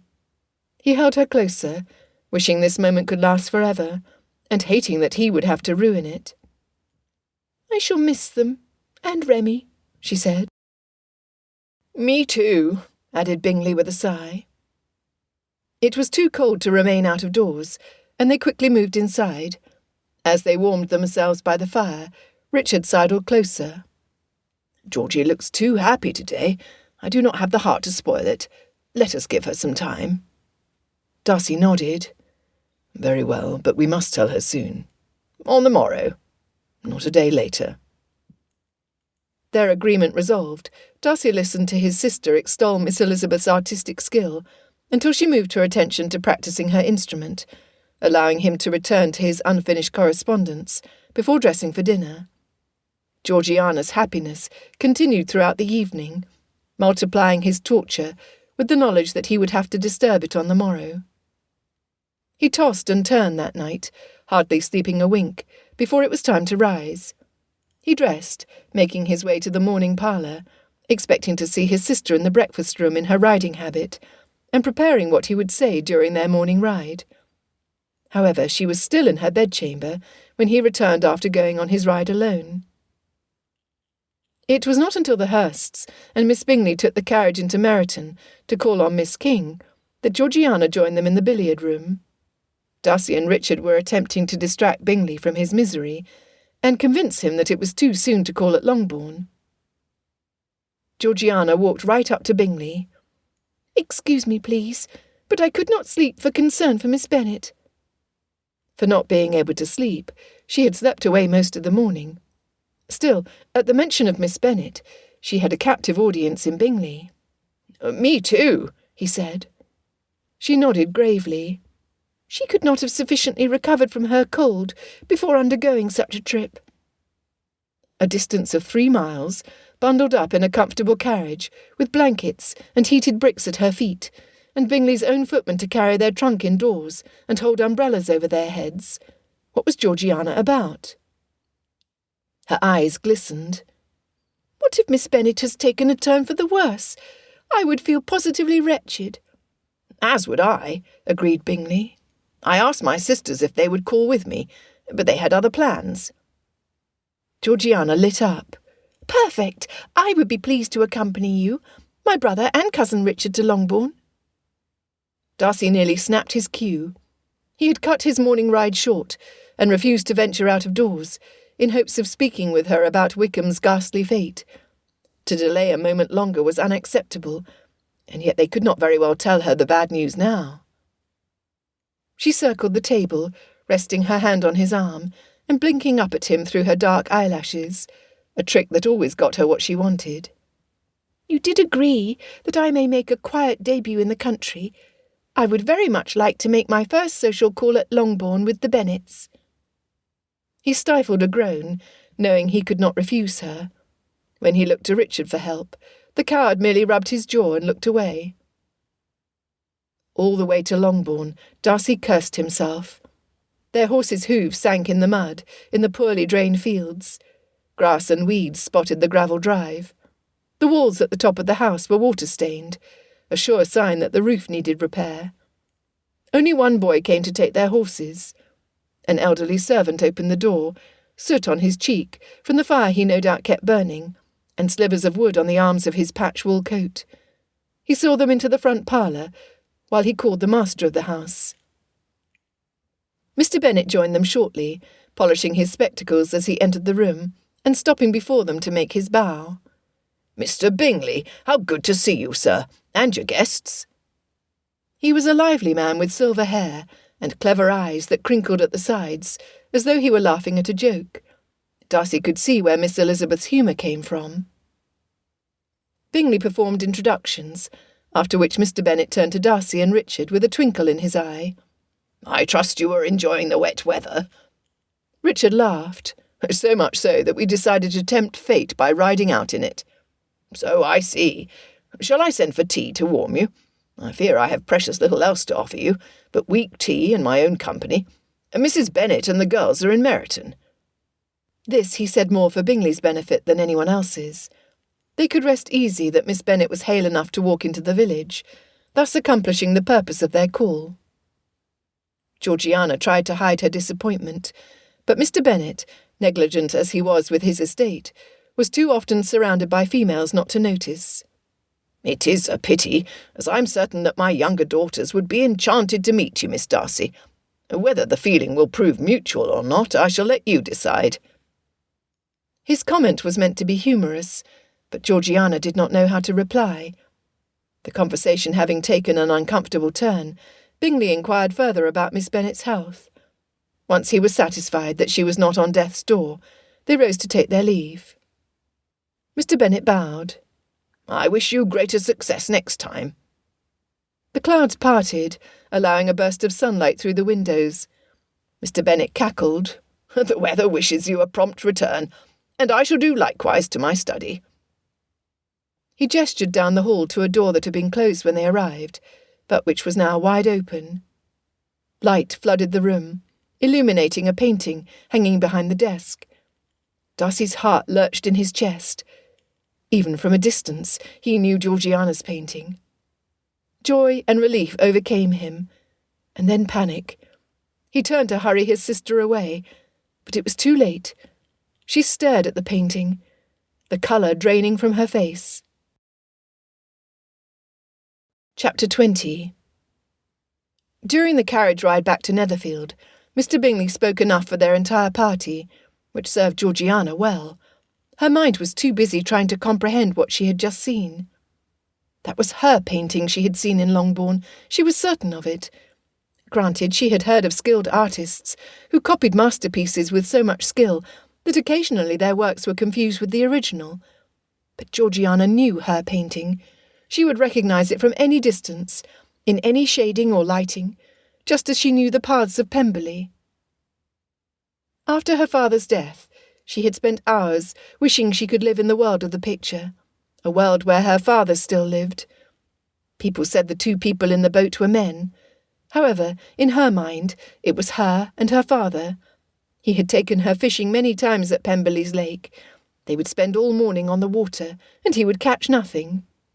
"The fish are not cooperating," he would say, and she would laugh as she pulled in another catch. He would then row them to a more promising spot with hungrier fish and make another attempt. He rarely caught anything. It did not matter. She would have gone whether the fish cooperated or not, because out in the middle of the water, rocking gently in the boat, with only birds and gentle breezes surrounding them, Father would talk. He told stories of growing up at Pemberley, tales of his misadventures with Uncle Hugh and his other neighbours from Matlock.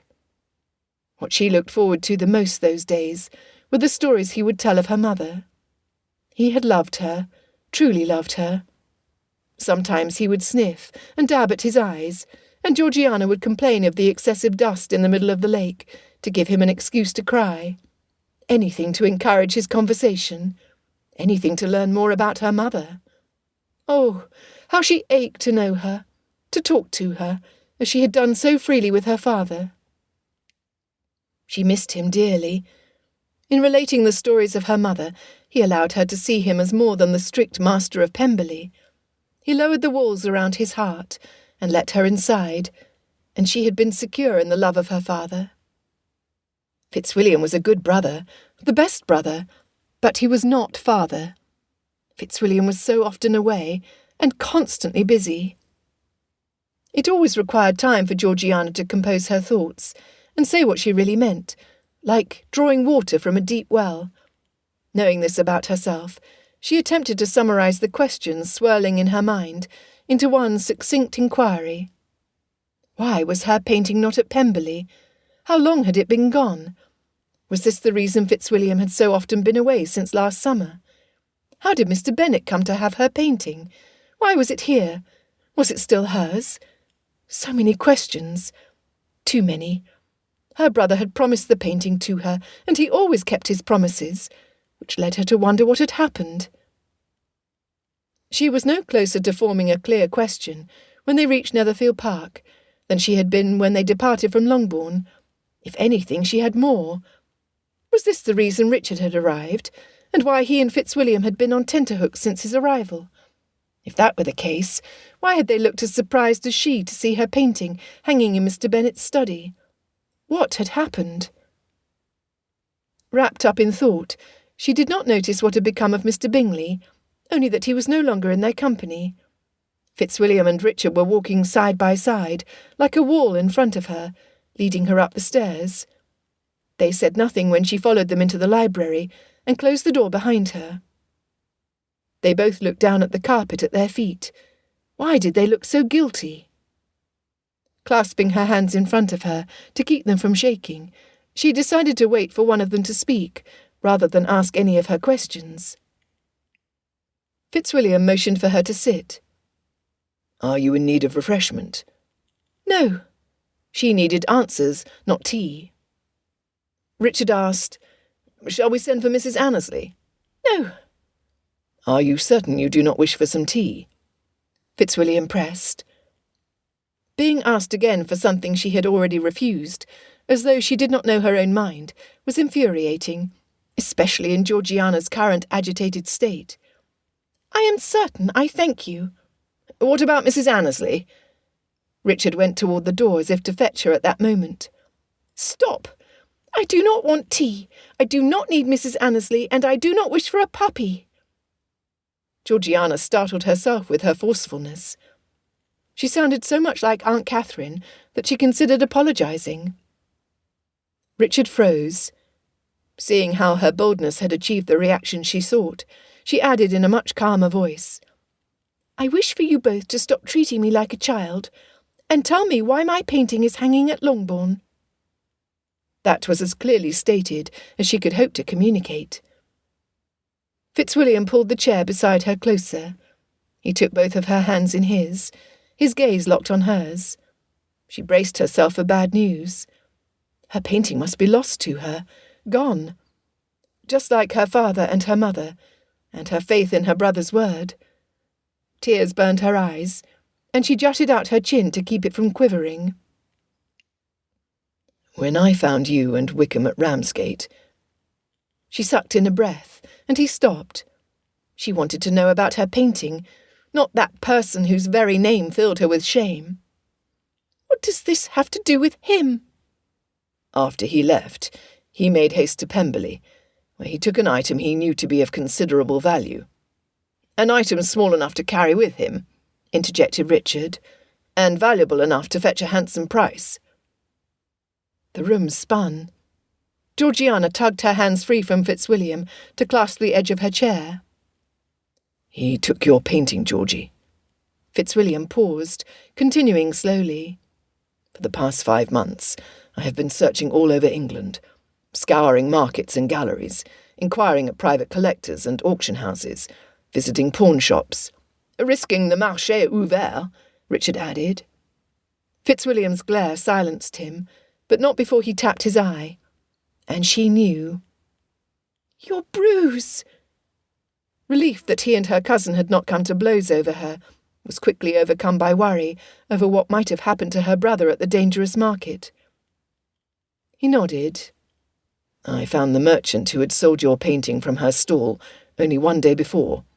She sold it to a man with silver hair, spectacles, and clever eyes. Mr. Bennet, she whispered. He certainly fit that description. Her brother had not broken his promise at all. As usual, he had been cleaning up the mess that Wickham had made, a mess she was mortified to have played a part in. She never should have told him about her inheritance. Oh, what a little fool she had been! A tear spilled down her cheek, and her brother reached for his handkerchief and dabbed her face dry, a lovely gesture which brought on more tears. She knew what Fitzwilliam and Richard must think of her, and she wished the tears would cease, but the harder she tried to hold them back, the more powerful they became. They would believe she still pined for Wickham. It pained her to be so terribly misunderstood. What kind of lady did they think she was? How genuinely happy she was to learn that her brother had not been avoiding her all these months because of her dreadful mistake. He had been trying to keep his promise after Wickham had taken her most precious possession from her. Oh, how she wished she had never known that awful man, that he had never been a part of her life. Would that he'd just go away and never come back. She never wanted to see him again.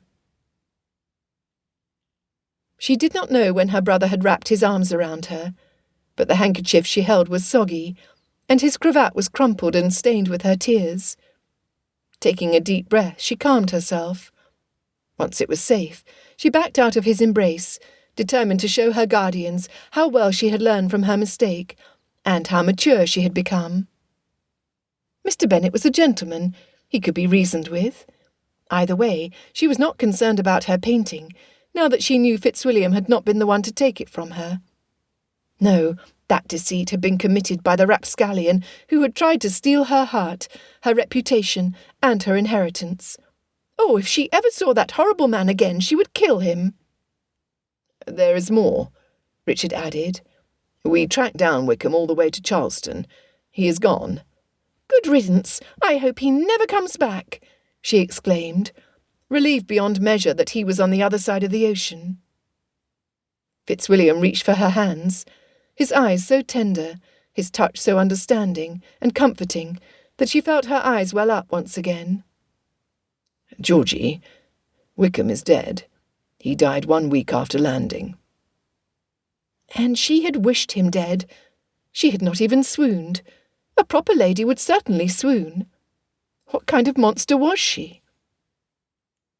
Feeling another onslaught of tears, she fled from the library to her bedchamber, slamming the door behind her and sending Mrs. Annesley away. Nothing anyone could say would console her. She did not deserve consolation. She was wretched. This was so much worse than Ramsgate. Over the next several hours, Fitzwilliam tapped on her door several times. He brought her tea, he brought her cake, he brought her a book. He tempted her with all of her favourite things, but she would not be consoled. She had wanted nothing more than to be forever free of Wickham. Now that she was, she could not even be happy about it. Chapter 21. Darcy tugged his hands through his hair. She feels that I have betrayed her. Richard stopped polishing Constance. Her blade gleamed. It is Wickham's death that has brought this on. She might have hoped still. That did not appease Darcy. I have to retrieve the painting. Thank goodness the Rembrandt was safe, with a gentleman to whom he was pleased to make a generous offer. Darcy could return with Georgiana to Pemberley at the end of the month, and the Bennets would benefit from the proceeds of a mutually beneficial arrangement. The painting was as good as his. Perhaps Georgiana would wish to invite the eldest Mrs. Bennet for a visit. Richard resumed polishing. Never fear, Darcy. I shall keep watch here. Go keep your promise. Darcy needed no further incitement. By the time he rode back to Longbourn's courtyard, the rest of the household had returned from Meryton. They received him warmly, though no one was as enthusiastic as Mrs. Bennet. Darcy enjoyed how her direct comments made Miss Elizabeth blush. Had he not called for a specific purpose, he would have enjoyed their conversation more. He hoped Mr. Bennet might make an appearance. It would certainly make Darcy's request easier. But 10 minutes of mundane chit-chat failed to produce the gentleman. He began to fear the gentleman was not in.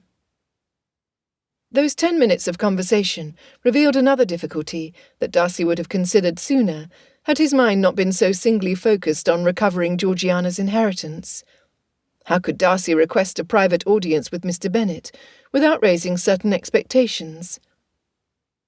He found himself only half attending to Mrs. Bennet's chatter until she stopped speaking and looked at him expectantly. Having no clue what she had just said, but knowing better than to nod in agreement to anything a matron with unmarried daughters could say, he looked to Miss Elizabeth for help. She smiled knowingly and replied for him. "I fear you have overwhelmed Mr. Darcy with so many details, but I believe it is safe to surmise that he would agree that Uncle Philip's decision to increase Mr. Good's salary, based on his years of faithful service and his efficiency as a clerk, was a good decision with an honourable motive." Darcy was happy to agree, though he could not fathom how the conversation had taken such a turn. Before Mrs. Bennet could begin down another confounding trail, he spoke. "Is Mr. Bennet in?" The lady was all attention. "You wish to speak with Mr. Bennet?" "I had hoped to, yes." "Mary, be a dear, and go get your father." That did not suit Darcy at all, nor did the likely consequences of what he must say next. "There is no need. I wish to speak with him privately." "A private word with Mr. Bennet?" Mrs. Bennet repeated, her complexion pink with pleasure. Before Darcy could disabuse her of her obvious assumption, she grabbed his hand and pulled him down the hall. "How wonderful! Of course you will have it immediately. Mr. Bennet is quite at his leisure and will be happy to receive you." She pounded on the door at the end of the hall, not stopping until Mr. Bennet opened it, and then she shoved Darcy inside. He imagined her crouching on the other side of the door, her ear pressed against the keyhole. The master of Longbourn stood, bowed, and gestured to a chair. "Mr. Darcy, welcome to my inner sanctuary. It is an honour, albeit an unexpected one, to receive you. Again, I do hope you are prepared to suffer the consequences of your call." It struck Darcy that the man did not believe this call might stem from a romantic inclination. The thought might be unwarranted and unhelpful toward his purpose, but it did not sit well with him. Did Mr. Bennet not believe his own daughters marriageable? Was their situation so desperate that the prospect of a suitor was inconceivable? Was it not the gentleman's priority to see them securely settled? Mr. Bennet might make light of his daughters' futures, but Darcy would not. He motioned at the piece of art. "It is a rare household who can boast a Rembrandt." Miss Elizabeth had inherited Mrs. Bennet's curls and cinnamon-brown eyes, but her smile and the spark in her eye came from her father. "You know Rembrandt, Mr. Darcy. I have only my Lizzie with whom to share my appreciation of art, and even she mistook it for a copy. To her credit, she has only seen pictures of the masters in the books in this library. My family had a Rembrandt in our art gallery. I would recognise his work anywhere." Mr. Bennet did not pale or flinch. He turned toward the painting, his posture relaxed, and his voice reverent. "It is a masterpiece." It occurred to Darcy that securing the painting might not be as simple as he had thought. He prepared to loosen the strings of his money pouch. Mr. Bennet continued excitedly. "It is no surprise that an artist who devoted himself to portraiture would include the features of the face in his landscape. One might consider this particular work to be a self-portrait of Rembrandt himself. The eyes." He stood to point at the bridge arches, one in light on the left and the other on the right in shadow. "His hair like these clouds swooping over the bridge." These were observations Darcy had only heard from other professional artists before. The more Mr. Bennet spoke, the less confident Darcy felt that he would convince the man to part with the painting, even for a sizable sum. Returning to his chair, Mr. Bennet sighed contentedly. "Every day I lose myself in this painting, and every day I see a new symbolism." Miss Elizabeth had said that her father taught her how to draw, and now Darcy understood how qualified the gentleman was to give instruction. The freeness with which he spoke about the Rembrandt lent Darcy to believe him honest. Darcy tested him further. "How did you come to possess such a piece?" "Oh, the marché ouvert," he replied with a chuckle. "It is not a place I frequent, nor do I intend ever to return. It took a week to get the stench of the place out of my coat." Darcy nodded. He needed more information, seeking an opening he could use to make his offer. If you do not frequent the market, how did you know to find it there? A clerk in a pawn shop near my brother-in-law's warehouses in Cheapside told him about it. His employer foolishly dismissed its worth, too sore about how he had been taken in by a charming young gentleman dressed in a fine coat. Wickham. Darcy's pulse quickened, but he maintained a cool demeanour. I dare say the shopkeeper was not the first to be fooled by such a man. He must have had a silver tongue to convince a man whose expertise lay in weaponry and jewellery to purchase a piece of art. The shop owner sold it to the old woman I purchased it from, a woman who did not appear to have 2 pennies to rub together. I suppose he was happy to be rid of it, and the sour memory its sight conjured. I, of course, was overjoyed to give the painting a proper place. Darcy considered how best to proceed. If a gentleman were to offer you a considerable sum, would you sell it? Never. No amount of money could persuade me to part with it. Darcy had expected a refusal, but not one so vehement. He attempted another approach. Surely your estate would benefit, as would your daughters. Mr. Bennet's eyes narrowed. Gone was the light-hearted instructor, replaced by a hard-nosed protector. To what do I credit your interest in my painting, sir? I assure you, it is not for sale. It felt as though Darcy stared at the ends of 2 revolver muzzles. There was nothing to do but speak directly, and to the point. That painting, the one on your wall, has been the property of the Darcy family for the past 2 centuries. I have the original bill of sale, and have only to write to my man of business in London for him to send the proof. Nonsense. Darcy did not expect Mr. Bennet to believe him without irrefutable proof. The man was not a simpleton. That charming young man who sold it to the pawn shop stole it from my estate. Mr. Bennet shifted his weight in his chair, but the steely resolve in his eyes did not soften. Not wishing him to feel threatened, Darcy added, I realise that your purchase in the Marché Ouvert was made in good faith, but I assure you that I in no way sanction the sale of my family's Rembrandt. Therefore I am willing to pay a handsome price to restore what was lost to its rightful place. Mr. Bennet stood, his face red. Its rightful place is here. Pray think of the improvements you could make to your estate. Darcy kept his tone calm. Longbourn is dead to me, was the dismissive answer. Think of your daughter's futures. Mr. Bennet looked like a teapot about to scream. Are my affairs in such an obvious state of negligence that you feel obligated to come to my assistance? Who are you to play the hero? Slowly, Darcy raised his palms, his voice as gentle as he could manage. My intention is not to offend. Far from it. My wish is to make an agreement from which we would both benefit. This Rembrandt is all I have. I shall not part with it while I live and breathe. Darcy had anticipated various arguments and prepared rebuttals that would persuade Mr. Bennet, but he had not anticipated this. This was a dead end. Hanging not 6 feet from him, the painting was as far out of reach as it had been when it was lost. Until this moment, he had never known true frustration. Again, he appealed to the gentleman's better judgment. It is a valuable work of art, and it is exposed here. I can keep it safer at Pemberley. And yet, according to you, the painting was stolen from your property. Growing desperate, Darcy argued. What is to happen to it when you are no longer the master of Longbourn? What business of yours is that?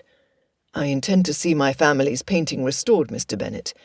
If you will agree to accept payment for the painting now, while you can still benefit from it, then the painting can come to me after your death. No. To be so easily dismissed smacked of determined stubbornness. Darcy was near his wits' end. Think of your daughters. What I suggest gives you a means to provide for them even after you are gone. Mr. Bennet leaned over the desk, his whole body shaking. I want you out of my house. Darcy stood, hands still raised to make one last appeal. Surely their welfare is more important to you than a painting. You stay away from them. Stay away from me. Leave us be. Mr. Bennet pointed at the door. Anger burned through Darcy. Never had he met a man more unreasonable and determined for ruin than this man. Shoulders stiff, head tall and proud, Darcy left the room, leaving the door open behind him. Let the ninny close it himself. "Do not call again! I forbid it!" Mr. Bennet's shout resounded through the quiet house. Before Darcy reached the front door, Mrs. Bennet fluttered to his side. "Mr. Darcy, surely you are not leaving so soon?" He bowed his head, not wishing to inflict his ire on the poor woman who must endure such a husband. "My apologies, ma'am, but I must depart." "When can we expect you to return?" she asked. Her 5 daughters stood behind her, looking confused and concerned. His gaze stopped at Miss Elizabeth. "He will not return. I forbid it. I forbid any of you from speaking to this man." Mr. Bennet's words reverberated in Darcy's mind, as if they were spoken in a dream. All he could see was Elizabeth. All the anger, frustration and disappointment boiling up within him dissipated. She would never be allowed to live a life without concern. Her father offered her no security in the present, or any means by which to improve her prospects. The man was the worst sort of fool, but he was her father. Darcy glanced at the end of the hall.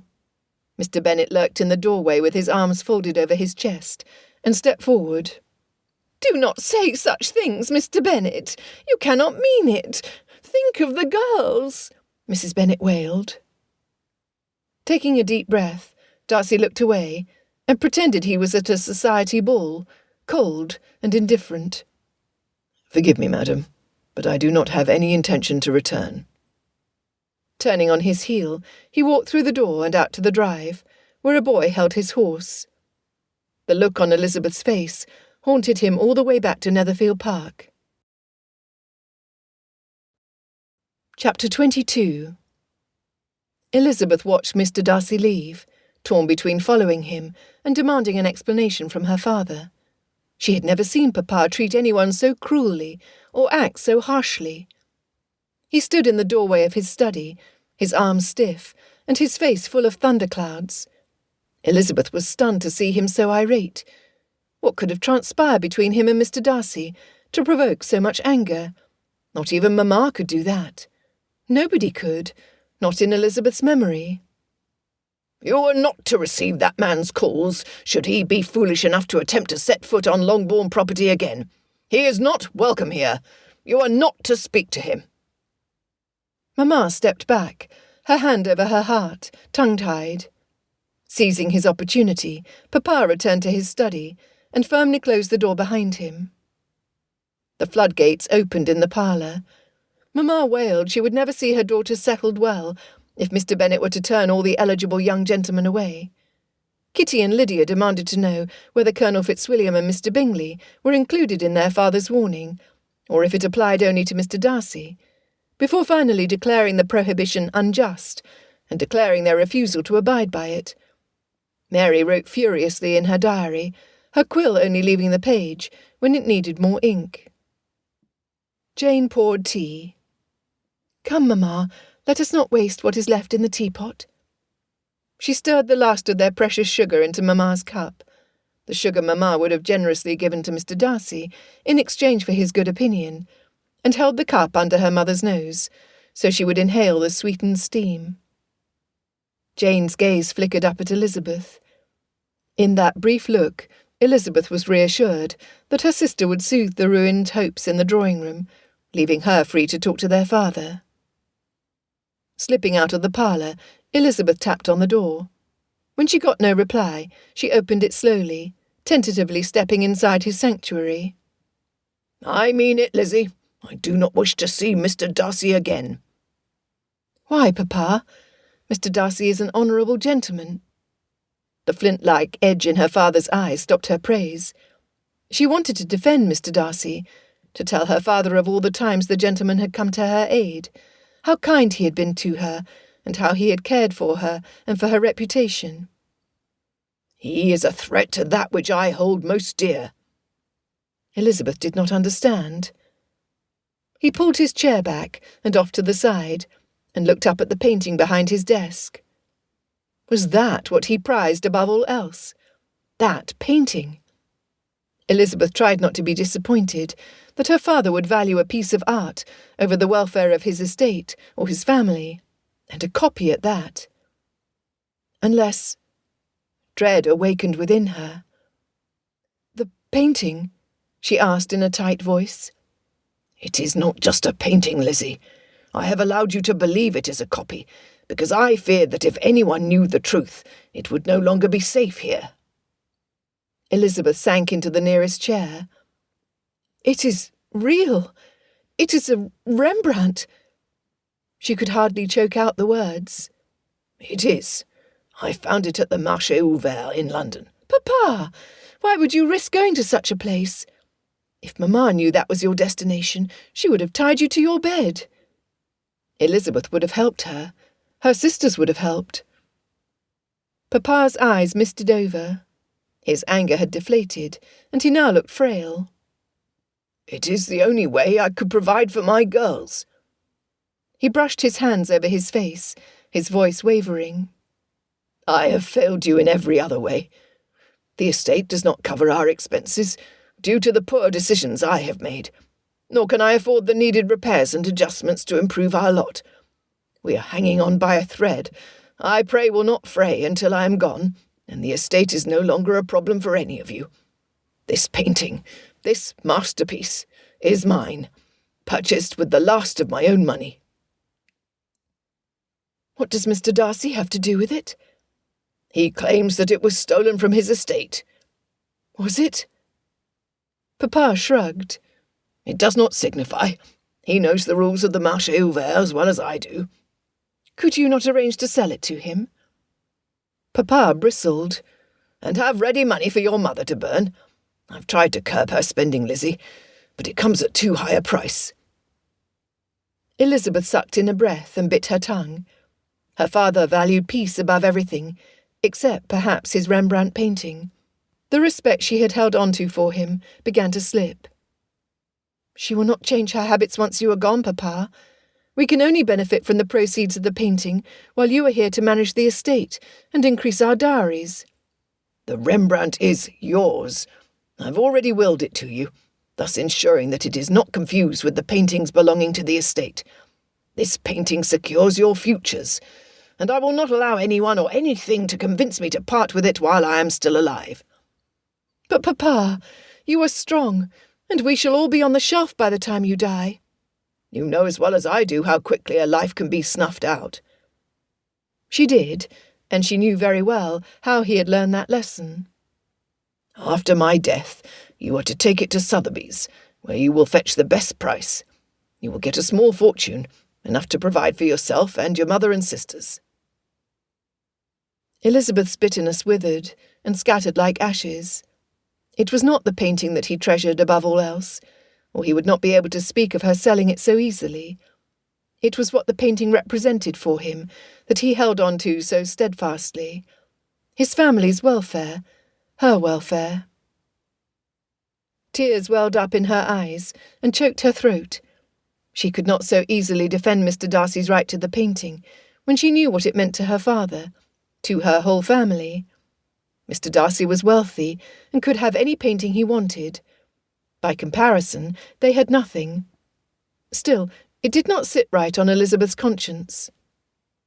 If Mr. Darcy understood that, Papa snapped. "You are not to speak to him, Lizzie.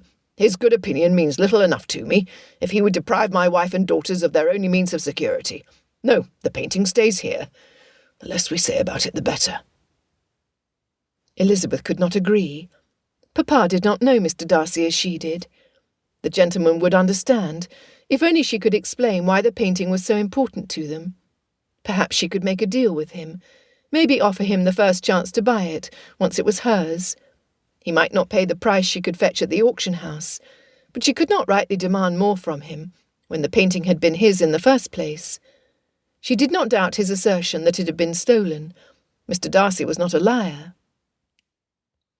Nor could she allow Mr. Darcy to believe her father as indifferent and unfeeling as he must have seemed. Elizabeth could not bear that. Papa's gaze did not waver. Say nothing to anyone in the household, not even Jane, especially not your mother. Elizabeth did not like keeping secrets, but this promise she could keep. She promised, already planning how soon she could meet privately with Mr. Darcy. Chapter 23. The next day Elizabeth wandered the fields between Longbourn and Netherfield Park, hoping to spot Mr. Darcy during his early morning ride, while knowing her effort was likely for naught. What if Georgiana or Mr. Bingley was with him? What if he did not ride that morning, or he rode in the opposite direction? Still, she had to try. "Where is he, Remy?" she asked her faithful companion. His ears pricked up, and he looked into the morning fog intently, as if he had heard a bird. Expecting a flock to emerge from the dense clouds, Elizabeth was surprised to see two riders materialise from the mist, Mr. Darcy and Colonel Fitzwilliam. "I had hoped our paths might cross," she said when they rode up to her. Mr. Darcy did not dismount. "Your father does not wish us to speak." "I am aware of that. Nonetheless, I must speak to you. There are things you must know." He showed reluctance, but dismounted. The Colonel took his reins, wisely inferring that she wished for some privacy. Everything about Mr. Darcy was stiff and formal, no twinkle in the eye or hint of a smile. He nodded curtly, and Elizabeth understood it was her moment to state her case.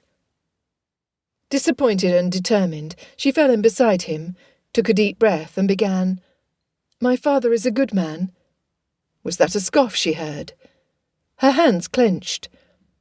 "He did not steal the painting." Mr. Darcy looked at her askance, his brow arched. "He bought it at the Marché Ouvert. Just where do you suppose he thought the painting came from?" "The market is an acceptable place to purchase art and antiquities. Many gentlemen from established families are known to frequent them, as you must know." He turned to face her. "Because I am one of them. I assure you, Miss Elizabeth, that gentlemen of my status do not frequent the market." "Is not the result the same if a gentleman sends a servant in his stead? Do not mistake my meaning, Mr. Darcy." She enunciated his name, smarting at how formally he had said hers, when she had thought he might hold her in higher regard. He leaned forward, clearly piqued.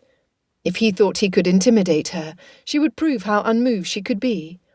Holding her ground, she crossed her arms over her chest and lifted her chin, returning his bold, agitated gaze, as he stated, "Every piece of art in my family's possession, without exception, has been bought either directly from the artist or has been passed down from one generation of Darcys to the next."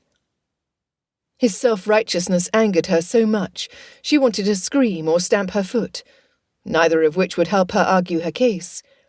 No, she must keep her heart calm and her head cool. Mildness and logic were her allies. Swallowing her sarcastic comeback, she loosened her arms at her sides. "I do not question your family's ethics. I have no doubt you descend from a long line of morally upright individuals. But I thank you not to call my father's character into question. He purchased the painting in good faith." "Which is why I offered to purchase it." You what?" She heard him, but she could not believe it. Her father had not mentioned this. He repeated himself, slower and clearer. "I offered to purchase it." What a maddening man! His simple utterance made her swing from one extreme to the other, from self-righteous to magnanimous. She folded her arms around her middle. "That was fair of you," she said sheepishly. Every bit of bluster seeped out, leaving her unsteady. The relief she felt at learning her original impression of Mr. Darcy's character had not been mistaken was immense. But there were many questions she wished she could ask him, without appearing heartless and vulgar. How much had he offered? Why should he offer to purchase what had originally been his? Why had he done it? "My offer was a fair one, considering the worth of the painting, and its value to me personally." There was a tightness in his voice that worked like a vice on her stomach. "Any other gentleman would have accepted my generous offer." "But not my father." He shook his head, his eyes holding hers. Not your father. She had hoped to appeal to his logic, but his rebuttal was as logical as her argument. If she were to have any chance of convincing him to allow her father to keep the painting, she would have to appeal to his heart. She would have to lay bare the full extent of their circumstances to the very gentleman she would rather impress. Her chest tightened. Placing her sister's futures firmly in her mind, and setting aside her own vanity, she started before she could talk herself out of it. You do not know him as I do. If you did, you would understand why he is unwilling to sell. The look he gave her dared her to try to convince him. Very well. For her sisters. My father was the third son, an unexpected blessing after 10 years, since the birth of the second son. As his elder brothers were hale, and had reached their majority well before my father did, he received a gentleman's education at Cambridge, with his living at the Longbourn parish secure. Mr. Darcy made no comment, but neither did he turn away. He did not believe her yet, but he was listening. His eldest brother was taught everything a landowner must learn, and his second brother joined the navy, his first expedition resulting in the capture of a Spanish pirate ship, from which he earned prize money. My grandfather was pleased, his legacy so secure that he agreed to allow my father to study art on the continent for a year. Art has always been my father's passion. He was a brilliant painter. She paused, the memories of her father teaching her how to mix colours and use shading to create depth on a flat page, burning her eyes. He did not paint any more. She had never understood why he stopped. Mr. Darcy's narrowed gaze locked on her, but he made no objection. She could not read his expression, but she had begun the story and must now finish it, or he would never understand what she desperately needed him to. My father sought out the masters and the artists who painted for the best families, some of them for royalty. He learned from them, and he practised for hours every day. He said it was heaven. But it did not last. 5 months after he had settled, he got a letter from his mother summoning him to return. Elizabeth took a shaky breath. She could not think of this period in her father's history without imagining how devastated she would have felt in his situation. Mr. Darcy did not ask what happened, but she saw the curiosity in his look. My grandfather learned that his second son's ship would port in Southampton. He had not seen him for 2 years, and was eager for a reunion. Together with his eldest son, they travelled to Southampton, taking a blanket my grandmother had embroidered, and pieced together as well as a basket packed with his favourite treats from the kitchen. It must have been a happy meeting. At least, I pray it was. She saw Mr. Darcy swallow hard. What happened? He asked. A terrible fever ravaged the ship, taking many good men, my grandfather and 2 uncles included. They returned to Longbourn in long wooden boxes, arriving the same day my grandmother finally received the letter, wrapped with a black ribbon, conveying the notice. It happened so fast and unexpectedly. She never recovered from the shock. Mr. Darcy groaned. My grandmother penned a letter to my father immediately, begging him to hurry home. Did he make it in time? The edge was gone from Mr. Darcy's tone. She died before father could see her again. Elizabeth tried to swallow the lump in her throat. She had never known her grandparents or her uncles on her father's side, but the thought of losing all of them at once never failed to overwhelm her with sadness. Nobody should suffer so much loss at once. There was an anger in Mr. Darcy's tone that lent her hope. Better that he be angry at the circumstances which had led to her father's plight than at her father. It was a heavy burden to thrust on a young man of 21 years. In an instant, my father lost his entire family, along with his dream. There was no time to grieve. Who did he have to guide him? A dishonest steward, who took advantage of my father's ignorance, the tenants who followed the steward's lead, and the selfish neighbours with unmarried daughters they pushed him to marry. Each of them gave him conflicting advice. Mr. Darcy scoffed. They were looking out for their own interests. Was there no one he could trust? His father's solicitor in Meryton. Your grandfather? Elizabeth nodded. Grandfather encouraged him to marry my mother within the year. My mother might have been better suited for him, had my father not been so weak when they married.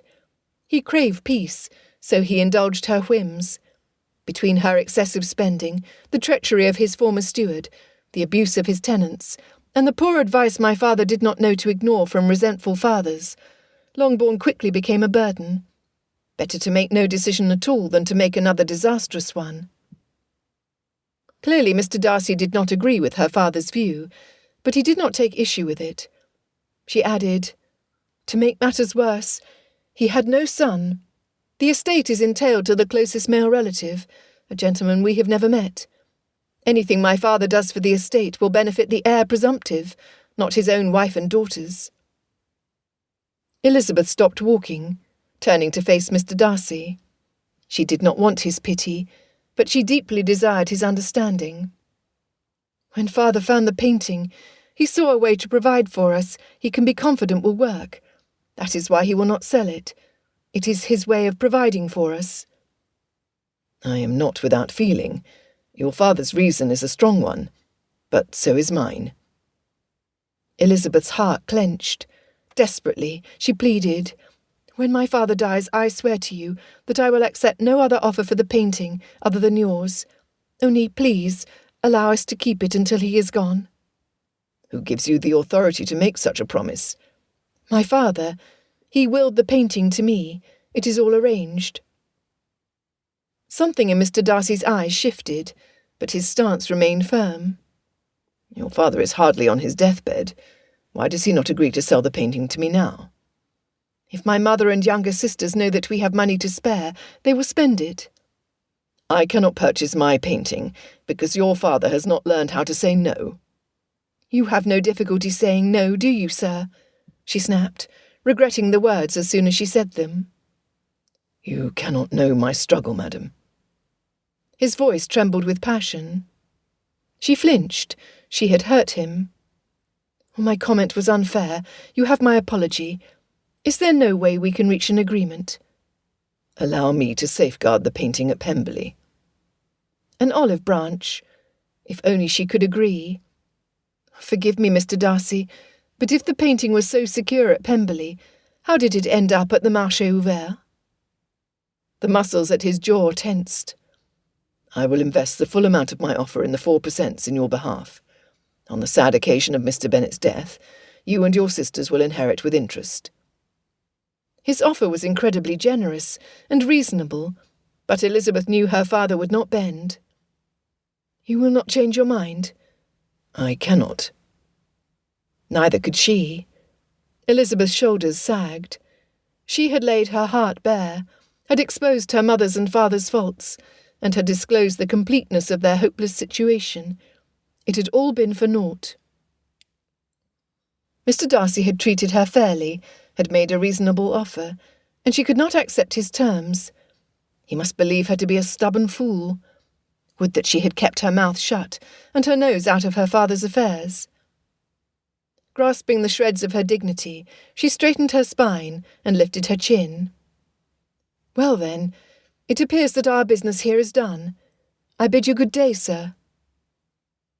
Before she started to cry, or do anything equally mortifying, she bowed her head, turned on her heel and ran off, Remy trotting behind her. Chapter 24. Darcy scrubbed his hand over his face, following at a distance. Elizabeth did not want his company, but he could not leave her alone out of doors, with no more protection than Remy. She had confided in him, trusting him to act justly, with a vulnerability that buckled his knees, and he had refused her. He felt wretched. When she broke into a run, he knew in his heart that she cried. It took all his self-control not to run after her, wrap her in his arms, and make an even worse mess. Richard joined him, handing Darcy his horse's reins. They walked in contemplative silence a considerable distance, behind Elizabeth, until Darcy could take it no longer. "What am I to do, Rich?" His cousin must have felt his misery, for he spared him a humorous retort. I take it that she pleaded her father's case. Darcy nodded. Let me guess, his motive is honourable? It is. He explained Mr. Bennet's plan, and his reasons for it. Richard whistled softly. Ironic, is it not? Hugh willed the painting to Georgiana to provide for her. It means more to her than that. Yes, the painting's value far exceeds its monetary worth. Richard interrupted. I find it interesting how Mr. Bennet has done precisely the same thing you did for Georgie. I had not thought you and he could have so much in common. Darcy could not agree, but neither could he object. What if he had not been given the attention and education of a firstborn son? What if he had been hounded and ill-advised when he had lost everyone he had loved and trusted? Granted, even with his sympathy engaged, Darcy could not imagine himself giving up as easily as Mr. Bennet had done. Mistakes did not make a man a failure if he learned from them. At the bottom of the hill was the old building Darcy had seen Elizabeth near when Bingley had first introduced them. Was it a tenant's home? It did not look to be in good repair, but not much of Longbourn was. Elizabeth and Remy disappeared inside. Come, Darcy, let us return to Netherfield. Miss Elizabeth is safe, and there is nothing more we can do here. Darcy did not want to leave her, but neither could he stay. There was no agreement they could make that would satisfy either of them. He mounted his horse, knowing he had to recover Georgiana's painting, but did not have it in him to plan his next move. Not yet. Do you love her? Darcy's pulse froze at the unexpected question. I like her. Richard's eyebrows shot up. I like her a great deal. Darcy sighed. He liked her a great deal too much. It was a miserable insight to have. No matter what he did, he would disappoint someone he loved. No, not love. That was too strong an emotion. He loved Georgiana. She was his sister, and her happiness was more important to him than anything else. Then why was it so difficult to disappoint Elizabeth? He had to get the painting, but how could he do it without hurting her and ruining Mr. Bennet's only means to provide for his offspring? His success would crush her father, a man she loyally loved, despite his failings. Do I need to say it? Richard asked. Say what? Darcy asked testily. I was waiting to see if you would figure it out, which you obviously have not, or else you would not reply in such a snappish manner. I was not snappy. About took my head off. You exaggerate.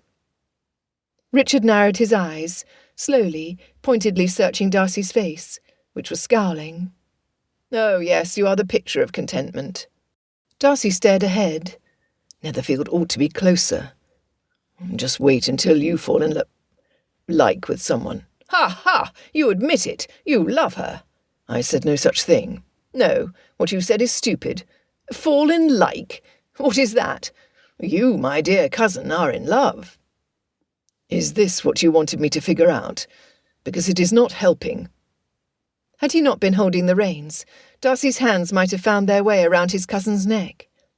It is so simple, and yet you refuse to see the obvious solution. Darcy gritted his teeth. Kindly enlighten me, then. You must marry the girl. Darcy's pulse thrummed in his ears. Unfortunately, Richard's voice was loud enough to hear over the rush of blood to his head. Miss Elizabeth inherits the painting. It is already willed to her. If you marry her, you will get the painting where Mr. Bennet is no longer on this earth. You will provide for his wife and daughters until they are settled, and Georgiana will get her painting back. Problem solved. Everyone is happy. I cannot marry Elizabeth to secure a painting. Why not? She would always wonder if I married her for love or out of obligation to my sister. It is a terrible solution. I do not see why. Men marry heiresses all the time for their dowries, as do ladies for security. Not Elizabeth. She is too passionate. To ask her to accept anything less than the deepest love would be an insult to her character. You fear she would refuse you. Richard's grin made Darcy want to knock his cousin's teeth out. You are worse off than I thought. Darcy urged his horse into a faster gait, but could not outrun his thoughts. Were his feelings so plain that even his dunderhead of a cousin could see them? What did Richard know of love? He called his scimitar Connie. No sooner had Darcy set foot inside Netherfield than Bingley found him, looking much too ebullient for Darcy's current state of mind. "I have a brilliant idea. Let us call at Longbourn and see how Miss Bennet fares. I did not sleep at all last night for concern, and I dare say I shall do no better tonight, until I am reassured that her health did not suffer as a consequence of a premature departure." Darcy grimaced. "Do what you wish. I have letters to attend to." Bingley looked eagerly at Richard, who said, "My horse has developed a limp. I intend to spend the rest of my morning in the stables." Undeterred, Bingley smacked his riding gloves against his hand.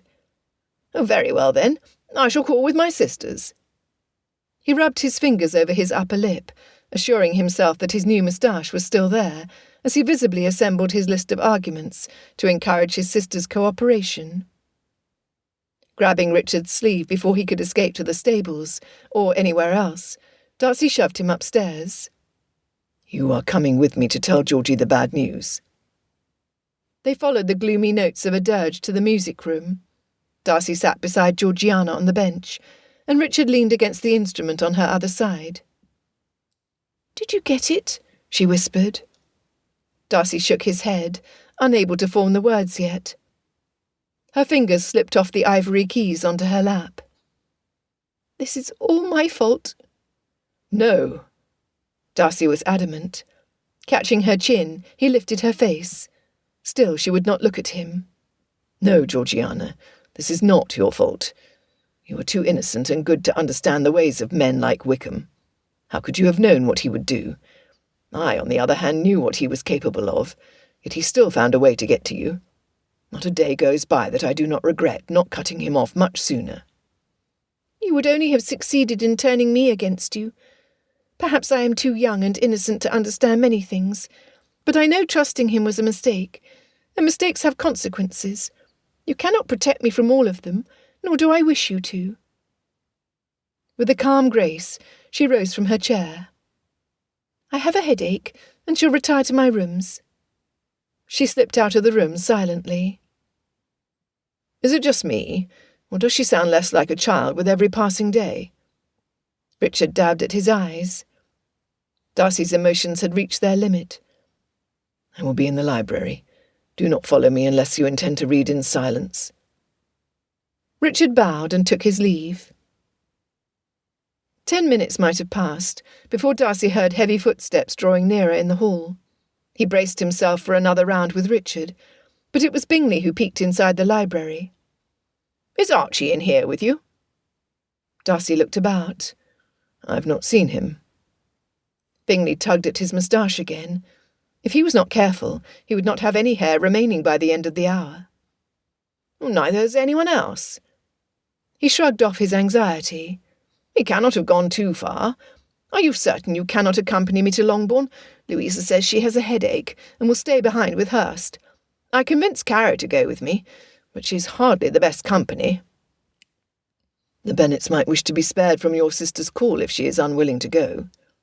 "I made it quite clear that if she was not on her best behaviour, I would not hesitate to send her off to Scarborough to stay with our spinster aunt and her flatulent pug." Darcy was happy to hear Bingley stand up to his sister, but he could not return to Longbourn. Not today, not any day. "My apologies. I am certain your company will be welcome to the Bennet household." Bingley smiled brilliantly. "I hope so." Again he looked about. "Archie, let us go for a walk. I have your ball." He waited, holding his breath, just as Darcy did, to listen for the sound of the dog's nails clicking on the hardwood floors, or the jingle of his collar. "Oh, well, I dare say he will show up before dinner." Chapter 25. Elizabeth stood in front of the easel, vision blurred, mind unsettled. Not painting, wasting precious time. This would simply not do. She had a landscape to finish, and futures to provide for. Reaching for a clean rag, she dried her eyes, blew her nose, straightened her shoulders, dabbed her brush in blue paint, and reached again toward the canvas. She held her arm steady for a long while, waiting, but no image crashed into her consciousness. "Come on, Lizzie, paint," she demanded, but no good came of it. How was she to purchase Longbourn if she could not work? She closed her eyes and took a deep breath, trying to clear her mind of the emotions clouding her thoughts, forcing her mind to think of anything except Mr. Darcy. She would think of Longbourn. Did she need to purchase Longbourn? Keeping her father's estate had been her aim for so long that she had considered no other alternative. Every penny she earned had always been to safeguard Longbourn for her mother and sisters. It had been their best option. Was it still? The sale of the Rembrandt would provide more than enough for their needs. It gave them more options, which meant that their choice of residence would not be confined to run-down, indebted Longbourn, which also meant that her mother and sisters did not depend on her work any more. Her breath caught in her throat. There was no need to rush to complete a painting. She lowered her hand, but kept a firm grasp on her brush. She no longer needed to earn an income. In fact, she did not need to paint at all. Elizabeth steadied herself against the easel. No more long walks in the cold and rain. No more hours on her feet, in a lodge with a leaky roof and damp walls. No more scrubbing paint off her hands until they chafed. Elizabeth sank to the floor. Remy crawled into her lap, nudging her with his nose, and resting his paw on her shoulder, in a sort of doggy embrace that warmed her heart and made her cry. What else would she do? She felt empty, purposeless. She buried her face in his furry neck. "Oh, Remy, I'm being nonsensical." Just because she no longer needed to sell her paintings did not mean that she had to abandon her art altogether. She could still paint. She could still do what she loved. Then why was she so miserable? This was not relief. This was loss. Tears came in earnest then, her breaths in sobs. Remy stood still, ever loyal in his affection, a steady, trustworthy companion. Her only companion, when she had hoped. And there it was. What had been a beautiful, hopeful glimmer was lost. She would never see Mr. Darcy again. She had convinced herself that he would understand, and that their friendship was as important to him as it had become to her. She had expected too much, when she never should have dared to hope for anything at all. Probably she ought to be grateful that their friendship had ended, while he could still hold her in some regard. Had he learned her secret, she would have lost his esteem forever. Elizabeth prayed her father would live many years more, and she had every intention of offering the painting to Mr. Darcy first, when that sad day came. But today she mourned the loss of the future that might have been. Loosening her hold on Remy, she dried her eyes against her sleeve and ruffled his fur. What are men to loyal canine companions? Remy licked her cheek, and Elizabeth stood, before he was encouraged to shower her with more slobbery affection. People came and went, some of them unaware of the impact they made in one's life. Mr. Darcy was such a man. She refused to allow one disagreement to cast a shadow over all the kindnesses he had shown her. She looked at the 2 finished landscapes, waiting to be collected by her Uncle Phillips, knowing now that they would be her last as Mario Rossi. She did not have to pretend any more. There was some relief in that. She ought to hide them, to eliminate all evidence of her secret. But who would find her here this last day? She had kept her secret safe for years. It would keep for one more day. The change would allow her to paint as herself, and Elizabeth Bennet could paint whatever she wanted. It was an exhilarating thought, but the spark failed to light a fire in her veins. Too heart-sore for enthusiasm, too numb for creativity, she decided to paint something Mario Rossi could not paint, something meaningful and familiar. She should paint Longbourn. It seemed appropriate to finish this chapter of her life with the very thing which had motivated her down this path. Grabbing a pencil, she began sketching a soft outline of the home she had worked so hard to save. However, after several minutes, she stopped. Her heart was not in it. Remy jumped up to his feet, barking and scratching the door with his paw. "Is it time to leave already?" Elizabeth called over her shoulder, careful not to lose her focus when she had a problem to solve. Remy barked again, and Elizabeth spun around to shush him. At the same moment the door sprung open. In bounced Archie, and behind him was Georgiana. She stumbled forward, her cheeks stained with tears, and her eyes wide with fear. Chapter 26. "I am so glad to see you." Georgiana squeezed her arms around Elizabeth, as though her life depended on it. Some rebel she was. She had thought herself brave when she left Netherfield with Archie. Requiring some kind of companion, she had not completely lost her senses. Her boldness had lasted all of 5 minutes. In that time, she had wandered far enough away from the house to lose sight of it. She walked in the direction of the duck pond, searching for something or someone familiar, and with every step feeling more foolish. What had she thought to prove anyway? Fitzwilliam and Richard would be worried when they found out, because they always found out. They would be worried, and they would be disappointed in her. Again. Would she never learn? Elizabeth rubbed her back, as Georgiana had seen her do to Jane many times. It was a comforting movement. She wished she had a sister like her. "I am always happy to see you, but what are you doing here, alone?" Elizabeth pulled away with her hands on Georgiana's shoulders, concern wrinkling her forehead. Had Georgiana kept her composure, she might have shrugged and said she had decided to take Archie for a walk. Elizabeth would have accepted such a reply, as she so often walked alone with Remy. But Georgiana had run into her friend's arms like a scared child. She could not be flippant about it now. Neither was she ready to disclose the true reason. She searched the room for an explanation, a piece of the truth, without revealing the whole. As she was surrounded by drab grey stones, her vision stopped abruptly at the incongruous sight of 2 brightly coloured canvases leaning against the wall. Each picture told a story in vivid tones, and was bursting with such gaiety that she could not help but forget her own troubles and smile. Georgiana drew closer, her eyes feasting on a banquet of colourful clouds, reflecting off swirling water and indistinct figures living in the scene. "These are delightful, so similar to the paintings at Netherfield Park." She felt Elizabeth tense beside her. Georgiana finally noticed her artist's smock and the paint on her hands. "You are an artist." She glanced at the bottom right corner to confirm her newfound knowledge, and her heart slowed. She turned to her friend. "Who is Mario Rossi?" Elizabeth's face blanched. There was a great deal Georgiana did not understand, but Elizabeth's reaction made her realise she had crossed a line. Her insecurities returned in full force.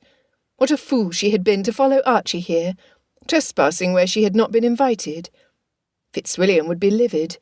Mrs. Annesley would be disappointed to have been purposely left behind, and Richard would threaten to lock her in a tower.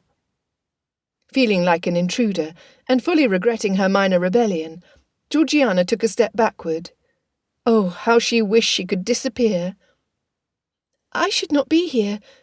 My apologies." Elizabeth reached out to stop her, her grip firm, but her expression soft. "Mario Rossi is, well, me."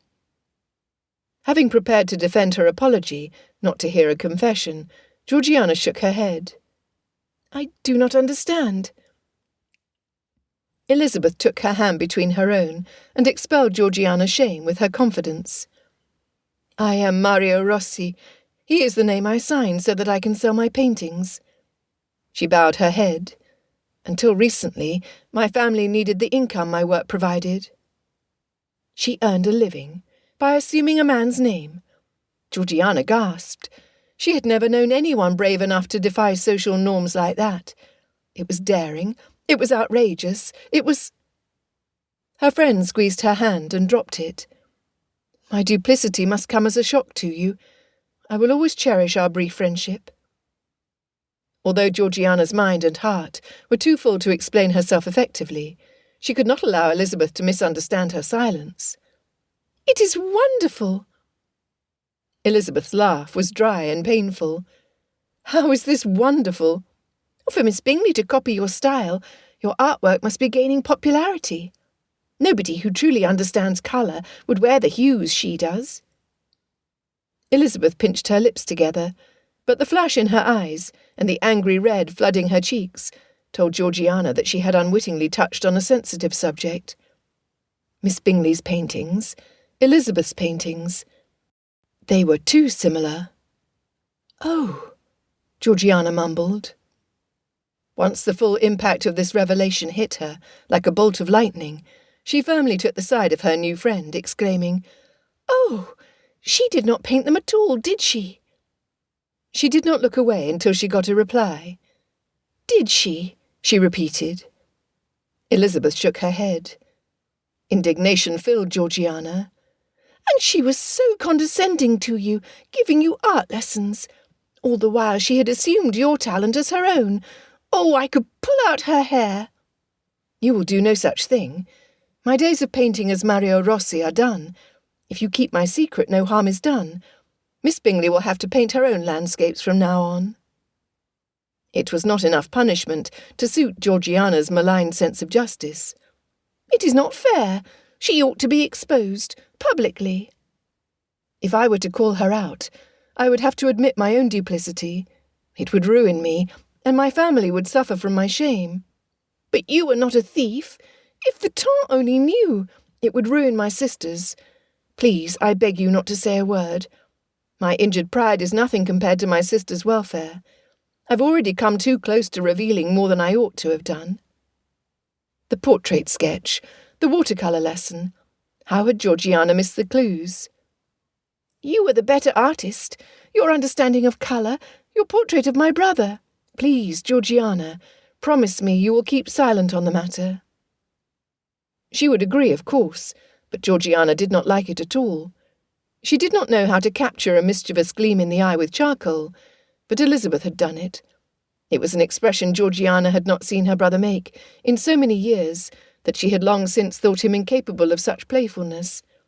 Somehow Elizabeth had brought that out in him, and then, somehow, she had captured it on paper. Such a talent deserved to be praised, not hidden. Heaving a sigh, she agreed reluctantly. "Very well, but I do not know how you can stand it." She could not have endured Miss Bingley's patronising art lessons and condescending comments. Gasping, Georgiana covered her face with her hands. "And I was the one who insisted you stay longer for Jane, forcing you to keep company with that envious, conniving, overstepping thief. How can you ever forgive me?" "There is nothing to forgive. You did not know, and I love your kind heart for putting Jane's welfare before anything else. We have only our reputations to recommend us." Georgiana made a sound that would never have met with Mrs. Annesley's approval. "To think of all the painters, poets and writers who are able to benefit from their art." "They are gentlemen. It is not fair, but it is a restraint by which we live." "Why should a gentleman's daughter not be able to do the same?" "Take care not to express your opinion to the wrong people. I doubt your brother would share your view." Georgiana did not like Elizabeth lumping her brother in with the rest. "You do not know him as well as I do." "True, but I know him well enough to be certain he would not approve of you walking unattended." Georgiana so nearly pointed out that she was not alone, and that Archie was a perfectly appropriate protector. But as her fierce guard was presently chasing his tail, she considered it best to hold her tongue. For a fact, Fitzwilliam would not be pleased to learn she had gone walking alone. Neither would Richard. Elizabeth offered her arm. "Come, Remy and I shall walk you two back to Netherfield." Their walk provided an opportunity for Georgiana to ask just how she had created Mario Rossi. Her own hopes of attempting something similar were quashed when Elizabeth revealed the involvement of her uncles in the scheme. Georgiana only had one living uncle, Richard's father, and she could not imagine a single circumstance in which the Right Honourable the Earl of Matlock would agree to assist her in such a progressive manner. "How many paintings have you completed?" Georgiana asked.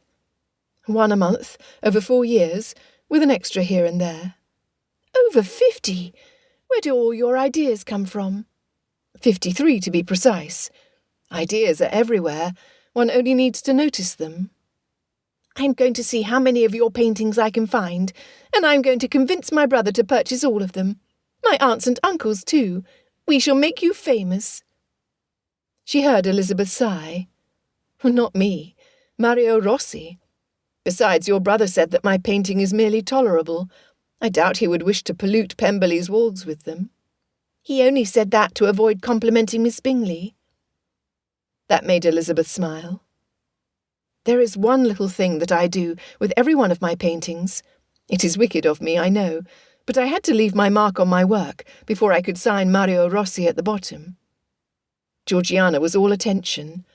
I hide my initials in every painting. If you look closely, somewhere in the branches of a tree or the curve of a bird's wing, you will find E.B. as plain as the nose on your face. It pleased Georgiana to know this, but it also made her sad. Elizabeth spoke of helping her sisters, but her friend obviously possessed the passion of a true artist who must create. Georgiana felt the same way about music. If she went too long without playing her instrument, she became distracted and gloomy.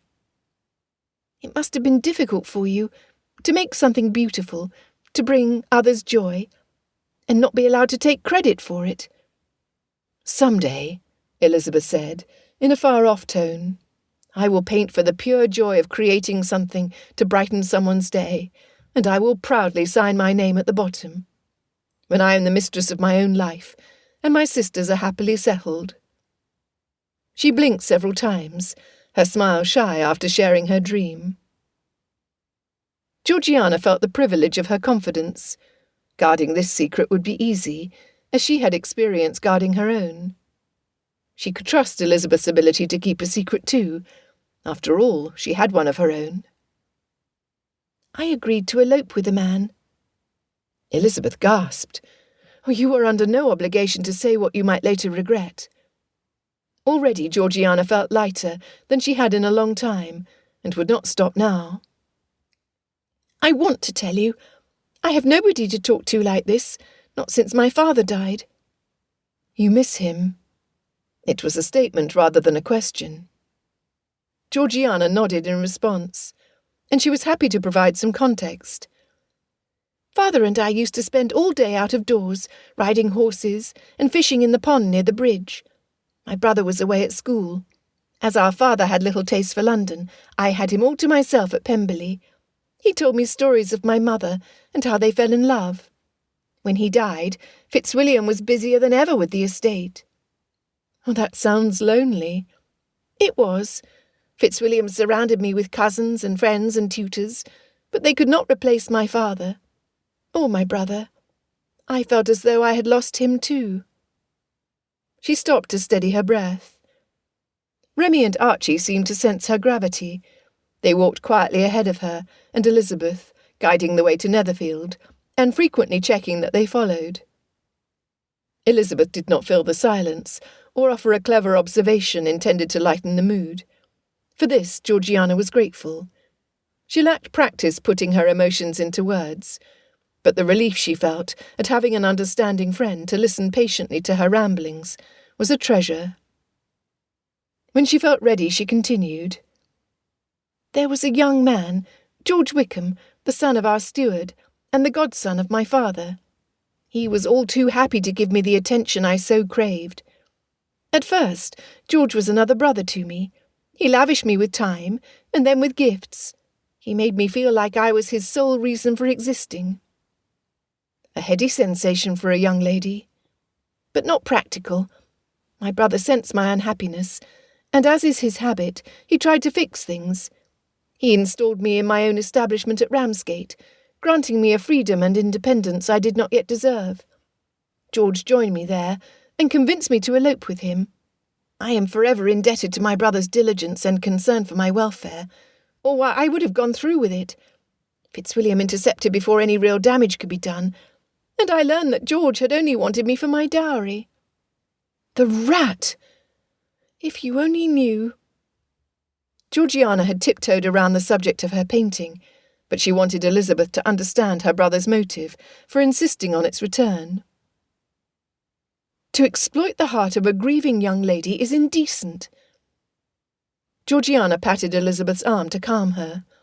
She had made it this far, and she was determined to continue. That is not the worst of it. Chapter 27. Elizabeth could hardly believe the dastardly tale Georgiana told her. George Wickham belonged in a novel where he could play no other part than that of the lecherous villain. To steal the heart of a vulnerable girl, barely out of the schoolroom, was reprehensible, but to take her inheritance and flee across the Atlantic Ocean was indefensible.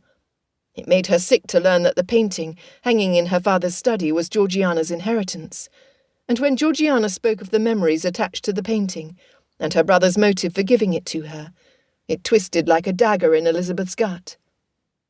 Fitzwilliam Darcy would go to the ends of the earth to keep a promise to his sister.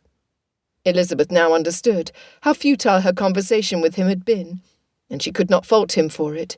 She would do the same. They were at an impasse. Georgiana's narrative of the subsequent pursuit of her painting's thief burst from her with an unstoppable force that brooked no interruption. When she revealed how the fiend had come to his demise, death by rat bite, Elizabeth was speechless. The irony was stunning. Elizabeth's sympathies and protective nature extended to her friend. You have suffered a terrible ordeal. Covering her hands with her face, Georgiana groaned. But that is not the worst of it. Well, it is. You can hardly get worse than death, but oh, what will you think of me when I tell you? Dear Lord, there is more. Elizabeth did not know what to expect. While a part of her wanted to hear no more, another part of her wanted to help. She took a deep breath and braced herself. What kind of a friend would I be if my loyalty was so easily lost? Georgiana, too, took a deep breath, her cheeks puffing out as she exhaled. When I learned that George was dead, I realised that I had not thought of him at all for weeks. She gestured wildly, tears pouring down her cheeks and dripping from her chin. My brother was more upset at the news of his death than I was. Even Richard seemed more moved, and he had threatened George with Constance. Now was not the time for Elizabeth to ask who Constance was. Georgiana was too upset for rational speech, a condition Elizabeth had witnessed many times over with her younger sisters and sometimes her own mother. The coils in her shoulders relaxed. This she could manage. Right now, Georgiana only needed her to listen. Even now, all I can feel toward him is indifference and annoyance at the inconvenience he has caused my brother and cousin. Georgiana paused, blinking several times and sniffing. What does it say about me that I am capable of forgetting a man with whom I was going to elope? She was mature beyond her years in many ways, but her heart clearly belonged to a girl of 15. Elizabeth gently caressed her face, drying her tears as she would have done for any of her sisters. Just because you did not love him does not mean you are incapable of love. It only means that you have not yet met the person you will love, despite the obstacles and disagreements you are bound to have. Someone who will make you laugh with one knowing look, and make your heart whole with one embrace. George and I never argued. I could never trust a man who agreed with me all the time. I would find myself saying the most outlandish things, just to provoke a difference of opinion. That is something my brother would do. Yes, that did sound like him. He would make a worthy opponent in a debate. He is a gentleman of good sense. He must think that I have been pining over George this whole time. Georgiana sighed. You could tell him the truth. We do not discuss our feelings. Why not? What harm would it do? So many needless misunderstandings could be resolved if people would simply talk. Georgiana's eyes widened. It is simply not done. Such a weak argument could not stand against Elizabeth, who had rebelled against society's norms for too many years. Do you doubt your brother's love? No, not at all. And it is your firm belief that his efforts to find your painting and follow Mr. Wickham were for your benefit? Yes. Then do you not think he would be relieved to hear from you exactly what you wish for, rather than making him guess? Georgiana did not look convinced, but Elizabeth had her attention and added, "It seems that he has tried many things to no avail. He is probably pacing the halls of Netherfield Park, wondering what else he can do to give you cheer." "He offered to get me a puppy." Elizabeth's heart swelled. "You see, he is trying, but he does not know what you need unless you tell him." The seed of the idea had been planted. Elizabeth had said what she could to help, but now it was up to Georgiana to act on it. They were close enough to the house for them to part ways. "If you go through the kitchen, you might escape notice. The cook and Molly will help you." Georgiana embraced her tightly, and then let go and ran to the house, the dogs loping behind her. "Remy!" Elizabeth called, not too loudly. Movement in a window caught Elizabeth's eye, but it was likely a maid cleaning the glass or dusting the curtains. She turned to leave before anyone else saw her. She understood Mr. Darcy now, and despite the complications surrounding the Rembrandt, perhaps because of them, she respected him more. What she felt for him surpassed a fleeting infatuation. She loved him. Darcy tried to apply himself to his letters, but he lacked concentration. Every thought, every breath and blink brought him back to Elizabeth. His thoughts ought to be occupied with his sister, whose disappointment was so great she suffered from a headache and had isolated herself in her rooms. Slumping forward, he propped his elbows on the desk and cradled his head in his hands. There was no helping him. He loved Elizabeth, and she was the one woman he could not have. Mr. Bennet would not even see him. He would certainly not agree to allow Darcy to marry his favourite daughter. It was hopeless. Leaning back, he pulled her sketch out of his pocket, and the envelope he created to protect the charcoal from smudging in his pocket. He would much rather have one of her likeness, but he took great comfort, knowing that she saw him through kind eyes. He heard her laughter in his mind, and felt his lips tug into a smile in response. Glancing around him, he tucked the sketch back into his pocket, and stood before he could start imagining a conversation between them, and talking to himself. He needed something to do. He could help Bingley find Archie. But first he must check on Georgiana. He glanced at the clock standing in the corner. It had been over an hour since she had retired to her rooms. Not wanting to wake her, he tapped on Mrs. Annesley's adjoining room. "How is she?" he asked. "She is sound asleep. She asked not to be disturbed until dinner." Darcy's concern increased exponentially. Dinner would not be for hours. Mrs. Annesley smiled understandingly. "I had thought to peek inside her room without waking her, to ensure all is well." She understood him perfectly. "I shall accompany you." Careful not to make any unnecessary noise, he opened Georgiana's door. As expected, he saw where she lay sleeping in her bed. Mrs. Annesley reached to close the door, but he stopped her, unable to tear his eyes away from the lumpy bed. Something was not right. The room was too quiet. The figure in the bed was too still. Moving silently in case his instincts were wrong, Darcy tiptoed to Georgiana's bedside. His stomach twisted as he got closer. Her hair was not visible on the pillow. Had she covered her head with the blankets? Hoping with every fibre of his being that his instincts were wrong, he pulled the blankets back and saw a narrow mound of feather pillows. Panic surged in his breast. Georgiana was gone, alone. Had she run away? Where would she go?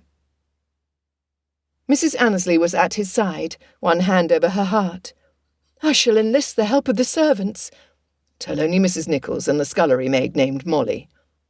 They were trustworthy, and would not alert the Hursts, who had not called with Bingley at Longbourn, about Georgiana's disappearance. "I'm going to the stables. Richard is there. Perhaps Georgiana is with him."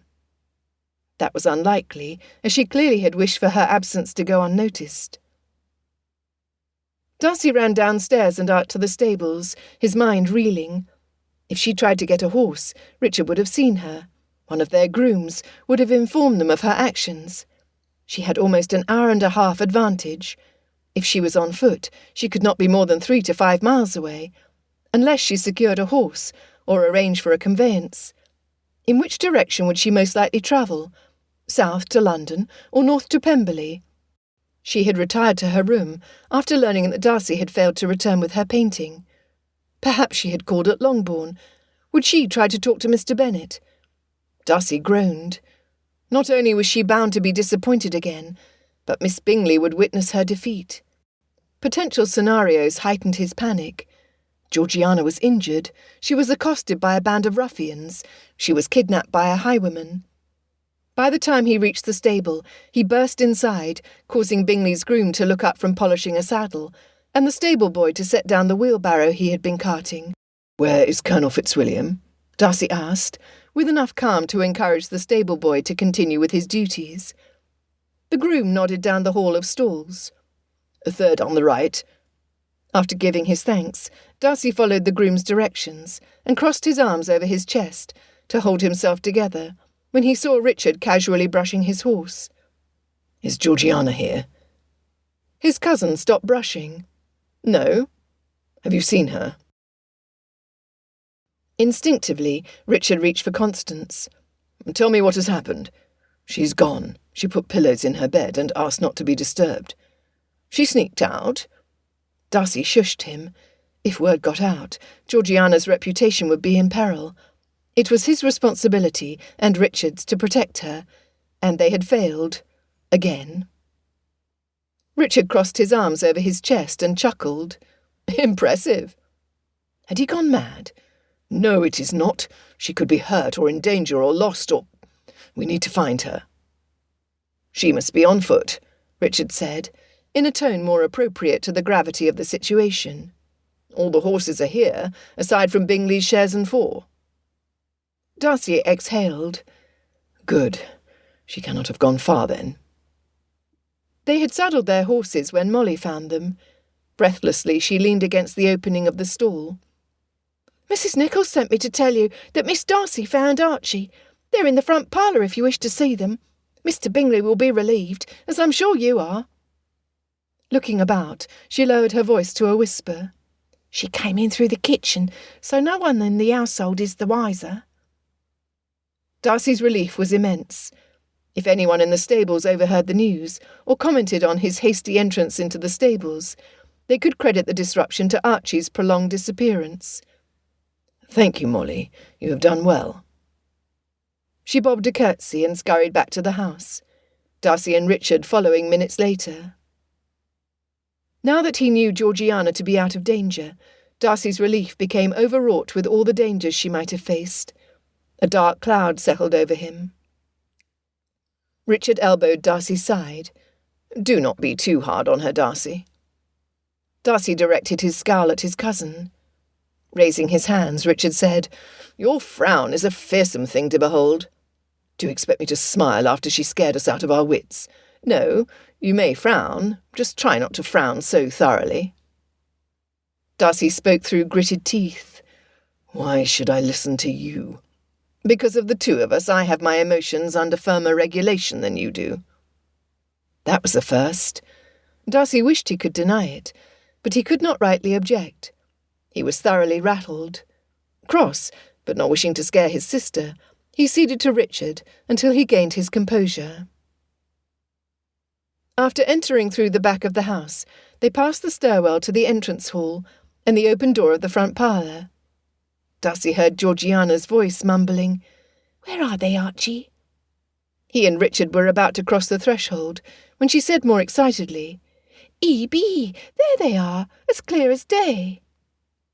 Richard charged into the room with Darcy close behind him. Georgiana stood before the two paintings on the wall, startled and face-flushed, but seeming not at all guilty or self-conscious about her deception. Archie stood at her side, looking intently at the artwork, as though they might produce a bone if he stared hard enough. "What is as clear as day?" asked Richard, moving beside her to look at the paintings. C.B., of course. Many artists hide their initials in their art. I was merely trying to find Miss Bingley's initials, C.B. "And did you find them?" Richard leaned closer, searching for the hidden letters. Georgiana tittered and shrugged. I think I did, although I'm uncertain whether the initials were added intentionally or not. We shall have to ask Miss Bingley. Oh, she's not returned yet from Longbourn, and I dare say I shall forget to ask by then. It is nothing. Darcy could not care less what Miss Bingley had done, intentionally or otherwise. Archie too lost interest. He trotted over to the window facing the road, jumping onto a chair he was not allowed on for a better view. "Oh!" A shriek from the chair nearly made Darcy jump out of his skin. "You naughty boy!" continued the shrill voice of Mrs. Hurst. She stood and smoothed her gown, only then looking up to see that she was not alone in the room. "Oh dear, I must have fallen asleep in the chair. My apologies if I gave you a start." The blush drained from Georgiana's face, leaving her as white as the bedsheet she had used to hide her escape. Darcy had not thought it possible for his mood to worsen, but it did. Chapter 28. Watching his sister pale under Mrs. Hurst's scrutiny, who knew very well what assumptions the lady would make if she knew Georgiana had been walking without a chaperone when the regiment was camping at Meryton, Darcy felt angry. After all he and Richard had done to save his sister's reputation at Ramsgate, how could she act in such a way that she might place herself under the thumb of a temps-pleaser like Mrs. Hurst? Had he not impressed upon her how easily a lady's reputation could be ruined? Voices echoed in his mind, the sounds of malicious gossip spreading beyond his ability to contain. Why had Georgiana sneaked out of the house? Where had she gone? And why had she risked being observed by a woman whose discretion could not be trusted? His head pounded, which must explain why he did not hear the front door open, or the heavy footsteps and petulant whining preceding Bingley into the parlour. Miss Bingley was in high dudgeon. She pointed at her brother. "He promised to host a ball." Mrs. Hurst finally looked away from Georgiana to smile disapprovingly at her sister for her unbecoming display. "Surely you can find no fault in 9 days," Miss Bingley interjected. To this exclamation, Mrs. Hurst had no ready reply. However, the look she gave her brother showed clearly where her sympathies, and lack thereof, lay. Bingley ruffled Archie's fur, ignoring his sisters entirely. "And where did you go off to, old boy?" Whether Bingley's imperviousness was a form of self-preservation or a skill learned from a lifetime of practice, Darcy could not determine. His timing was perfect, and Darcy was grateful for the interruption it had provided. Mrs. Hurst, in her shock and anger, had forgot Georgiana, at least for now. "Do not ignore me, Charles. You created this mess," hissed Miss Bingley, hands on her hips. "Yes, Caro, you've made your vexation plain, not just to me, but also to our guests. It is true that I promised to host a ball here, but it need not be an extraordinary affair. Louisa and I will help." Miss Bingley clenched her hands, her tone displaying a control which would make most brothers worry. "And give them reason to criticise us. No, Charles, our reputation depends on us exceeding their expectations, or else word will get back to London that we have become countrified and dull, and are unable to afford the extravagances expected of those in our position." "Our position? What concern is it of ours what people in town think of us? They are not here." "Only a fool would discount the opinion of the temps. Do you care nothing for our father's wishes?" "Of course I do, which is why I wish to arrange a gathering wherein we can extend our hospitality to our closest neighbours and get to know them better." "And dance with their handsome daughters," muttered Richard, loudly enough for Bingley to grin his agreement. Mrs. Hurst rolled her eyes. "Caro is right in this, Charles. We will be judged by our friends in the temps if our arrangements fail to meet our usual standard. This cannot be a small affair." "Your friends are much harsher and demanding than mine. I would encourage you to find better ones." Darcy inwardly applauded Bingley's good advice. Richard nodded in agreement. And then Bingley turned to Darcy. "What do you think, Darcy? You're in the first circles." "At times I would rather not be." Now was one of those times. Darcy would never ask his sister to host more than a small dinner party, with only 9 days to plan, but could not say that without seeming to side with Miss Bingley.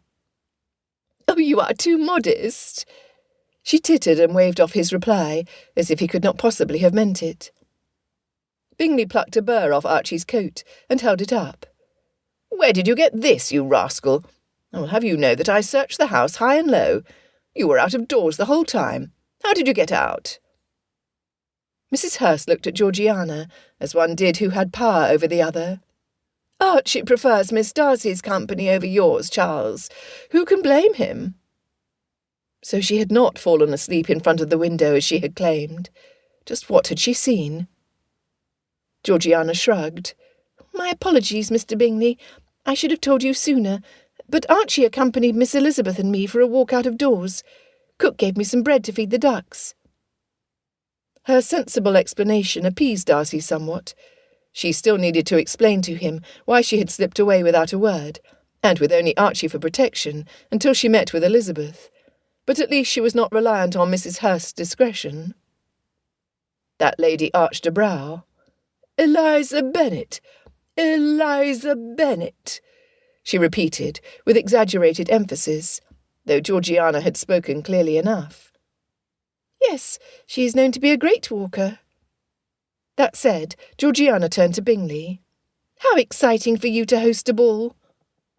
Her swift change of subject was suspect, as was the flush tipping her ears and invading her cheeks. Miss Bingley groaned. Any ball worth having requires at least 6 weeks to plan, and he has only given me 9 days. Richard replied, If anyone can do it, it is you, Miss Bingley. With Mrs. Hurst's help, I am convinced it will rival any high society ball either Darcy or I have attended in London. You can show the locals the meaning of fashion.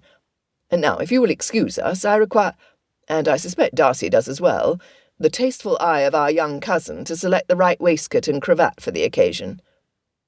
Before any objections could be raised, he ushered Georgiana out of the room. Darcy followed them, leaving Bingley to toss a ball for Archie, and Mrs. Hurst to whisper frantically in her sister's ear. Once Darcy closed the library door behind him, Richard crossed his arms, dropped his chin to his chest, and looked intently at Georgiana. You have some explaining to do, young lady. She bowed her head. I did not stay in my bedchamber. We are aware of that. You had your brother in the grips of panic, and me too. Her eyebrows bunched together, in the way they did before she cried. I did not mean to worry you. I only wanted to think, to be on my own. Twisting her fingers, she spoke rapidly. Mrs. Annesley is not at fault. I told her I wished to sleep, and arranged the pillows in my bed to make it look as though I slept. It was wrong of me, I know, and if I could go back and do it all over again, I would have acted differently. Darcy took some comfort in her willingness to accept full responsibility for her actions, but it remained that she had been agitated enough to plan an escape. He had hoped that her heart had forgotten George Wickham by now, but apparently she had not.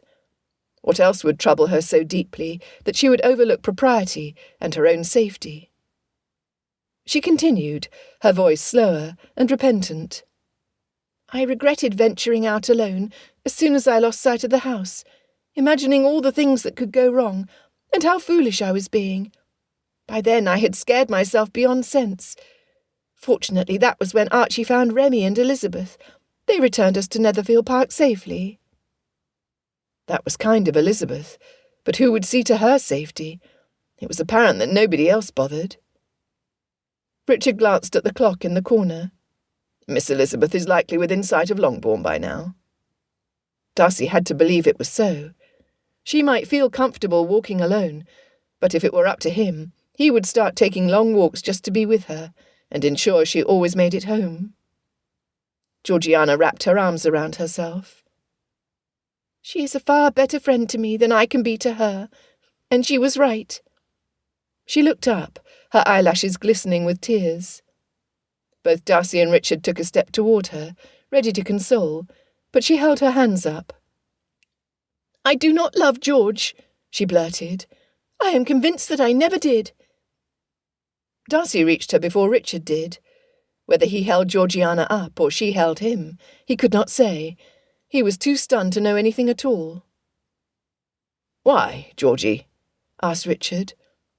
It was a question which could be interpreted a half-dozen different ways, but any answer would give them more understanding than they had presently. With a sniff, she pulled away from Darcy's embrace, and he handed her his handkerchief. "I was lonely," she said. "After Father died, you were so often occupied and away." Darcy bowed his head, guilt twisting his stomach. "I should have stayed with you." "No." She shook her head vehemently. "We just grieve differently, that is all. You missed him as much as I did, and you had more demands on your time. Other people depended on you." She gave him more credit than he deserved. It had been a relief to keep his mind and body occupied, riding between Pemberley and London, and anywhere else he was required to be. Had he not been so selfish, he might have noticed how often Georgiana was alone. "You ought to have been my priority. You are my sister." "You did the best you could." Her kindness made it worse. "I failed you. Wickham saw what I did not." Fire burned in her eyes. "Do not compare yourself to him. He was good at making promises, none of which he ever intended to keep. You, on the other hand, are a man of your word." Except when it came to her painting. He still did not know what to do, and it killed him to disappoint her. She returned his handkerchief, a little damper than it had been, but none the worse for wear. "I know it is still 2 weeks more before you said we could return to Pemberley, but do you think we might find a reason to leave sooner? Maybe after Mr. Bingley's ball?" "Are you certain?"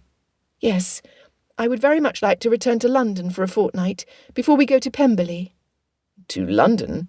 asked Richard incredulously. London was south of Hertfordshire, farther away from Pemberley. It was a strange request.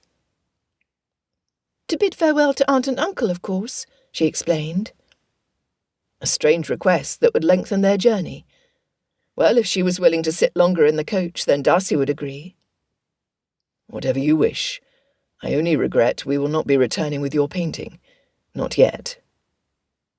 Far from looking perturbed at the news, Georgiana looked serene. She even smiled. "I have a feeling everything will be resolved satisfactorily." Darcy wished he could be so confident.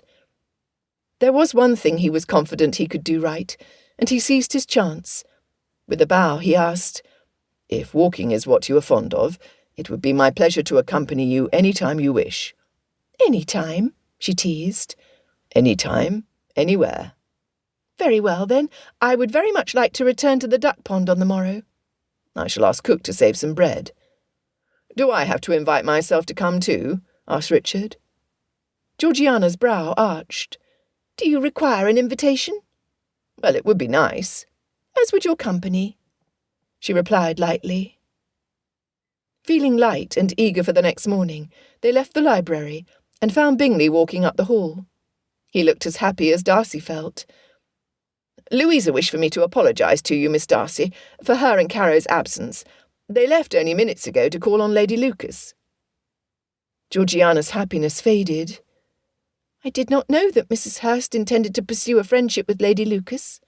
"It took me by surprise too. Until now, I've had to coerce my sisters to call anywhere with me. Had I known this was how they would react when I asked them to help me throw a ball, I might have done it sooner. Finally, they are taking an interest in our neighbours." Georgiana's smile did not reach her eyes. Chapter 29.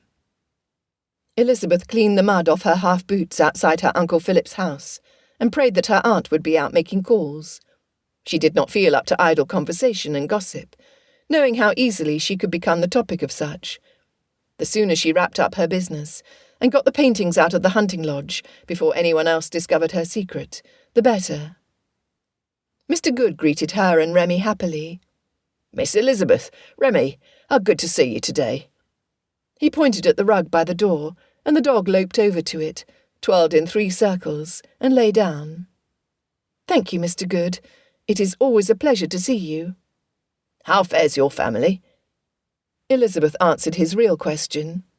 "Mary is well. She has been writing a great deal in your journal." He blushed. "I'm eager to hear what conclusions she's made. Now, how may I help you?" "Is my uncle busy?"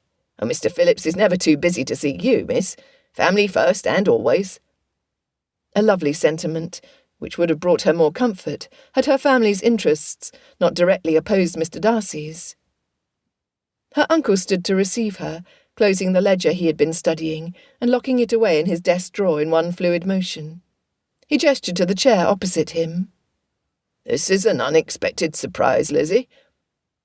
Elizabeth folded her hands in her lap, frustrated when her eyes began to blur and leak. She laughed, as much to conceal her sadness as to convince herself that she bore wonderful news. "My final paintings as Mario Rossi are complete," she said, with a tone that tottered between triumph and desperation. "Ah." He laced his fingers and rested against the desk, as though he had wondered how long it would take her to finally draw this conclusion. Elizabeth straightened her shoulders, holding herself together. "My father has provided for us, and there is no need for me to continue defying social norms at the risk of my reputation." "I'm not sorry to hear that. But, Lizzie, you do not look happy." Uncle knew her too well.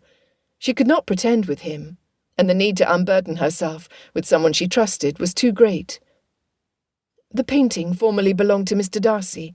He is eager to have it returned to his property for an equally honourable reason. He promised it to his own sister."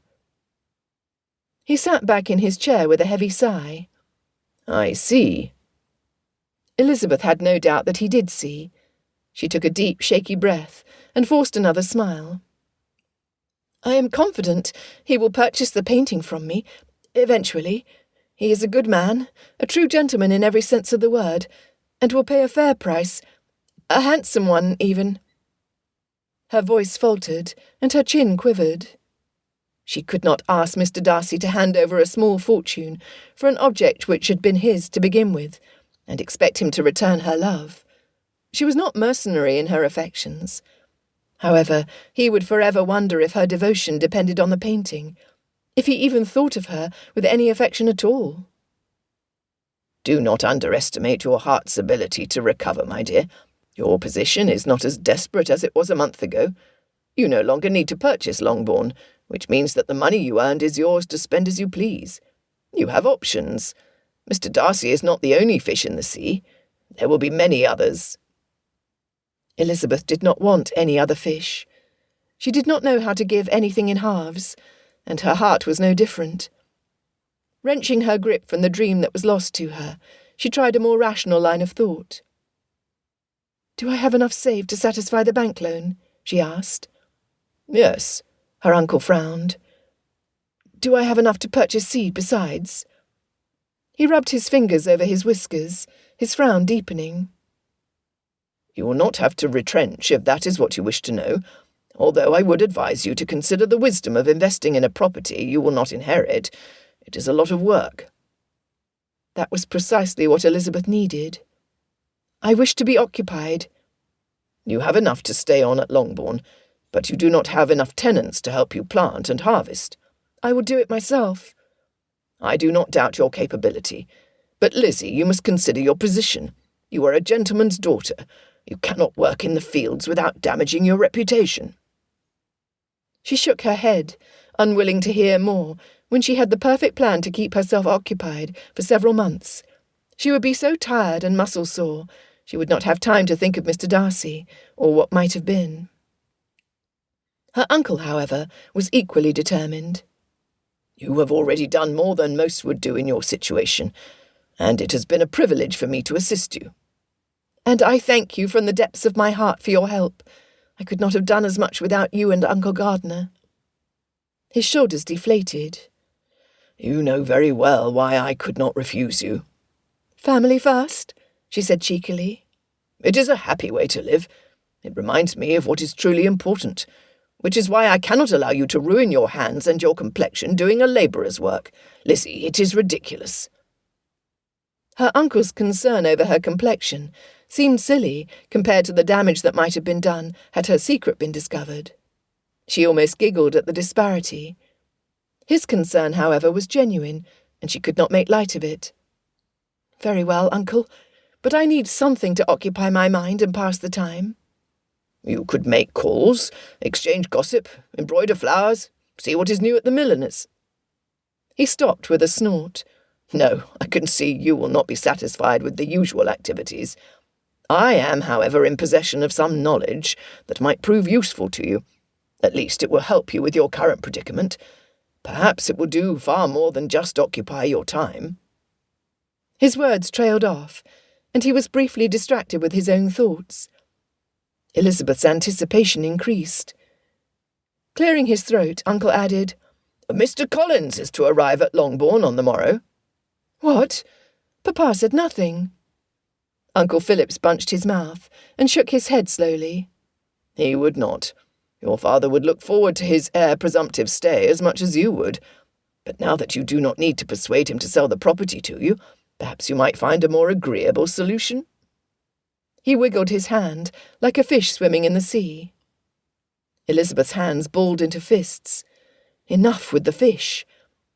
"I have no intention of encouraging Mr. Collins to notice me or any of my sisters." "You do not know the man, Lizzie.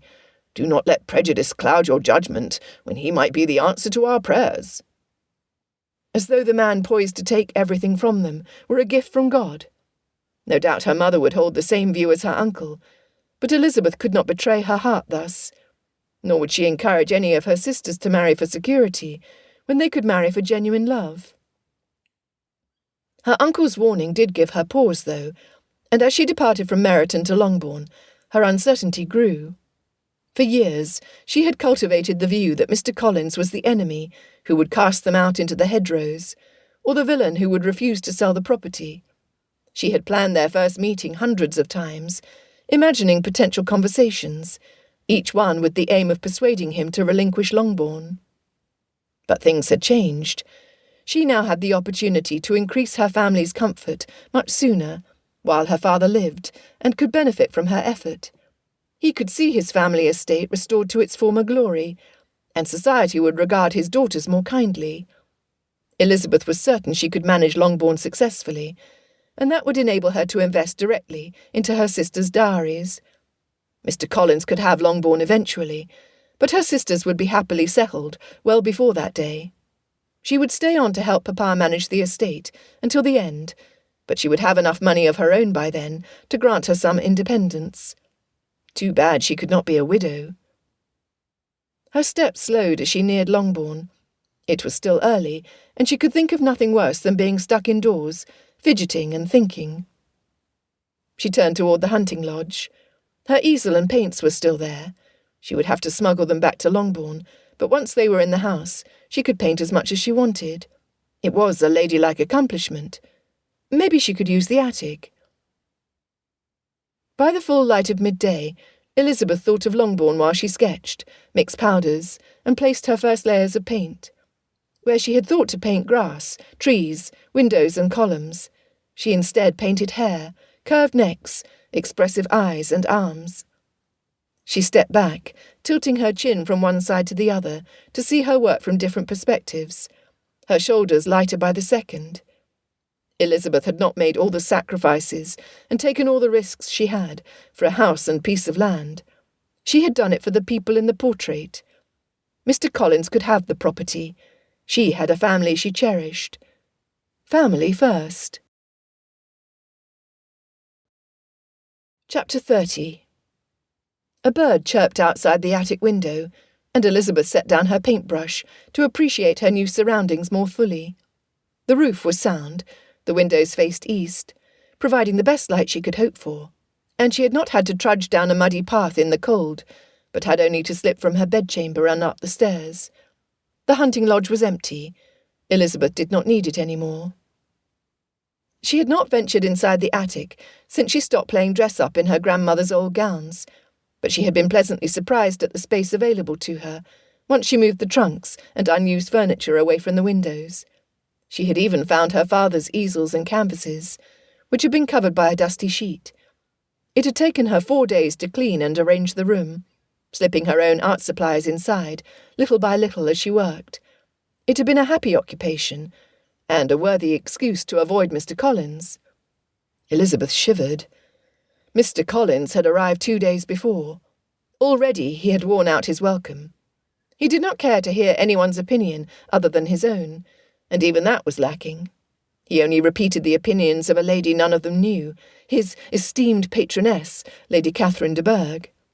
To Mr. Collins, her opinions were sacred, and the standard by which he measured all things.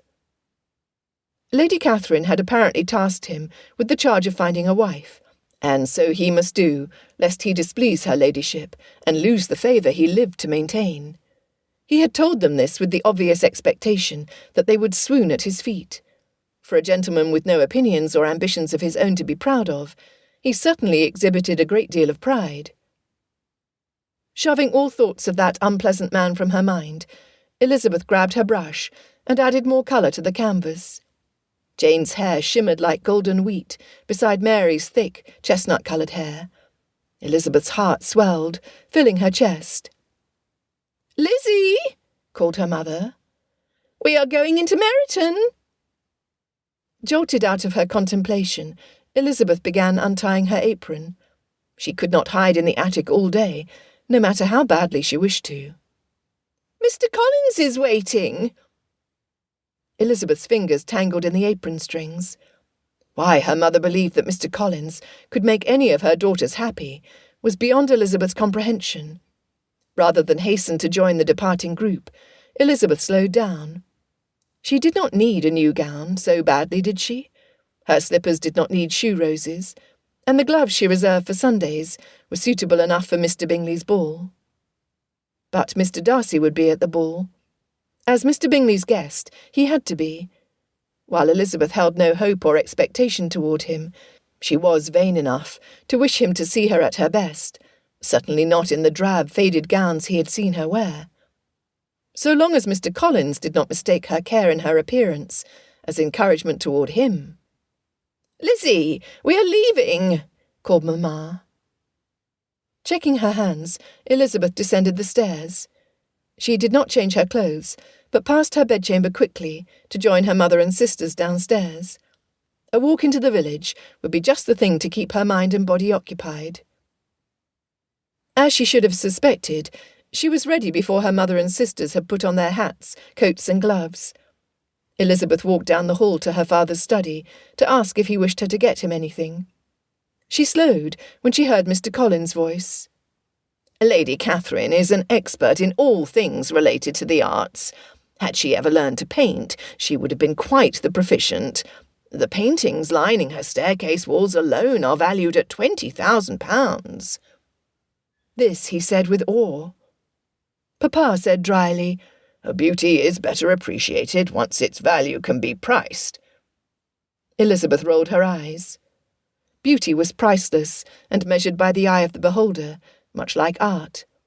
A painting or sculpture was only as valuable as the sensations it provoked in its viewers, and the price they were willing to pay to capture and recreate those emotions. Mr. Collins continued, "That painting is fine enough, and I dare say it does Longbourn credit." Fine enough? Was he so ignorant he would insult a Rembrandt? However, I assure you that you will find much finer works gracing the smallest chamber at Rosings Park. Her ladyship insists on the best. Apparently, he was that ignorant. Father's voice had an edge. "How fortunate for you that this painting is my personal property, and as such will not be passed on to you with the estate. Perhaps your patroness will condescend to recommend a painting more to her liking to replace it for you." Impervious to the sarcasm in her father's tone, Mr. Collins replied, "I can only hope she would be so kind." To spare her father from any further insult, Elizabeth opened the door fully and addressed him, ignoring Mr. Collins. "Is there anything you would like me to bring to you from the village?" "I thank you for asking, my dear, but there is nothing I require. Only things I wish to be rid of." Mr. Collins jolted out of his chair, upsetting the furniture and tipping over the pile of books and papers stacked on the corner of her father's desk. He held out his arm. Before he could speak and make his intentions unignorable, Elizabeth turned to him innocently. "Is there anything we might fetch for you in the village, sir?" He did not know how to reply to this, but sputtered and shuffled his feet. No, indeed, but I had thought I ought to accompany you. It had been worth the attempt. Oh, very well, we are leaving now. She quit the room before he could offer his arm again. Of course, once they were out of doors, and under the watchful, encouraging eye of her mother, she would no longer be able to avoid him. Elizabeth sighed, and braced herself for a sermon on all the ways Longbourn paled in comparison to the glorious grandeur of Rosings Park. She determined she would return to her hiding place in the attic as soon as their shopping expedition ended. Kitty and Lydia linked their arms together and walked briskly ahead, talking excitedly about officers and ribbons and the Netherfield ball to be held in just 6 days. Jane and Mary walked together, calming their younger sisters when they became overly boisterous, and occasionally attempting to draw Mr. Collins' attention away from Elizabeth, to such neutral and insipid topics as the weather and the state of the roads. That Mary did not mention Fordyce's sermons even once, a work from which she was known to quote extensively, proved that she wished to avoid his notice. Elizabeth was glad, though it meant that by default Mr. Collins' attentions fell to her. They saw Lady Lucas in front of the apothecary. Elizabeth raised her hand to greet her, but the lady must not have seen her before she turned to enter the shop. Several times Elizabeth's greetings went unacknowledged as they walked. It was strange, but with everyone scurrying about in preparation for the upcoming ball, their reactions were easily explained. She and her sisters were the same. Everyone wanted to put their best foot forward at the grandest event to be held that year. One by one, they filed into the dressmaker's shop to purchase the odds and ends they had not acquired on their last visit. "Get whatever you wish, girls. You must look your best," encouraged Mamma. Mr. Collins raised a finger. "Within the boundaries of modesty. Remember that greed is a sin." For a clergyman who lived by his patroness's strictures rather than God's, he had some nerve. Rebellious and in possession of some funds, Elizabeth marched up to the counter. "I will take what is left of the shimmery peacock blue." Already she planned her gown. With only 6 days to complete her work, it would have to be a simple design, simple and elegant. The colour itself would make up for anything lacking. The clerk frowned. "There is not enough for a gown." Another hope crushed.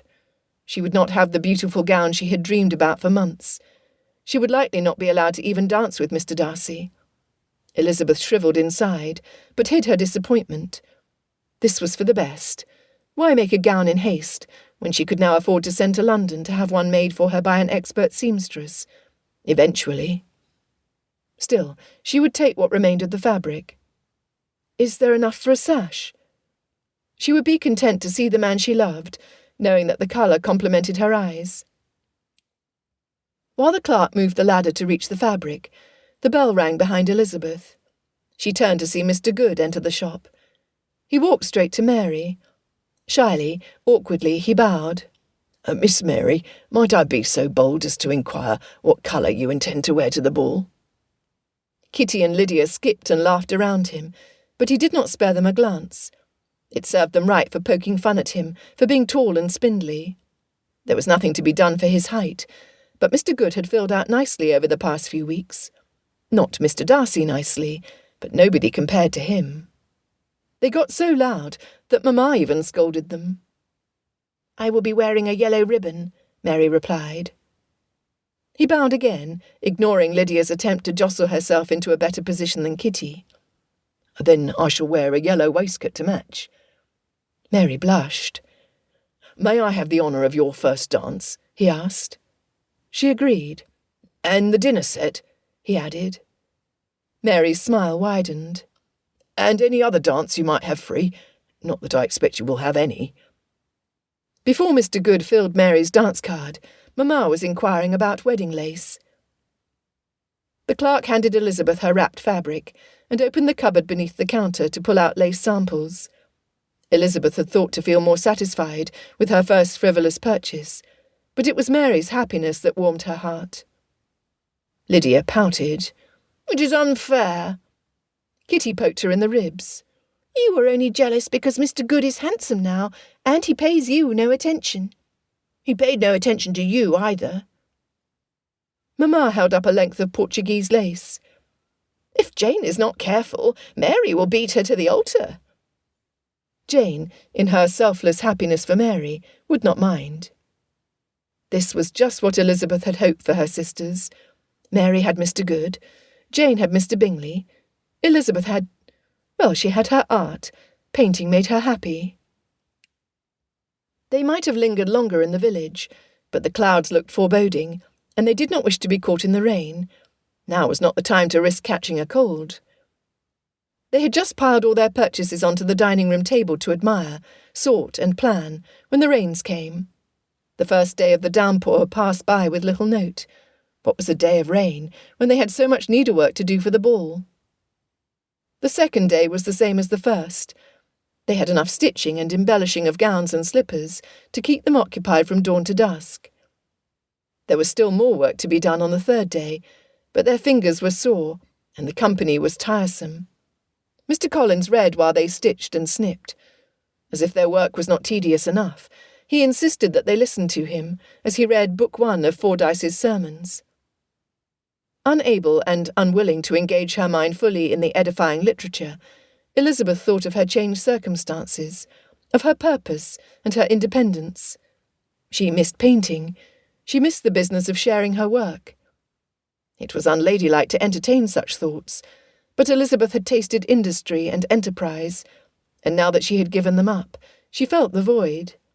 She had enjoyed the satisfaction of completing a painting, with the knowledge that an appreciative viewer would reward her hard work and creativity with a payment that signified security and stability for her and her family. Taking a much-needed break from her needlework, she pulled her sketchbook out of her work-basket and began flipping through the pages. Mr. Collins loomed over her shoulder. "That is very good. Lady Catherine will be pleased to know you possess some artistic talent." She slammed the sketchbook shut, angry at his intrusion, and resumed stitching, as Mr. Collins flipped to the section in his book that extolled the virtues of an accomplished young lady.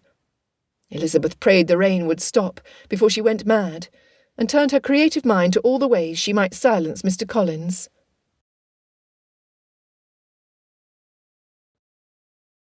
Chapter 31. Darcy was going mad. After 4 days of incessant rain, he had caught up on all his correspondence, played countless games of cards, marbles and spillikins, and exhausted his supply of reading material. None of it was distraction enough. To make matters worse, Miss Bingley seemed to be under the delusion that he enjoyed her company. He was running out of polite excuses to avoid her. All he could think about was Elizabeth. Consumed with finding a solution where there was none, he tried again and again, reliving his disappointment with every failed idea. And yet he hoped. He continued trying. Finally, just before Darcy's patience reached its end, and he would certainly have told Miss Bingley in no uncertain terms what he thought of her selfish conceit and pomposity, the rain stopped. The earth might be a sodden, mucky mess, but he did not care. Nothing would keep him indoors. That morning he went down to the breakfast parlour in search of sustenance and company. Richard arrived shortly thereafter, followed by Georgiana and then Bingley. Georgiana tapped her boiled egg with a spoon. "It is too wet out of doors to ride or walk, and yet I cannot remain indoors another moment." Bingley tugged at the corner of his moustache, as though pulling on it would encourage the hair to grow. "I have some business to attend to in Meryton." He looked about and lowered his voice. "Caro thinks the food is being delivered from London." Richard scoffed. "Because London fare is far superior, no doubt." "Who wants to eat freshly made food anyway?" added Georgiana. Darcy had not known she possessed so much sarcasm. 4 days trapped indoors must have been difficult for her too. "Precisely," Bingley agreed wholeheartedly. "Which is why I made arrangements locally. All will be well, so long as she does not find out." "And you experience no delays getting your supplies to the kitchen," added Darcy. Bingley rubbed his upper lip. "Well, do I know it. If one of my plans fails, Carol will never let me hear the end of it." Richard drained the last of his tea. "How long have you been growing that moustache, Bingley?" "A month." Darcy controlled his surprise. If he had gone a month without shaving, his facial hair would rival Archie's. The clever canine looked up from his place on the mat, his plate of kidneys empty. He tapped it with his paw, requesting more. Darcy filled another plate and took it over to him. Bingley tugged on the ends of his moustache again. "Is there any hope it might fill out a bit more before the ball?" "In 2 days, when this is the work of a month." Richard shook his head. Crestfallen, Bingley bowed his head. Darcy shot Richard a glance. What he said was true, but he could have been gentler. "Why do you want a moustache?" "It looks dignified and mature." Bingley glanced once again at the door and lowered his tone. "Caro teases me all the time that I look younger than my years. I had hoped it might make me look older." He angled his chin from side to side, as though to prove his point. If anything, the thin whiskers made him look much younger, like a boy trying too hard to look like a man. Bingley must have read Darcy's expression clearly enough. He grimaced. "How often do you have to shave?" Darcy sighed. Comparison was the thief of contentment. "Every morning. It is a nuisance. You are blessed to not have to shave so often." Unconvinced, Bingley turned to Richard. "And you?" "And me what?" "How often do you have to shave?" Richard groaned. "Twice every blasted day." "Twice a day? I can go a week without anyone noticing." Richard grumbled. "I envy you." "And I envy you. In a week you would have a full moustache, something I apparently will never have." Now both Richard and Bingley were discontented with their lot. Georgiana leaned closer to Darcy. "I thought only girls my age had conversations like this. Curly hair or straight, tall or short, plump or lithe. We are never content with what we have." He grinned at her, happy that she now felt comfortable enough to share the confidence with him. Every day she surprised him with something new. "Tell me the truth," Bingley implored. "Does it make me look mature, or should I shave it off before the assembly?" He would not let the matter go until he had their opinions. If they were to depart from Netherfield before the rest of the household awakened, they had best not waste time. "That is a question best directed to the only individual at this table qualified to give advice on fashion." Darcy looked at his sister. "What is your opinion? Should Bingley keep or shave his moustache?" Georgiana took a deep breath, visibly weighing her words. She would be kinder than anyone else, which is why Darcy had asked her. "It is a pity for any gentleman to hide his features behind whiskers.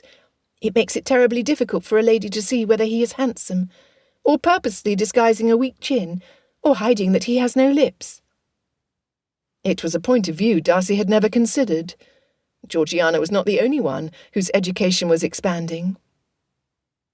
Richard rubbed his side whiskers. "Would you suggest that I trim these higher, to better feature my handsome mug?" She smiled widely. "You will make the ladies' hearts flutter." "Do most young ladies agree with you? I mean, did Miss Bennet, perhaps, happen to share her view on facial hair?" asked Bingley, more to the point. Darcy did his friend a favour and removed his doubt. "Everyone will agree that you appear to greater advantage without the moustache." "Really? Because Caroline—" Richard interrupted him. "That is your problem, Bingley." Darcy had been meaning to bring this up with Bingley, and now was as good a time as ever. "She manipulates you to get what she wants. She would rather cast the blame on another instead of taking responsibility for her own mistakes." "Oh, Caro is not so bad. She means well," Bingley defended weakly. "If proof is what you require, I suggest you ask the maid your sister scolded harshly to cover over her own negligence." Bingley was not so ignorant of the goings-on in his household to deny the proof presented to him. Darcy leaned forward, making certain he had his friend's full attention before he spoke. "If you do not correct her, she will find ways to make the lady you admire feel inferior, confident that you are too affable to suspect what she is doing until the damage has been done." Bingley's first act of defiance toward his sister was to shave his moustache before they departed for the village on horseback, leaving the carriage for his sisters to make calls. While Bingley saw to his business, Darcy and Richard took Georgiana to the haberdasher's. Richard conversed at length with the shopkeeper, while Darcy followed Georgiana as she perused the frills and trimmings with which the ladies would garnish themselves for the ball. Lady Lucas was there, and greeted them cordially, if not a touch apologetically. "I pray you will not judge all of Meryton society based on the few to whom you have been most unfortunately exposed." Her comment took Darcy aback. "There is no one here I consider myself unfortunate to have met." Georgiana, too, struggled to reply. "I, too, have enjoyed everyone I have met here." Lady Lucas smiled knowingly. "As spoken by a true gentleman and lady, you have been brought up well." After that strange exchange, it was difficult not to notice the side glances and sympathetic smiles that marked their morning. Georgiana leaned closer to Darcy. "Why is everyone looking at us, as though we have been fooled by someone?" "I have not the faintest idea." Unless Georgiana confided her story in someone unreliable. "You have not told anyone about Ramsgate, have you?" he whispered. Her eyes widened. "Only Elizabeth, and she would never tell anyone. Besides, if that were the case, I would have their judgment, not their pity." True. However, this revelation made Darcy's stomach twist. "Did you tell her about the painting?" Georgiana blinked. "It is part of the story. I did not explain the painting's history in detail, only George's role in its loss." "She knows I promised it to you?" "Yes." Darcy exhaled, the tension he had carried around for days releasing. Elizabeth knew. It was a relief that she would realise he was not acting out of stubborn unwillingness to compromise. Were it dependent solely on him, he would agree to Mr. Bennet's terms. He trusted Elizabeth to approach him first to purchase the painting, when the sad time came. But it did not depend on him, and now she knew it. His hands were bound, just as hers were. He wished they would see her. Surely Mr. Bennet could not object if their paths happened to cross. Darcy looked for her, listened for her voice. At least he would see her at Bingley's ball. Mr. Bennet would have to attend, his wife would see to that, and the gentleman could not object to Bingley's guests attending. Of course, being Bingley's guest came with certain obligations. Darcy would have to dance. The first set was reserved for his sister. That was hardly a difficulty. Georgiana was an excellent partner. Then would be the obligatory dances with Mrs. Hurst and Miss Bingley. After that, Darcy planned to stick to Georgiana's side, and perhaps convince her to retire early, so he would not have to see Elizabeth dancing without him, or see her and be unable to approach. Mr. Bennet's strictures were senseless, but Darcy refused to put Elizabeth in the awkward position of having to choose between them. He had not done enough to earn her loyalty, and could only expect his pride to be crushed when she chose her father. Could he earn her loyalty, from afar? If only he could see her again. But though Darcy lingered in the doorways and watched through the windows, he did not. He left Meryton feeling disappointed, and just as disposed to madness as he had been before. Chapter 32. No one called at Longbourn over the following 2 days, besides Aunt Phillips, who was family. Elizabeth was too busy ignoring Mr. Collins, while stitching on her gown and those of her sisters, to give the passing thought any further consideration. Not so her mother, who fretted every minute, convinced with each passing hour that everyone would call at once. Papa proclaimed it a blessing no such thing occurred, to which they all laughed in agreement, and continued readying their ensembles for the grand event. Who had time for social calls and gossip, when there was so much to be done? When the time finally came to leave for the ball, Elizabeth admired her mother and sisters as they filed into the front hall. The result of their exertions had been well worth the price of their sore, swollen fingers. Her own simple cream gown had been improved with the addition of the colourful blue sash, and the sunset gold ribbon that Kitty recommended she weave into her hair. Even her father looked handsome in his neatly tied cravat and new waistcoat. She had avoided the question since learning of the ball, but as they waited for the carriage to pull up in front of the door, Elizabeth could hold it in no longer. While Mr. Collins described the entrance hall of Rosings and the number of servants attending, Elizabeth sidled to her father's side. "Papa?" "Yes?" She had his attention. Now, how to phrase her question so that he would give it fair consideration. "I do not wish to cause offence by purposely avoiding any of Mr. Bingley's guests." "You are a clever girl, Lizzie. You will find a way to evade Mr. Darcy without offending anyone." "What if it is unavoidable?" He arched a brow. She added, "What if Sir William tries to get us to dance, as he is wont to do?" Elizabeth would hover around Sir William with the hope that he would try. "You have managed to avoid his interference before. Why should you be unable to avoid it tonight?" Papa faced her directly, eyes narrowing. "Mr. Darcy is a threat to your future security. He must be avoided at all costs. It should not be difficult when so many from Longbourn, Meryton, and the militia have been invited. You will not want for dance partners." Elizabeth could not share in her father's optimism when the only gentleman she wished to dance with that evening was the one man he denied her. She resented the Rembrandt for the limitations it had placed upon her. For a moment she considered telling her father about her savings. The amount she had earned could not compare to what the Rembrandt would provide, but it would help. She opened her mouth and turned to him, the tangled words ready to jumble off the end of her tongue, when Mr. Hill opened the front door for them, and Lydia pushed her forward. "Come on, Lizzie, we shall be the last ones to arrive." Kitty giggled. "So that everyone may witness our grand entrance." "As they should," Mamma exclaimed. "I have never seen my girls looking as lovely as they all do this evening. Now come, before the dancing begins.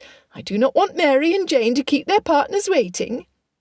And Cousin Elizabeth will not wish to miss any of the dancing, as I am humbled to have the honour of her acceptance for opening dance." Mr. Collins raised his arm for her to accept, as if having to dance with him is not enough. Fortunately, Lydia shoved her again, sending Elizabeth forward and out of Mr. Collins' reach. She kept her momentum going all the way out to the waiting carriages that would convey them the short distance to Netherfield Park. She took her seat beside Jane, across from Mr. Collins and Kitty. Remy attempted to join them, but Mr. Hill was ready with a lead in hand. With a ruffle of his curly fur, Elizabeth promised to hide a sweetmeat or some other tasty treat in her reticule for him, and the carriage door closed.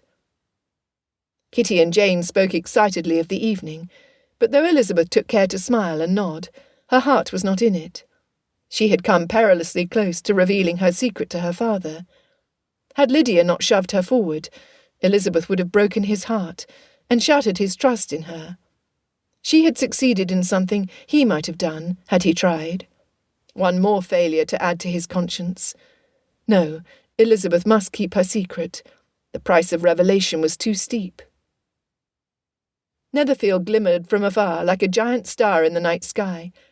She determined to do her best to pretend to enjoy the evening, lest she dampen her sister's merriment. Already Jane was watching her with concern furrowing her brow. Wiping the fog from the glass with her handkerchief, Elizabeth smiled at her. "Is it not beautiful?" She looked pointedly at Netherfield, then back at Jane. "It looks like a pearl in a sea of black." Kitty clapped her hands. "Oh, what fun we shall have!" "It is stunning," Jane whispered. And it might one day be Jane's house to manage. The hope that Jane could find happiness with Mr. Bingley carried Elizabeth up the stairs and into the entrance hall. Laughter and bright perfumed flowers enveloped her, their cheer feeling like a smack in the face of Elizabeth's growing misery. Mr. Bingley's expression when he spotted Jane was worth everything. He had been waiting for her, and as soon as greetings were exchanged, he called for the music to start. He carried Jane off to the head of the line, forming on the ballroom floor. Mr. Collins followed, pulling Elizabeth along with a firm grip on her hand, and presumptuously assuming a higher place in the line than was their right. She tried to free her hand. "Mr. Collins, would it not be best to place ourselves further down the line?" He puffed out his chest. "The patronage of Lady Catherine de Bourgh affords me a higher status. I see that 2 of her nephews are here, and I am certain that once they realise the connection to their esteemed aunt, they would insist on closer association." 2 nephews? Dear Lord, he did not mean Mr. Darcy and Colonel Fitzwilliam, did he? Who else could it be? Several townspeople noticed Mr. Collins' arrogant placing. They gasped behind their hands and whispered behind fans. Elizabeth's face burned in mortification. She had not been at the ball for 10 minutes, and already she had experienced her fill of shame. The night was young, and would test her to the fullest. Mr. Darcy stood across from his sister, 2 pairings up. Georgiana smiled at her. While Elizabeth was genuinely pleased to see her friend, she could not look at her partner. "Do not look at Mr. Darcy. Do not look at Mr. Darcy." Elizabeth looked up, and her eyes locked with Mr. Darcy's. A sea of emotion crashed over her. His eyes were dark and unreadable, but the twitch in his jaw gave him away. He was angry. At her? No, she knew it in her bones. Then at whom? Mr. Collins? Maybe, though Elizabeth doubted that Mr. Darcy knew the clergyman, despite Mr. Collins' claim of an acquaintance. Her father? She hoped not, though it was a likely explanation. The music began, and she went through the motions, more aware of Mr. Darcy than she was of her own partner. His gaze darted to Mr. Collins, a frown twisting his lips. When Mr. Collins stepped on Elizabeth's toes, she thought Mr. Darcy would haul the clergyman off the dance floor by the collar, but Colonel Fitzwilliam clipped him in the shoulder and whispered something in his ear. She did her best not to look at Mr. Darcy after that, but she was aware of him all the same, just as she knew he was aware of her. She looked down at the opposite end of the line of dancers, to Mary dancing with Mr. Good. Kitty and Lydia were dancing with a pair of officers in their red regimentals. They were enjoying themselves. At least they were all happy. Elizabeth would endure so long as they were having a good evening. She would endure. She could do this.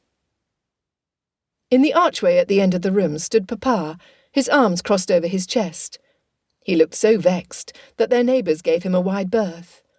Only Mamma stood nearby, sipping from a flute of champagne, grabbing another from a passing footman's tray before she had finished the last.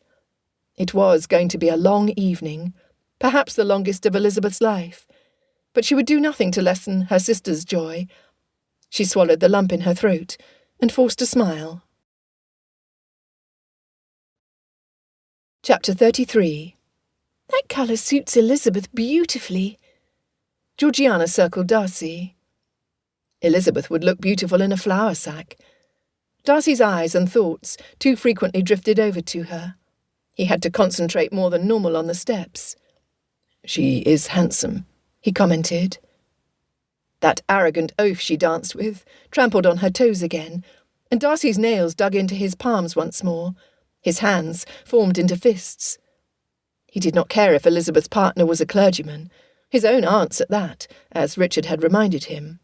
If the insolent man hurt Elizabeth one more time, Darcy would haul him out of Bingley's house by the ears and kick him down the stairs. Georgiana frowned, scolding him with her eyes to behave.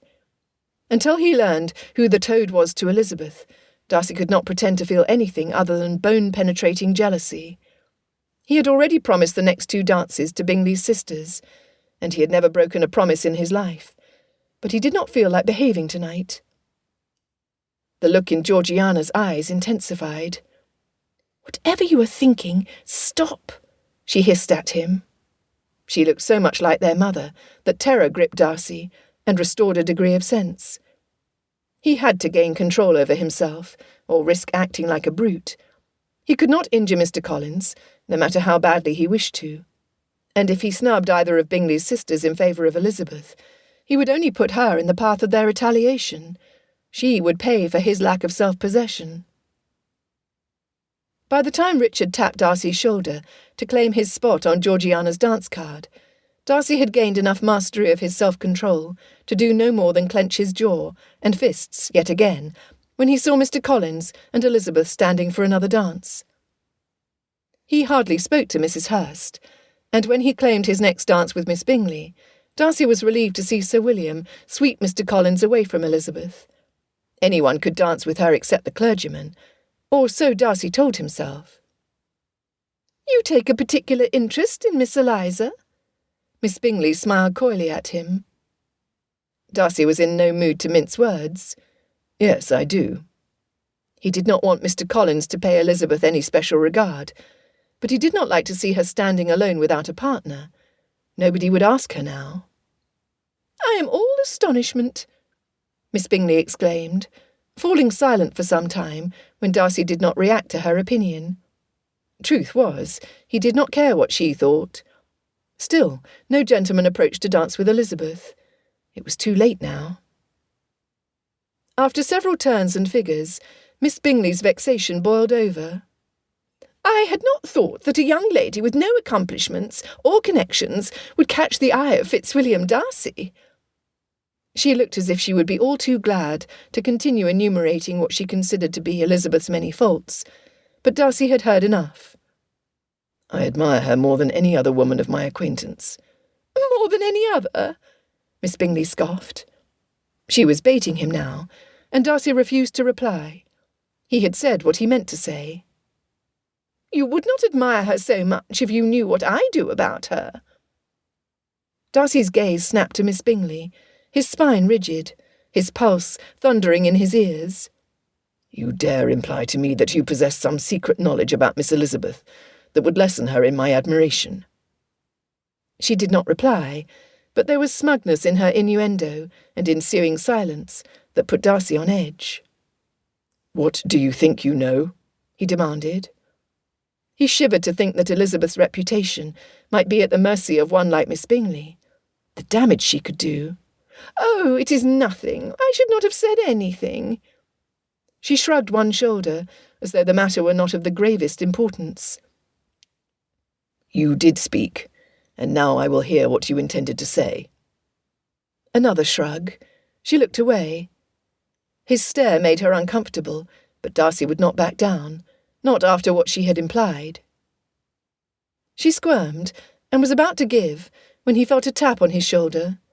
He turned to see a gentleman bow. "I believe I have the next dance." Darcy shot Miss Bingley a look to let her know that their conversation was not done. She swallowed hard, and then turned to her new partner with a wide smile. Richard was already dancing with Miss Lucas, and Bingley with Miss Mary. Elizabeth stood beside her father, watching her sisters dance. Nobody approached her. People stood in clumps, whispering and glancing in her direction, but not one person approached. Miss Bingley's recent interest in socialising with her neighbours, all the calls she made without Bingley or Georgiana accompanying her. A sick feeling settled in Darcy's gut. What had she done? Hastening to the nearest writing desk, Darcy scribbled a note for Mr. Bennet, and followed the footman he asked to deliver the paper. "Something is wrong. Please allow me to dance with Miss Elizabeth. F. Darcy." Mr. Bennet read it, looking directly at Darcy, and tore the note in half. That he knew precisely where to look confirmed Darcy's suspicion that the only reason the gentleman had not installed himself in the quieter library was to ensure that Darcy kept his distance. So intent was Mr. Bennet on Darcy, he did not notice how everyone seemed to be avoiding his own daughter. What could Miss Bingley have planted in the minds of the Bennets' friends and neighbours to poison them against Elizabeth? He sent another note. "Pray allow me to use my influence to help her. I will say nothing about the painting. Only please let me dance with her." Another wasted paper torn to bits.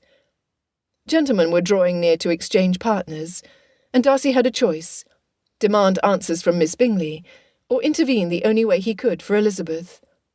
Making his decision, he ran over to Richard before his cousin could claim his next dance. Thank goodness it was with Georgie. Squeezing his shoulder, Darcy leaned close to Richard's ear. "For God's sake, dance with Elizabeth. Where you lead, others will be encouraged to follow." Richard nodded, mission accepted. Darcy rushed to the writing desk once more to draft another message. Chapter 34. Elizabeth sucked in her breath and lifted her chin, forcing herself to smile. Not one person besides Mr. Collins had asked her to dance, not even her father. He was too busy glaring at Mr. Darcy and tearing up notes to notice how none of their neighbours approached. Around them, people whispered and laughed, but the moment she neared a group, they dispersed. After a few attempts, she remained at her father's side.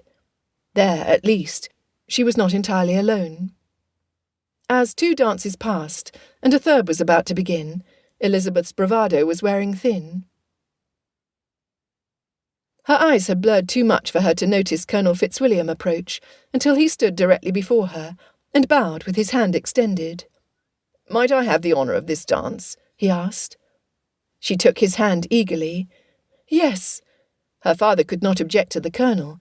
He had nothing to do with his precious painting. Colonel Fitzwilliam patted her hand protectively, leaning closer to her as they walked to the end of the line dancers. "Poor Darcy. He wishes it were him standing here with you, but families must take care of their own." Elizabeth's heart soared. Mr. Darcy wanted to dance with her. Feeling much improved, she noticed him dancing once again with his sister, when the Colonel had yet to dance with her, a detail the circumstances allowed Elizabeth to notice. She teased, "You do not feel the same responsibility?" He shrugged and chuckled. "I look forward to dancing with Georgie. She, however, threatened me with my own sword if I did not ask you in her stead." Elizabeth laughed. "I do not know if I ought to feel the compliment of having such kind-hearted friends to save me from my predicament, or if I should take offence that it took such a threat to get you to dance with me." His smile faded. "I do not know what has happened, but I wish for you to know that it is a pleasure for me to dance with you, not an obligation. Any gentleman worth the word would feel the same." "Thank you, Colonel." Her voice cracked. The evening had been dreadful, but Mr. Darcy's thoughtfulness and Colonel Fitzwilliam's gesture made it bearable. He bowed, and they fell into step with the rest. "I'm delighted to oblige." Feeling the need for more levity, she brought up a subject she had long been meaning to inquire about. "You mentioned your sword. I sense there is a story there, and I would love to hear it, if you are inclined to continue obliging me." He grinned. "Are you certain? Darcy teases me relentlessly about Connie." "Any sword with such a name must have a story worth telling."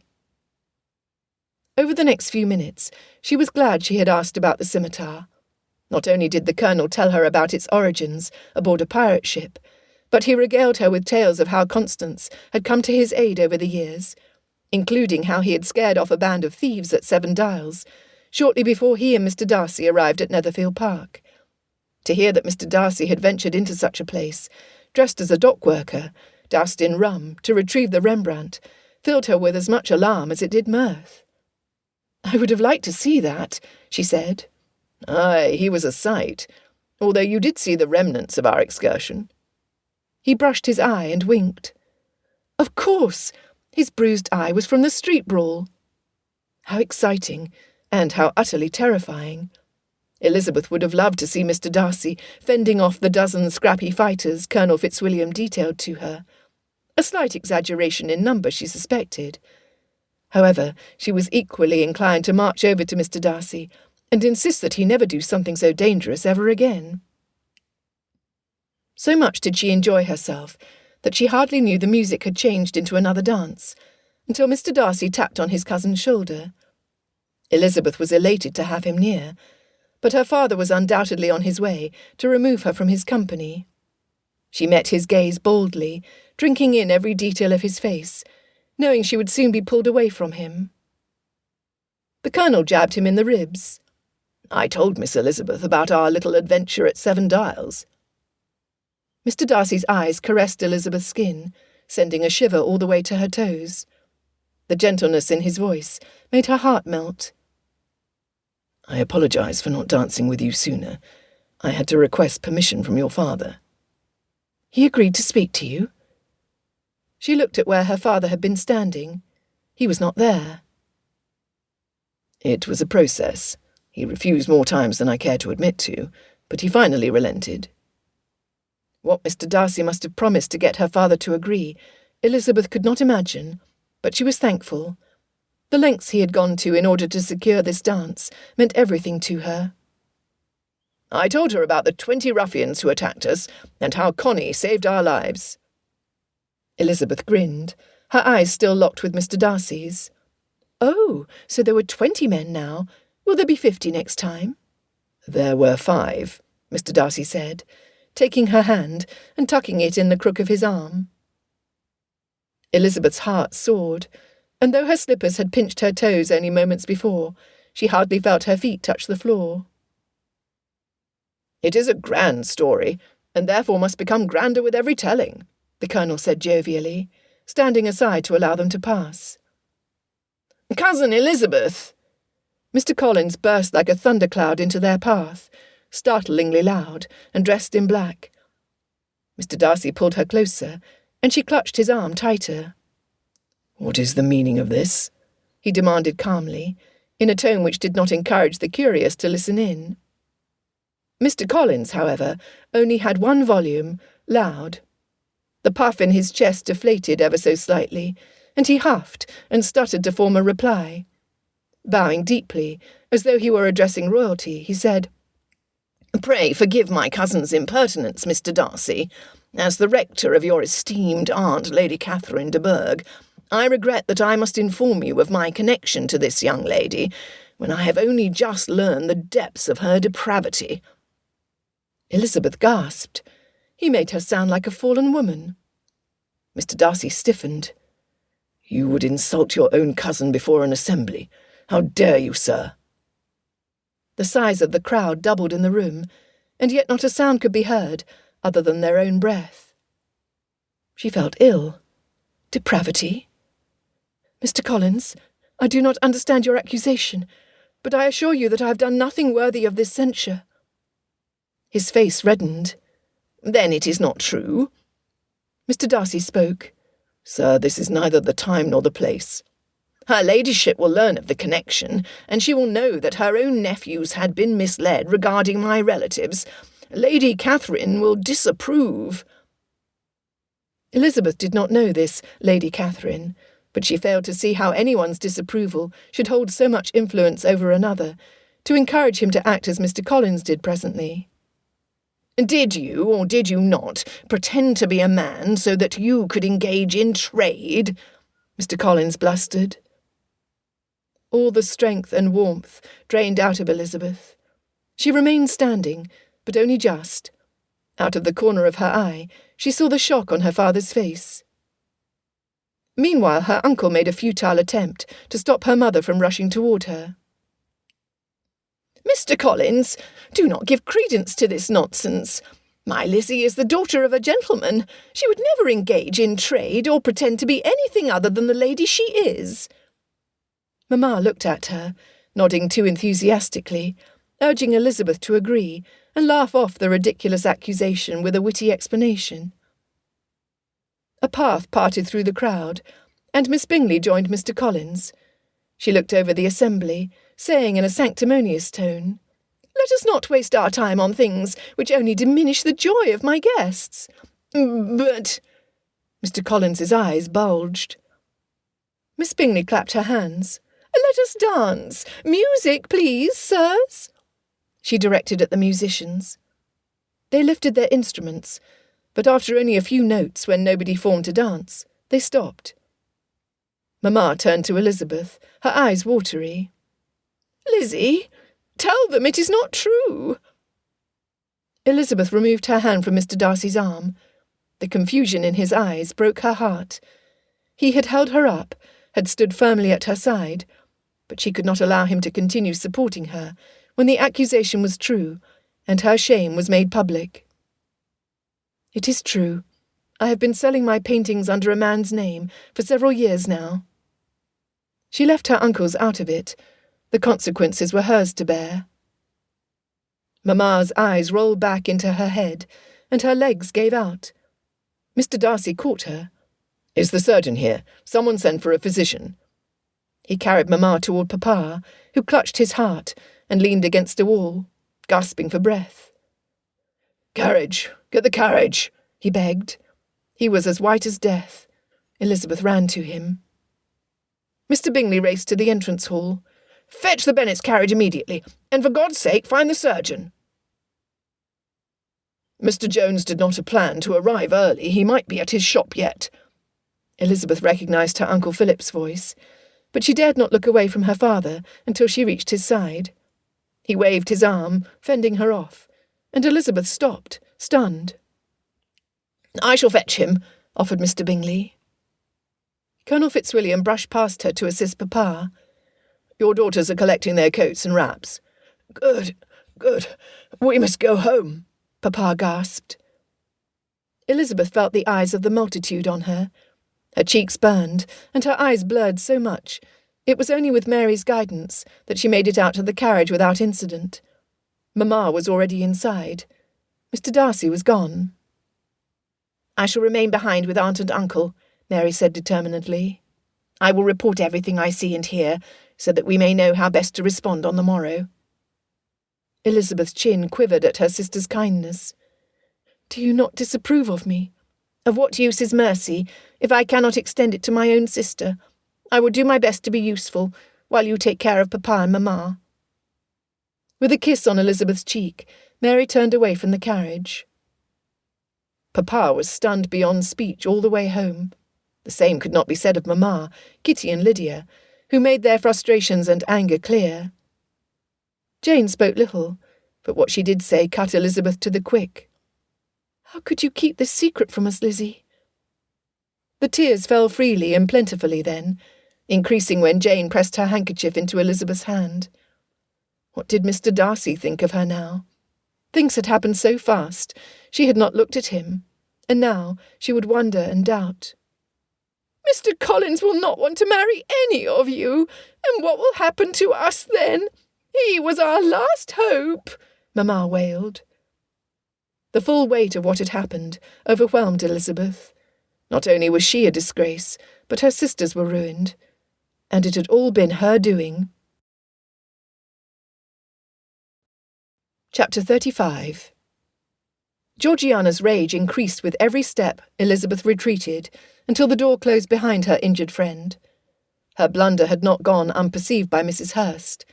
E.B. meant Elizabeth Bennet, and now Georgiana realised what Mr. Bingley's sisters had been up to over the past week.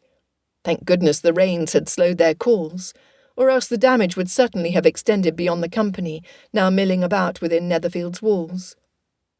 Feeling wretched for handing those awful women the information they needed to take down a young lady so far superior to them, Georgiana turned to face Miss Bingley, who tried unsuccessfully not to look smug. Georgiana's blood boiled. In that instant, she made a choice. She would be a good friend to the person most deserving of her friendship, and would do her best to undo the damage she had helped cause. Lifting her chin and taking a deep breath to ensure that her voice would carry, Georgiana said clearly and emphatically, "Shame on you!" The whispers quieted, and everyone turned to her. She looked them over, doing her best imitation of her Aunt Catherine's imperiousness. She wanted them to feel judged, criticised, and every inch as censured as they had made Elizabeth feel just now. "Shame on all of you!" Miss Bingley tittered at her side. "The only one to act shamefully has departed." Georgiana's gaze snapped to Miss Bingley. "There is nothing shameful about her. She does not pretend to be something she is not." "She pretended to be a man," said someone from the crowd. Georgiana levelled her gaze in the direction from which the argument had arisen. "She used a man's name to sell her paintings. Many artists over the years have done the same. Miss Elizabeth is a talented artist and a lady." The emphasis she put on lady was met with several quiet protests, but Georgiana did not care. She had to do what she knew in her heart to be right. "Miss Elizabeth ought not to be punished for putting the needs of her family ahead of her own reputation." At this, she turned to face Miss Bingley. Unlike Georgiana, she was concerned with how she appeared to the majority. "Oh, you use the word rather loosely, if you can apply it to Eliza Bennet," she said, watching the reaction of those around them all the while. "Like artist applies to you," Georgiana said, wanting nothing more than to wipe the self-satisfied smirk off Caroline Bingley's face. Miss Bingley paled. Mrs. Hurst chimed in, her manners and speech patronising. Of course you would take Miss Eliza's side. We can hardly cast any blame on you, Miss Darcy. You are a victim of her treachery, just as we so nearly were. Rather, I wish to extend an apology to you for allowing her to stay here during her sister's convalescence, and thus exposing you to her company and influence. What a disagreeable impostor she proved to be." "Impostor? The only impostor I am aware of is right here." Georgiana glared at Miss Bingley. The lady widened her eyes innocently, fanning her fingers over her chest, feigning surprise at the accusation. "I have no idea to what you refer." Georgiana refused to play her game. Holding her stance, she said dryly, "An impostor and a bold-faced liar." Mrs. Hurst snapped. "You forget yourself, Miss Darcy. Is this how our hospitality is to be rewarded, with scathing accusations made in front of all these witnesses? For shame! I shall have to take this up with your brother." Georgiana felt the ground shift under her feet. She was in the right, but Mrs. Hurst had made her look like the villain. Richard cleared his throat. There was a twinkle in his eye. "Let us set aside the accusations." "Thank you, Colonel. Spoken like a true gentleman," agreed Mrs. Hurst. Had she known Richard better, she would certainly not have been so agreeable. "I am glad you agree, Mrs. Hurst, as there really is only one solution to this madness. If Miss Bingley wishes to prove herself above accusation, then let her prove it. That is easy enough." I hardly know what I am supposed to prove," Miss Bingley huffed, before clasping her hands together and saying boldly, "I have nothing to hide." Richard grinned. "Then this should take no time at all. Georgiana will state what she believes you to be guilty of, and you will have the opportunity to disprove her claim. If she is wrong, then she will issue a public apology and beg for your forgiveness." He looked directly at Georgiana. "Will you not?" Georgiana agreed without hesitation. "Very well. Now that we are understood, what is your charge against Miss Bingley?" "She claims to be the painter of the 2 landscape paintings in her front parlour, when I can prove that she is not. Furthermore, I can prove to the audience's satisfaction that they are the works of Miss Elizabeth Bennet." Richard turned to Miss Bingley. "What do you say to this?"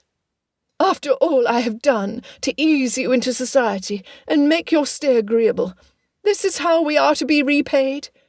Mrs. Hurst clamoured. Fitzwilliam entered the room then, an intimidating, brooding figure. Bingley walked beside him, looking thoroughly confused. "What is this?" he asked. Richard replied, "We are holding an impromptu judicial hearing." Bingley's face fell. "At a ball?" "I assure you your guests are being thoroughly entertained." There was an edge to Richard's voice, but what he spoke was the truth. Everyone had crowded into the ballroom to listen. Darcy frowned at Richard. "Stop encouraging them. Has not enough damage been done for one evening?" Richard shook his head. "Quiet, man. I never dreamed I would witness the day Miss Bingley was humbled by a better woman, and here I am with a front row seat to the event." Quieter, he whispered in Darcy's ear, "If your Miss Elizabeth is to have any hope of recovering her reputation here, you will allow Georgiana to have her say." Now Darcy was as interested as everyone else. He nodded to his sister, urging her to continue. She did, with an enthusiastic energy that terrified him. Spinning around and snapping her fingers to gain their attention, she crossed the room. "Follow me into the front parlour, and I will show you a common trick many artists do with their works, to prove that they are the originator." Georgiana led, and the crowd followed. Darcy had to admire how confidently she spoke, and how adeptly she maintained their attention. Once everyone had gathered in front of the 2 landscapes, she pointed to the branches of a tree on the first painting, and the wing of a bird on the other. "There are her initials, E.B., hidden in the limbs and on the wing." Several people leaned forward, uttering things like, "Clear as day." "Yes, there they are, E.B." "I see them." "There are the initials." Several more stepped forward to have a look. Darcy did not need to. He felt like a fool. Had he not doubted that Miss Bingley had painted those landscapes? Had he not witnessed for himself Elizabeth's love of colour and her skill at drawing? Had he not observed a growing animosity between the ladies before this evening? He had credited it to the usual jealousy some females displayed around him. How vain he had been! Of course, Elizabeth had noticed the theft, and she had suffered Miss Bingley's condescending remarks and art lessons when she knew she possessed more talent than Miss Bingley in her little finger. Bingley gave both paintings a good look. "You present a convincing argument, Miss Darcy, but as Caroline is my sister, I wish to be absolutely certain. Does someone have a knife?" Richard, of course, offered the use of his scimitar, but it was too large for the delicate task of scratching off the layer of paint where Miss Bingley had signed her name. A smaller knife was produced, and Georgiana, who knew more about painting than anyone else there, agreed to do her best to remove the extra layer of paint without damaging the artwork. It took a few minutes, during which not one person stirred, but she eventually stepped away to allow Bingley to see. "Mario Rossi," he read. Darcy exhaled a long breath. Italian for Richard Roe or John Doe. Even the name was a clue. How Elizabeth had kept this a secret for as long as she had was beyond his comprehension. She was too honest to lie well. Georgiana's voice shook with emotion. "I implore you not to talk behind Miss Elizabeth's back. Are you not her friends, her neighbours? It is petty to delight in another's misfortune, and I have learned to think more highly of you than that. I pray to God that none of you are ever in the position where you must put your reputation on the line to help your family, or make a mistake which is publicly aired." At this she looked at Miss Bingley. "They know what you have done, and it is up to you to make reparation. I have said what I must, and I shall say no more on the subject. Any consequences you suffer are a result of your own behaviour, but how you choose to react now will prove to everyone what sort of lady you are." Darcy was not so lenient. "Bingley, a word in private with you and Miss Bingley, please." Bingley was happy to oblige. The ball was over. Already some of his guests, their curiosity satisfied, were casting unfavourable looks over their shoulders at Miss Bingley and Mrs. Hurst, as they readied themselves to depart. Once they were alone, Darcy rounded on Miss Bingley. "Who else did you inform of Miss Elizabeth's paintings?" She immediately began crying. "I did not mean it. This is all just a misunderstanding." "Spare me your crocodile tears. Who did you tell?" Bingley stepped closer, visibly shaking and with his arms crossed. "Caro, as I live and breathe, if you do not answer Darcy this instant, I will call on my newspaper friend and have him print your lie in the London Times, so all your friends can read about it." This led to her cooperation. She listed a dozen of the worst gossips of the temps, formidable foes, but Darcy knew how to deal with them. Miss Bingley would be in for a rude awakening if she thought those same ladies would not turn against her the moment they realised who Mario Rossi was and how popular his paintings were about to become. "I am taking the 2 landscapes with me. Send a bill to Darcy House for payment." He tossed over his shoulder on his way out. Chapter 36. Darcy would have departed for London that same night, but travel after dark was perilous, and he had Georgiana's safety to consider. Still, he had no time to waste getting to London. Neither did he expect Georgiana to reside under the same roof as Miss Bingley for a moment longer than necessary. Therefore they left at dawn. Bingley's stay at Netherfield Park was coming to an abrupt end. Darcy knew his friend would deal with his sisters, but did not wish to be present for it. No punishment could atone for what they had done to Elizabeth. The damage to her reputation, to her family, to the very skill she cherished. As sick as it made Darcy to contemplate, he could think of nothing else. Had he not been so focused on that blasted Rembrandt, he would have known something was amiss. He would have suspected that Bingley's sisters were not merely socialising with their neighbours, but were tearing down a lady whose cleverness and accomplishments made them look inferior. The evidence had been there, neatly laid out before him, but he had been like a horse wearing blinders. Elizabeth's sketches, her long walks alone in the cold and rain. He had even seen the place where she worked, had watched her enter that run-down hut, and he had made no further inquiry. So many clues, so many hints. Even her vivacity was reflected in her paintings. How had he not noticed? Every mile they travelled away from Longbourn added to his regret. Had he been more observant, he might have spared her. Who would have imagined that my painting would end up in the Hertfordshire countryside, in Mr. Bennet's study? Georgiana's voice was a welcome interruption, and Darcy would rather tell her about the painting than about how he had convinced Mr. Bennet to allow him to dance with Elizabeth the night before. He replied honestly, "All manner of treasures can be found at the Marché Ouvert." She huffed. "I suppose I ought to be grateful that George was too desperate for money to sell it to a private collector. Otherwise it never would have ended up in that awful place." Her eyes narrowed. "Why did you lead me to believe Richard was responsible for your bruise, when there is clearly much more to the story? I thought you despised deception." Feeling lower than he had felt a minute ago, Darcy determined to salvage what he could of his sister's trust by revealing the details he had left her to fill in on her own until now. "Richard was responsible.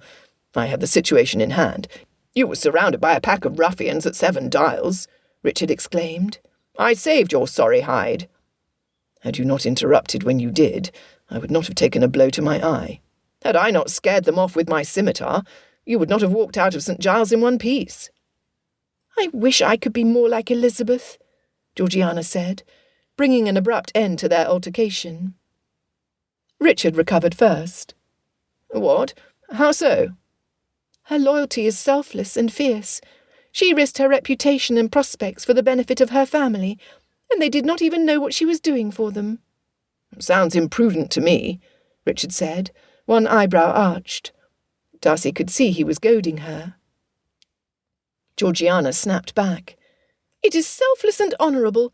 She put her family's needs before her own, and I admire her for it. There is only one other person I know who does not hesitate to do the same."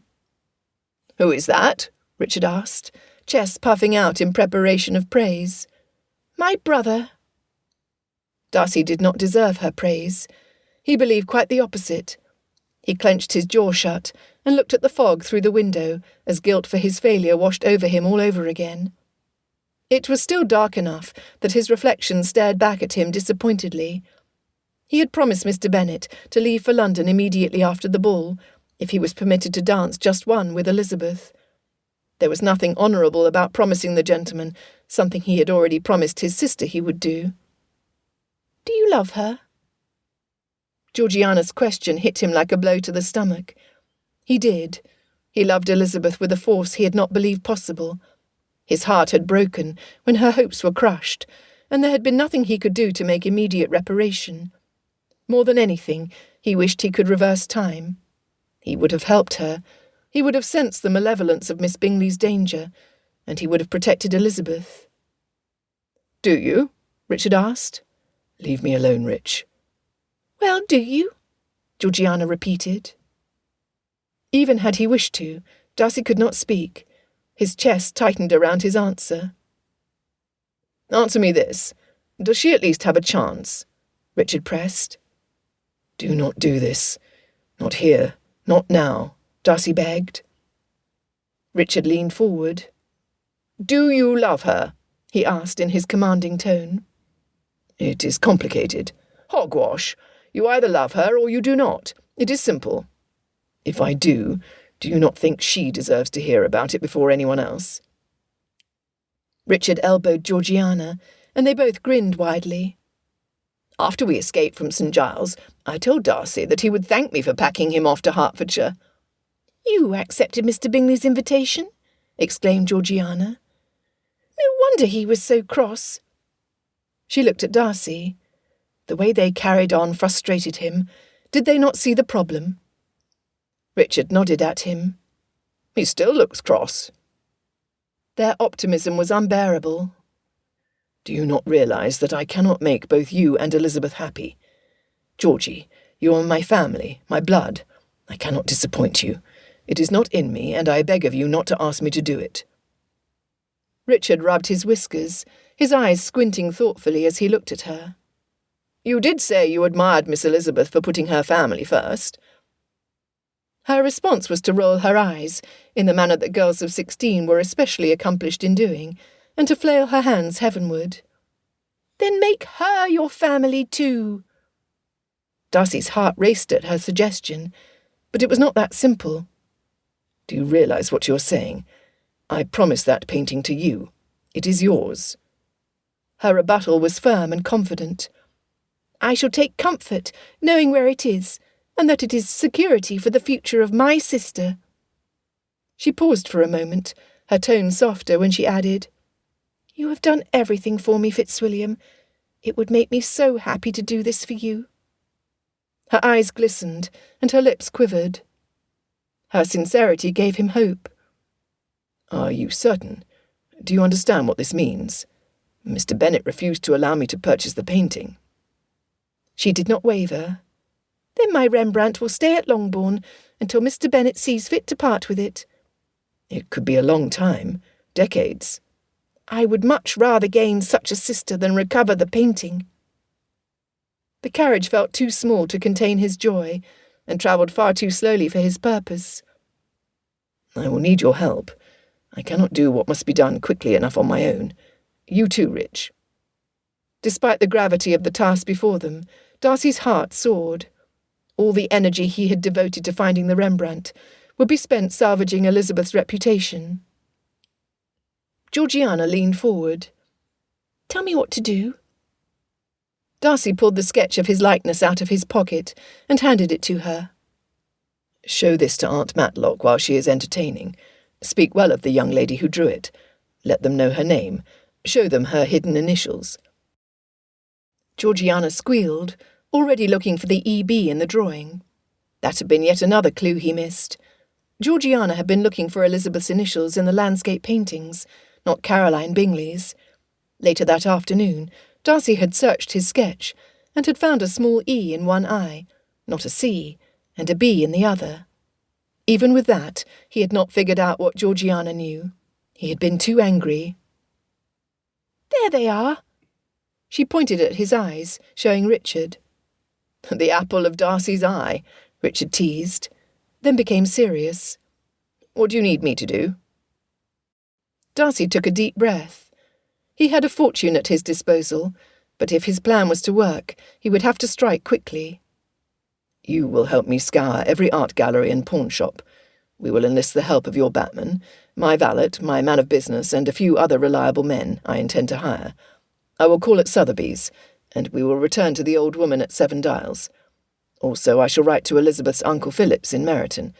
She had to have help, and he is capable." "What are we looking for?" Richard asked, his hand already resting on Connie's hilt, ready for action. "We will find every work of Mario Rossi. We will tell everyone my desire to own his entire collection, part of which I will display at my London house, and the other part at Pemberley. Once word gets around, you will have competition, which is why we must act swiftly. We will make the paintings scarce at the same time their popularity is surging among our circles. Mario Rossi will be praised by ladies and gentlemen whose opinions are sought out and emulated. When the real identity of Mario Rossi is learned, they will watch my reaction, and I will show them the initials." Georgiana clapped.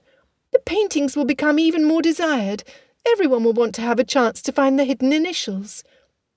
Richard leaned back. "And anyone fortunate enough to already have a Mario Rossi will be proud to display their art. I will open Darcy House in Pemberley for them to see how proud I am to own Elizabeth's work. They will not doubt the lengths to which I will go to defend her. If I wield my influence correctly, they will defend her too." Richard shook his head, a grin spreading over his teeth. "I like you more when you're in love. You're quite dashing, you know." "Quite the romantic hero," added Georgiana. "The ladies' fans will flutter." They teased him all the way to London. Darcy let them have their fun. He had a plan that just might work, and that hope lent him humour.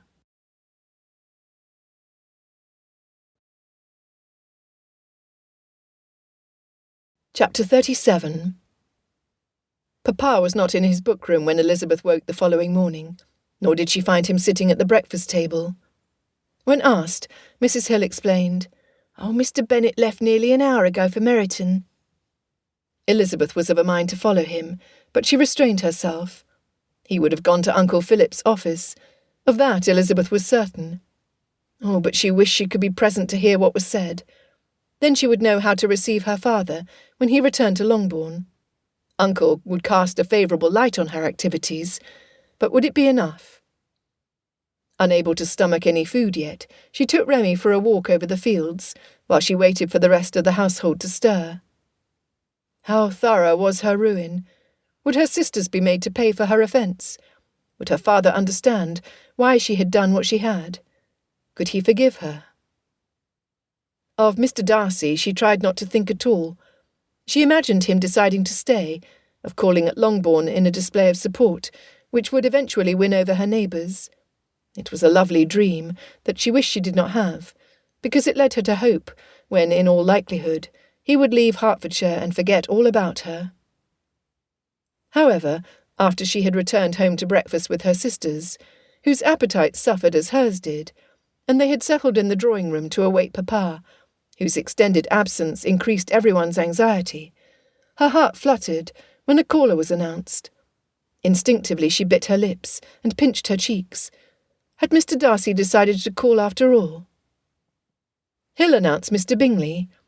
Elizabeth held her breath, hoping to hear Mr. Darcy's name announced next, but it was necessary to force a smile and hide her disappointment when it was not. Jane was too relieved, and Mamma was too overjoyed. But then Mrs. Hurst and Miss Bingley were also announced. It was apparent that Mr. Bingley was aware that his sister's presence would cause them unease, for he had no sooner entered the room than he stated his reason for bringing them. "My sisters owe you an apology, and it is my intention to see that they give it to you, and to each of the families with whom they gossip before the ball. I, too, beg for your forgiveness. You have paid dearly for my ignorance and leniency." He glanced at Jane briefly. To Elizabeth's surprise, her sister did not bow her head in acceptance. She held her head high, as though weighing the worth of his apology. Mamma, on the other hand, was eager to accept any favour he was willing to extend, though she was hard-pressed to speak too favourably when she would not offer his sisters the same deference. He looked meaningfully at his sisters, as did they all, and he motioned for them to speak. Miss Bingley stared at her hands, her lips pinched, and her voice tight. "My deepest apologies to you, Miss Elizabeth." There was a pause, until her brother nudged her to continue. Her chin jutted out in protest, but she continued. "It was wrong of me to tell your neighbours about your profession." Another nudge. "And to claim your work as my own." Mr. Bingley cleared his throat and nodded his head at Mrs. Hurst, who muttered, "You have my apologies too." He nodded for her to continue, but she merely glared at him in return. His complexion reddening, Mr. Bingley added, "We will do what we can to undo the damage that has been done. It is the least we can do. If you never wish to see us again, it is no less than we deserve." Jane said nothing, which visibly added to his distress. For Jane's sake as much as his, Elizabeth said, "Thank you, Mr. Bingley." More than that she could not say, for it was not yet in her power to forgive. "Then we shall bid our farewells now." "Farewell? Oh, you do not intend to quit Netherfield Park. What about Jane?" protested Mamma. Jane placed her hand over their mother's, her tone as unruffled as her manners. "Mr. Bingley has decided what is best for his household, and we must respect his choice." The man looked miserable. Elizabeth sympathised with him, but trusted Jane to know how to act. He stood to take his leave. "It depends how long our calls today will take, but I hope to reach London before nightfall. If you are in town, I hope—" "London!" Mamma wailed, as though it were a faraway land. "Yes," replied Mr. Bingley. "I owe Darcy an apology for the mess I allowed to happen." Elizabeth's head spun. Mr. Darcy had already left. Mr. Bingley bowed his head. "He expected better from me," Jane whispered under her breath. I did too. Too stunned to trust her reaction, Elizabeth looked at Mary, who gave her a subtle nod to communicate that she knew what to do. Turning to Mr. Bingley, Mary asked, Mr. Darcy is no longer at Netherfield? He departed at first light. Mamma harumphed. Without so much as a by your leave? Elizabeth's heart sank. Mr. Darcy was gone. She would never see him again. Mr. Bingley and his sisters departed shortly thereafter. There was nothing else to say, and they had many more apologies to make that day. As soon as he left, Mamma turned to Jane. How could you be so cold toward Mr. Bingley? He might have made an offer. Jane paused before replying calmly. Mr. Bingley did well to apologise, but before I can return his regard fully, he must know that I will not permit his sisters to treat mine as they have done. But he is our only hope. Who will make an offer for any of you now? Mr. Collins refuses to have anything to do with us. Mr. Darcy is gone, and now Mr. Bingley has said he will quit Netherfield. We are ruined. Mamma burst into tears. Mary kneeled at her feet, clasping her hands between hers. It is not as bad as that, Mamma. Mr. Good intends to speak to Papa soon to ask for my hand. But he is only a clerk, Mamma sobbed. He loves me. We shall be happy. What else should we wish for? A fortune, exclaimed Lydia. How did Aunt Phillips not know? Asked Kitty, tapping her chin. She could have warned us. Mary replied, I asked her about that, but she was as ignorant of the gossip as we were. Perhaps it was the intense rain that prevented the news from reaching her. She had nothing of it until the same time we did, at the ball. Elizabeth was too numb to care. The damage was done. Mr. Darcy was gone. She tried to be happy for Mary, but it was difficult when she knew she would never have the same happiness. Papa returned then, pale and shaken. Mamma sat him down by the fire and sent for tea. Lizzie, he called from his chair. She rushed to his side as he rose to his feet. No, Papa, you must sit, she said. He placed his hands gently against her cheeks. I owe you an apology. Elizabeth had had quite enough apologies for one day, and averted her eyes. Look at me, dear girl. The endearment got her attention. There was no anger or disappointment in his tone. Your uncle told me everything. Elizabeth held her breath. He looked her in the eye. I am ashamed of my behaviour, and so proud of the young lady you have become, despite my poor example. She had not realised how badly she needed her father's forgiveness until he granted it. The tightness in her chest released, and tears spilled over her cheeks. He brushed them away with his fingers. I always considered myself cursed, using my failures as an excuse to do nothing at all. I became lazy, negligent. Well, he sniffed and stood taller. I am resolved to act. You did what I ought to have done. Thanks to you and your uncles, we already have a promising start. Elizabeth could hardly breathe. Did this mean what she had wished for all along would come true? He smiled at her, affirming her hope. I'm not the same painter you are, but with some practice, I shall remember to do that which I once loved. She was in his embrace then, weak and heartbroken, but hopeful. A fortnight passed, and Papa kept his promise. He joined his daughter in the attic, where they painted together every day. The improvement to his mood was immediate and beneficial to the entire household. To Mamma he gave more affection, to Mary more praise, to Jane more support, to Kitty and Lydia more guidance.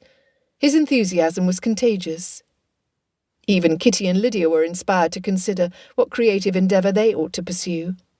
This might have been influenced by their jealousy at Mary's success with Mr. Good, but Elizabeth was glad to see the change, no matter the source of their motivation. The Bennet household had never been happier. Well, mostly.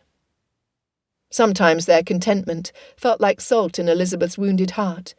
She found it increasingly difficult to hide her own disappointment. Her reputation was in shambles. Mr. Darcy was gone. She would never marry. However, her sisters might settle as well as they could manage.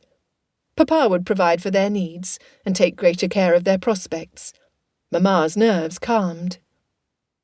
Elizabeth tried to be satisfied with their happiness, but their success contrasted too heavily with her failure.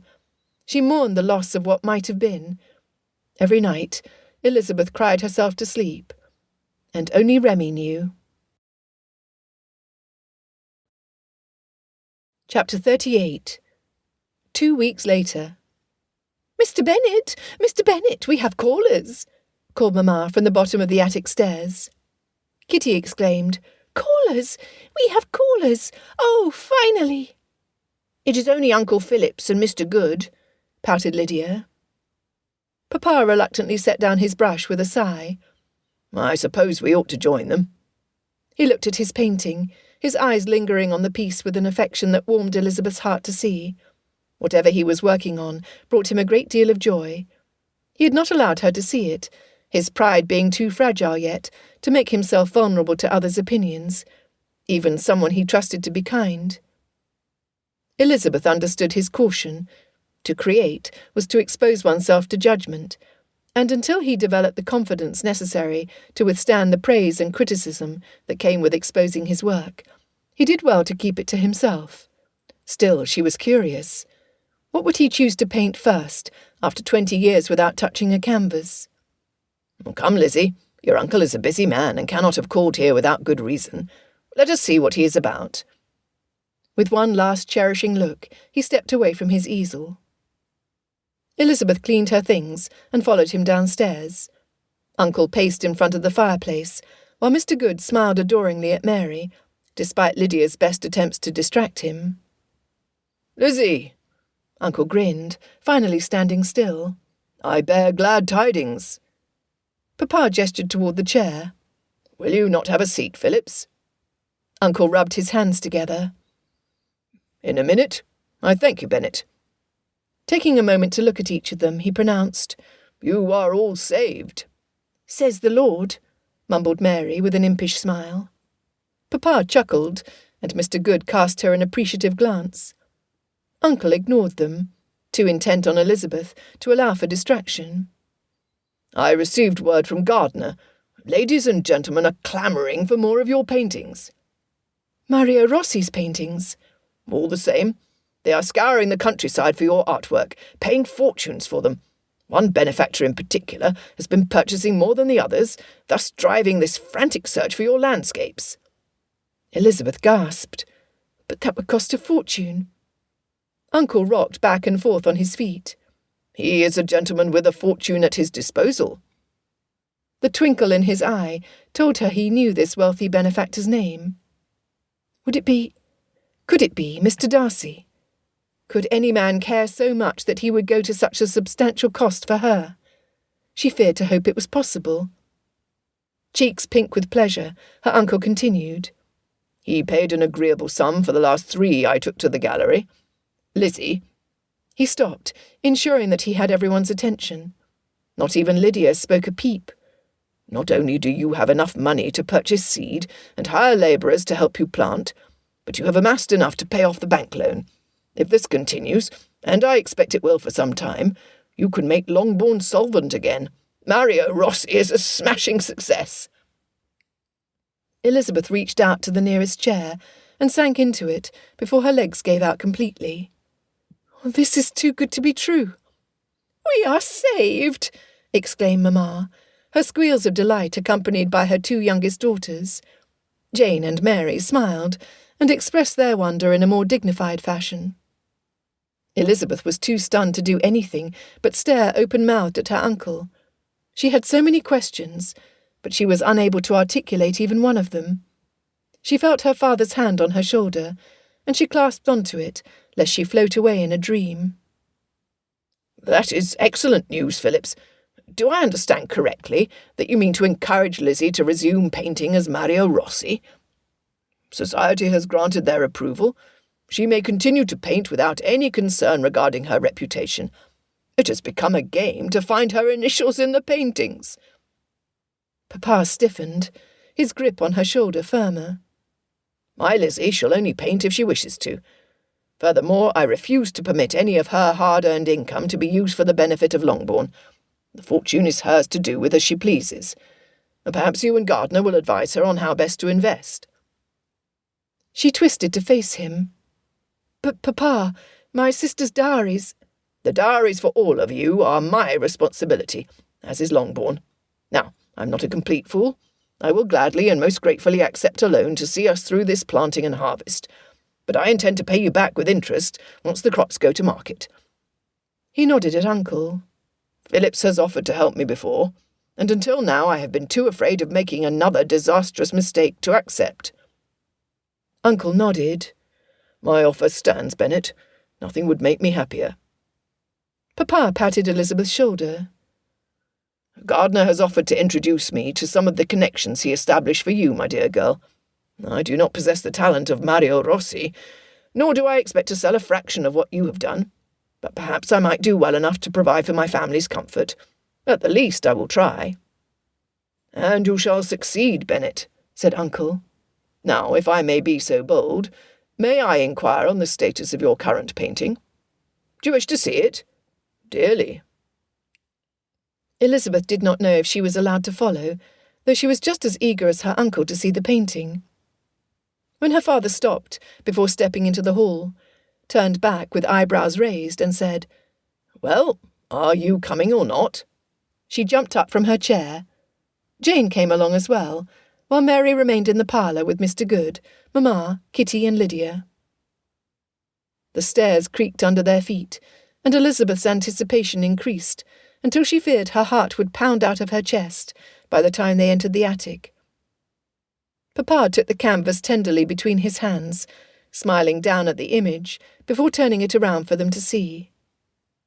It was a portrait of Elizabeth, dressed in a gown of vibrant peacock blue, standing in front of a dramatic background, accented with gold.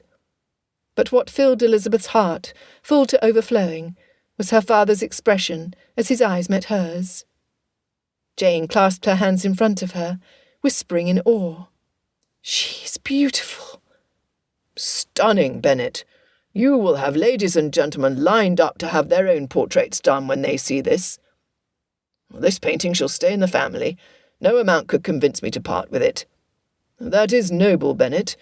But why would you paint something you do not intend to sell? We must strike while the iron is hot." Papa's gaze continued to caress Elizabeth like an embrace. "More is involved in practising art than skill, Phillips. Every time I feel my courage falter, or fear stills my brush, she will remind me that my family is more important than accolades and sales." "She looks hopeful," Jane observed. Papa grinned. "Oh, good. That is the emotion I was hoping to invoke." So drastic was the swing from ruin to acceptance, Elizabeth hardly knew how to react. That she was happy she could not deny, but her happiness could not be complete. Uncle Phillips would not give a clear reply when she asked if Mr. Darcy was responsible for her change of fortune. He had patted her hand and bid her to be patient. Patience was an atrocious word, and yet she was forced to cultivate it. Over the following week, Longbourn received caller after caller, each one with a ready apology for believing Miss Bingley, and expressing shame for doubting Elizabeth's reputation, when the scandal of Miss Bingley's brazen lie far outweighed Elizabeth's progressive independence. How bad could her industry be if the aristocracy smiled upon it? Sir William was her most vocal ally. It soothed Elizabeth to be restored to her friends' and neighbours' favour once again, and she could not help but wonder how Miss Bingley fared in London. When she saw Mary slip a letter to Mr. Good to post that was addressed to Georgiana, Elizabeth longed to know what her sister had written, and if Georgiana would share it with her brother. Was he behind her sudden success? Did he think about her at all? Chapter 39. One glance at his battered cousin, and Darcy knew he would not be keeping his appointment with the man at Sotheby's. "Send your man of business in your stead." Richard reached for the decanter to pour himself another glass of brandy. Darcy snatched the decanter away. Is it not a bit early for this? It depends on your perspective. Richard lunged at the decanter and missed. If one has been up since the crack of day, it is late enough. Darcy glanced at Georgiana and controlled his tone for her sake. You chose to go to St. Giles. To keep you from going, we both remember how well that turned out last time. For the second time that morning, Darcy altered his plans to accommodate one of his helpers. Until this morning, Georgiana and Richard had deserved every commendation for their exertions in assisting him to find all 53 of Elizabeth's paintings. Now the pair seemed to be on a mission to slow the momentum they had worked so hard together to create. First, a messenger had brought Georgiana a letter, which she insisted on reading and replying to immediately, causing a delay for which Darcy had not factored. And now Richard. Darcy stared pointedly at his cousin and his newly acquired swollen eye. It was turning purple, and his nose was not as straight as it had been. And you fared better? Richard grumbled and lunged at the brandy once again.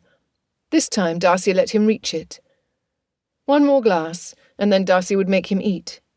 Aunt Matlock would be sorely displeased to see her son in such a state, when she had planned a dinner party for his benefit that same night. She would be doubly displeased if she saw he had been in his cups before the grand event.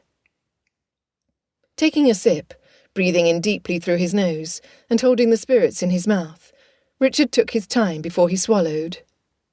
Only the best brandy can get that awful stench out of the nostrils. Georgiana rolled her eyes, her fingers gripping the arms of her chair. Did the old woman have the painting or not? Richard scoffed, nodding at Georgiana and addressing Darcy. Such impatience. She gets that from you, not me. They knew nothing of Darcy's impatience. He had not seen Elizabeth in 1 month. Georgiana snapped a ready retort.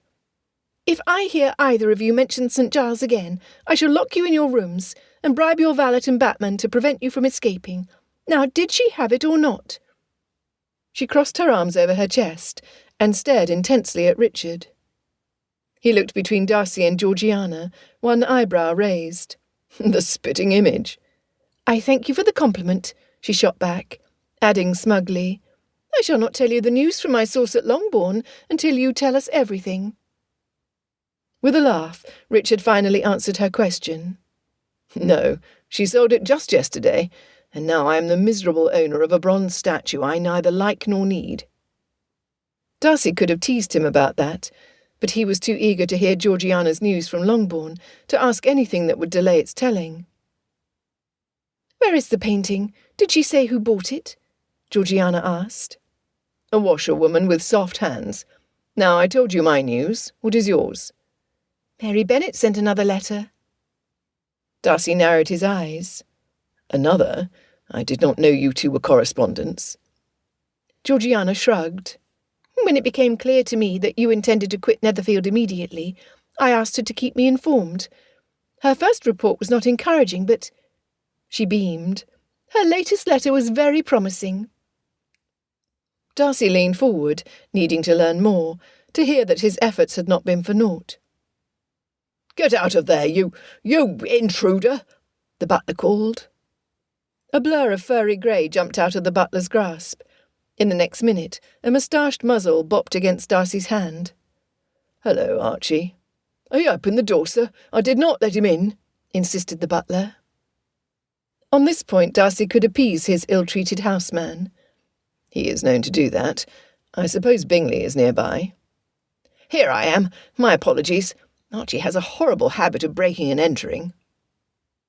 Clearly wishing to leave the room and go where he might regain his composure, the butler asked, Is there anything you require, sir? I have an appointment at Sotheby's I shall not be able to attend. Be so kind as to send Lawrence in my stead. He knows my wishes. Very well, sir, the butler said, in his usual dignified fashion. With a warning side glance at Archie, he departed. Richard leaned back in his chair and crossed one leg over the other. What brings you to Darcy House, Bingley? Darcy bit his tongue. He supposed he ought to be polite, and at least hear Bingley out, before he asked Georgiana about the good news in Miss Mary's letter. Caro is packing for Scarborough. She says she would rather live with our aunt than remain another moment in London." Bingley sank into the chair beside Richard and leaned his head against the back of the chair. "I do not know what to do with her. She's making me and everyone around us miserable. None of her friends will see her. Even Louisa has asked her not to call. I had decided that it would be in Caro's best interest to stay in London and face the full consequences of her slanderous tongue, but I will admit that after a month in her company, my forbearance is wearing thin." "Why would her aunt wish for her company in Scarborough?" asked Richard. Bingley raised his finger. "Well, that is what I said. Caro did not take too kindly to the point, but it is true, nonetheless." "Will you give in to her demands?" Georgiana asked. "No, I will endure my sister's wrath, if it means that I might gain some of Jane's respect." "It takes time to earn respect, and exponentially more so once it has been lost," Darcy reminded him. "A painful lesson, and one I am determined not to waste," Bingley said firmly. Only then did he finally notice Richard. "What in heaven's name happened to you?" Before the conversation got completely distracted, Darcy asked Georgiana, "What news have you had from Longbourn?" Another broad smile, a big breath, then, "What is the meaning of this?" demanded a female voice that made Richard blanch. Archie hid under Darcy's chair. "Mother, what are you doing here?" Richard rose from his seat in such haste he tripped. Darcy steadied him. Aunt Helen tusked and went about the room, greeting each of them with kisses on the cheek, and increasing Richard's suspense until she finally reached him. Catching him by the collar, she sniffed. "I can explain," Richard offered. "Try," she commanded, letting go of his collar and signalling for him to continue, with a look that bore ill for her son. Richard opened his mouth, but no words came out. Darcy, too, was at a loss. They could not reveal where Richard had gone, and Darcy did not wish to mention the paintings again, lest his aunt draw certain conclusions before he was ready. Timing was of the utmost importance. Georgiana rang for some tea. "Stay and have some cake with us, Aunt. It is all my fault, and I feel wretched for asking Richard to try to secure a Mario Rossi painting for me. They have become incredibly difficult to find." Darcy watched his aunt's reaction intently, without seeming to do so. He desperately needed her cooperation if the next part of his plan was to work. Aunt sat and fanned her face. "The ladies in my circle speak of nothing else. Everyone wants a Rossi painting." Bingley nodded. "It has become a game to find the hidden initials." "I asked my maid if she might help me secure a Rossi I had heard of at a market of sorts. You know, one where they sell antiques." Darcy's ears rang. A washerwoman with soft hands. His aunt's maid. His aunt was an admirer of Mario Rossi. It was a struggle to contain his immense joy and keep the excitement out of his tone. "Was she successful?" "She brought it to me this morning." She smiled satisfactorily, like a cat with the last of the cream. "I've already found the E.B. hidden in a stack of hay and a passing cart." For the first time in weeks, Darcy relaxed. Georgiana had good news to share from Longbourn, and his aunt, unbeknownst to him, had secured the final Rossi painting and boasted about finding Elizabeth's initials. His search was complete. It was time. He was still basking in the glory of his success when Aunt Helen turned to him. "You will now tell me the rest of the story." The air seeped out of Darcy's lungs. "The rest of the story?" "Do not feign ignorance with me, Darcy. I know you appreciate a beautiful piece of art, but this borders on obsession." She had him there. Georgiana winked at him, a charming gesture that increased his panic. "Do you remember my Rembrandt, Aunt?" she asked. "Yes," Aunt said slowly. Georgiana plunged ahead. "A thief stole it while I was at Ramsgate, and only recently did Fitzwilliam find it at the estate of a country squire in Hertfordshire." "Interesting. This country squire does not happen to have any daughters, does he?" Aunt watched Darcy with one eyebrow raised. "His second daughter is Elizabeth Bennet," answered Darcy. "V.E.B.?" exclaimed Aunt. He nodded. She clasped her hands together. "Mario Rossi." "One and the same." "How delightful! Your Aunt Catherine has been boasting that her man had a lead on the last known Rossi painting, and she will choke on her envy when she sees that I snatched it right out from under her nose." She fanned her face. It is good for her character to suffer disappointment now and again. She turned to Bingley. "How is Miss Bingley reacting to all of this?" Bingley grimaced. "Not well." "As I thought. The forgery was badly done, but to drag that poor young lady's name through the mud as she attempted to do, a gentleman's daughter, when she is the daughter of a tradesman, is beyond the pale and not to be borne. You have done well keeping her here to face the consequences of her poor choices." Her encouragement seemed to ignite the resolve Bingley had been seeking. She pointed her fan at Richard. "I will deal with you later." Pivoting to Darcy, she resumed fanning. "Now, you have spent a fortune clearing this young lady's name. When will I see your names in the newspaper? Or do you plan to present her to the family before you marry?" Darcy took a deep breath to compose himself. "We are not betrothed." Her fan snapped closed. "You mean you have done all this without knowing that she returns your affection?" "I hope a great deal. However, to salvage her reputation, I had to depart in haste." "And a beautiful job you have done, manipulating the peerage. But did you really leave without telling her what you intended to do? That all of this was for her benefit?" Having no reply, Darcy held his tongue and shrugged his shoulders. Aunt rustled over to his side. Taking his face in her hand, she said, "Lord love you, you starry-eyed dunderhead." Richard spoke up. "I've been helping him, Mother." "Hush, Richard." Bingley coughed and called Archie over to him. "All is well, Aunt Helen," offered Georgiana. "Elizabeth's sister informed me that their neighbours have expressed regret at casting judgment so hastily. Their reputations are spared, and Mr. Bennet is taking an active interest in his family. He, too, is an artist." She met Darcy's gaze. "She wrote that you will wish to see Mr. Bennet's first portrait." Everything Darcy had hoped for was coming to fruition. But there was one more matter he had to attend to, and he would seize the opportunity while he had his aunt's attention and favour. Molly entered the parlour bearing the tea-tray. Archie recognised her and trotted to her side, sniffing in her pocket until she had deposited the tray on the table and extracted a treat from her apron. "Thank you, Molly," said Georgiana. "Stay a moment, please. You will want to hear this, I am sure." The look she gave Darcy felt like a tap on the shoulder for him to carry on. Once Aunt settled in her chair with her tea, Darcy said, "Since you are an admirer of Mario Rossi's paintings, how would you like a portrait from the original artist?"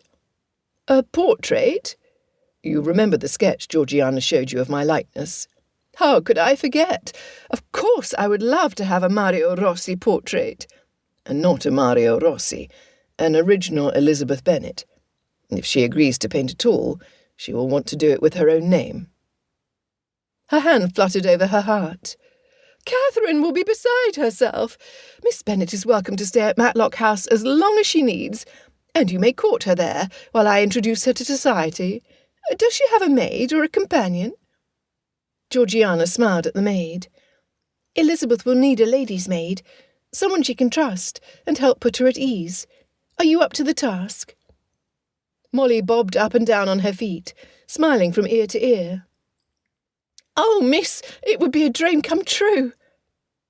Aunt finished her tea and rose from the couch. "Come, Richard, I have a letter to write, and I am not letting you out of my sight until my dinner party is under way." They departed, and Bingley followed with Archie. Not having more tasks, Darcy took a seat at the table across from Georgiana. "Do you want to go for a drive in the park with me?" "Will the route you are planning take us by Gunter's?" she grinned. Gone was the melancholy girl, with a broken heart and a lost painting. Darcy had not returned her Rembrandt, as he had intended, but the past 2 months had brought them closer, and he was determined to continue giving her his time. I will make certain of it. Chapter 40. Elizabeth held the sealed envelope in front of her. The paper was thick and heavy, the embellishments intricate, the wax seal grand. Everything about the letter was designed to impress, and Elizabeth sensed that her life would change once she opened it. She was equal parts excitement and fear. "It looks like it could be from Queen Charlotte," exclaimed Kitty. Lydia squinted to read. "The Right Honourable the Countess of Matlock. Maybe it is an invitation to a society ball." Matlock, where have I heard that name?" mumbled Mamma. Papa's eyebrows furrowed. "I believe Mrs. Gardiner would know the name well." "The family name is Fitzwilliam," said Mary, confirming Papa's suspicion and creating a strong reaction around the table. Lady Matlock was Colonel Fitzwilliam's mother, Mr. Darcy's aunt. "Come on, Lizzie, open it," insisted Mamma. The whole family stared at Elizabeth around the breakfast table, their plates forgotten. Papa's newspaper and correspondence lay untouched at his side. "It must be important if it was sent by messenger," suggested Jane. What if it was bad news? "If I were to receive a letter by messenger, I would open it immediately," said Lydia impatiently. Elizabeth cracked open the seal. The message was brief and written in an elegant hand. "Lady Matlock requests an interview. She will arrange for a carriage to convey me to London, so that I may paint her portrait if I choose." Not bad news, but Elizabeth did not quite know what to make of it. "What does this mean?" asked Mamma. Papa dabbed at his eyes. "It means, my dear, that Lizzie has gained the attention of the peerage. She is not ruined, nor are her sisters in danger." "London!" Kitty swooned, her hands clasped at her chin. Mamma's eyes narrowed. "Mr. Bingley is in London, as are the Darcys. Miss Darcy was kind enough to inform me that they intend to stay on a while longer before returning to Pemberley for the winter months," added Mary. Elizabeth did not know what to think. To accept Lady Matlock's invitation would improve her sister's prospects. She yearned to see Mr. Darcy again, but she must be realistic. While his family might turn a blind eye to her industry, they would consider her too far below their notice to be worthy of him. Perhaps this was Lady Matlock's way of ensuring that Elizabeth was kept in her proper place, far away from her ladyship's nephew. "What do you want to do, Lizzie?" her father asked, his voice gravelly. "I would like to see what she has to say, but it means there is a very good chance I might see Mr. Darcy."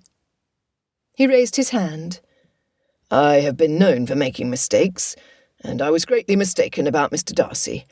He could have broken me, and instead he has turned society's opinion to favour us.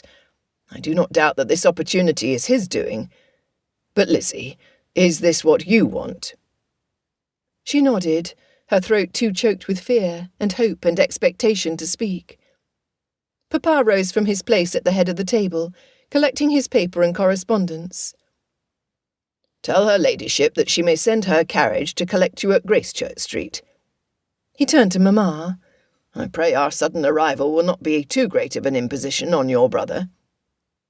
She leaped from her end of the table, waving her hands in the air as she skipped to him. "Mr. Bennet, all of us, to London." "It is about time we accepted Gardiner's invitation to stay with him. The girls will entertain the children, and I dare say you will enjoy shopping with Mrs. Gardiner. I shall send a message immediately, and we can travel on the morrow." She kissed his cheek. "We are to London!" Elizabeth did her best to join in their celebrations, but she was too full of trepidation to yield fully to happiness. Darcy paced in the entrance hall at Matlock House, ignoring Richard when he fell into step beside him. Aunt Matlock sighed. "I have never seen you so anxious. I suppose you will beat the doorman to his duty and open the door for her when she arrives." Darcy spun about and walked to his aunt. Leaning over, he kissed her on the cheek. "Thank you, Aunt." "For what? Suggesting you act like a servant?" for using your influence to help a worthy young lady." Richard grumbled at his side. "He has yet to thank me." "Thank you, Rich." His cousin continued grumbling to himself, revelling in discontent. Darcy asked, "Do you expect me to kiss you on the cheek too?" Richard thought about it. "No. However, some acknowledgement would be agreeable. It was, after all, my doing that you met her in the first place." He was correct, and Darcy was grateful. Richard continued to sulk. "I could say I told you so, but I'm not petty like that." "Not petty at all." Darcy silenced his cousin with a hearty embrace.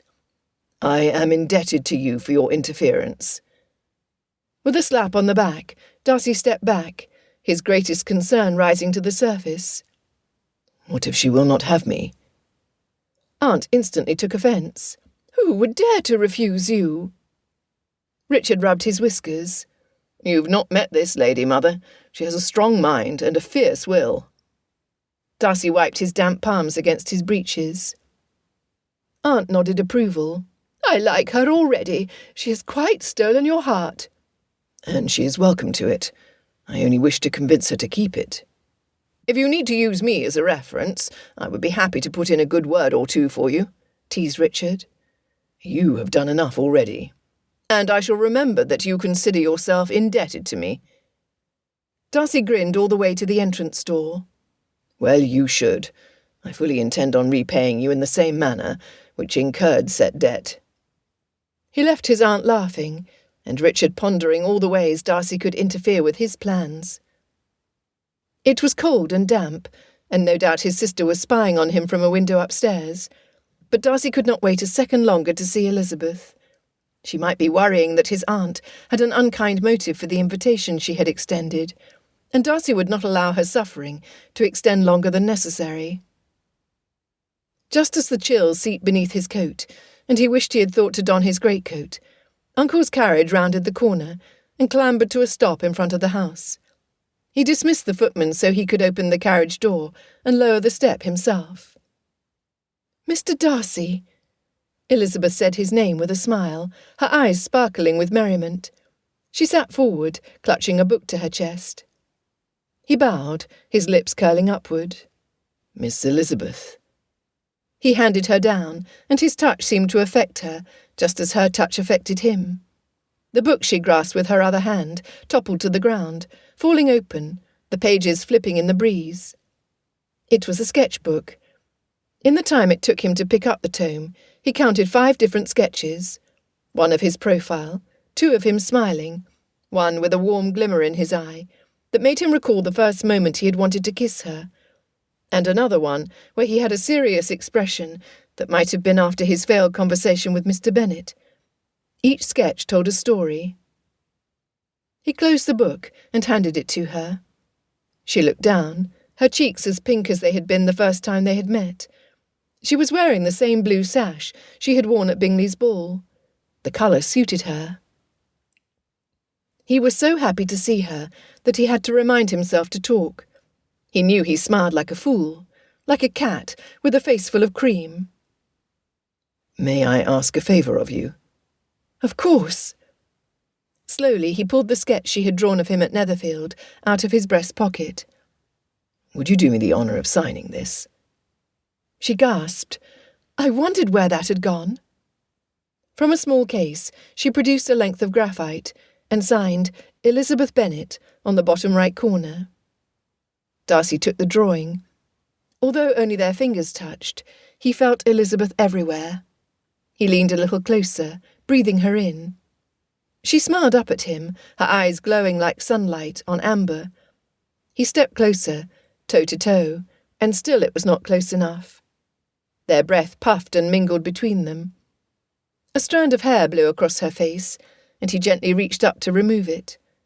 This moment was perfect, and he knew exactly what to do with it.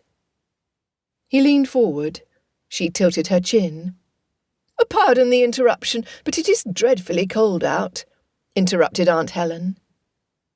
Darcy might as well have been in the tropics for all he knew. He was inclined to ask to borrow his aunt's fan. For Elizabeth's sake, he stepped away. Aunt smiled sweetly at the top of the steps. "You will both be more comfortable inside, where a fire and hot tea are waiting."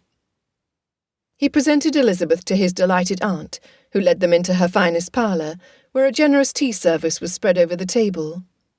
Richard stood when they entered, wincing apologetically at Darcy, as his eyes darted to his mother.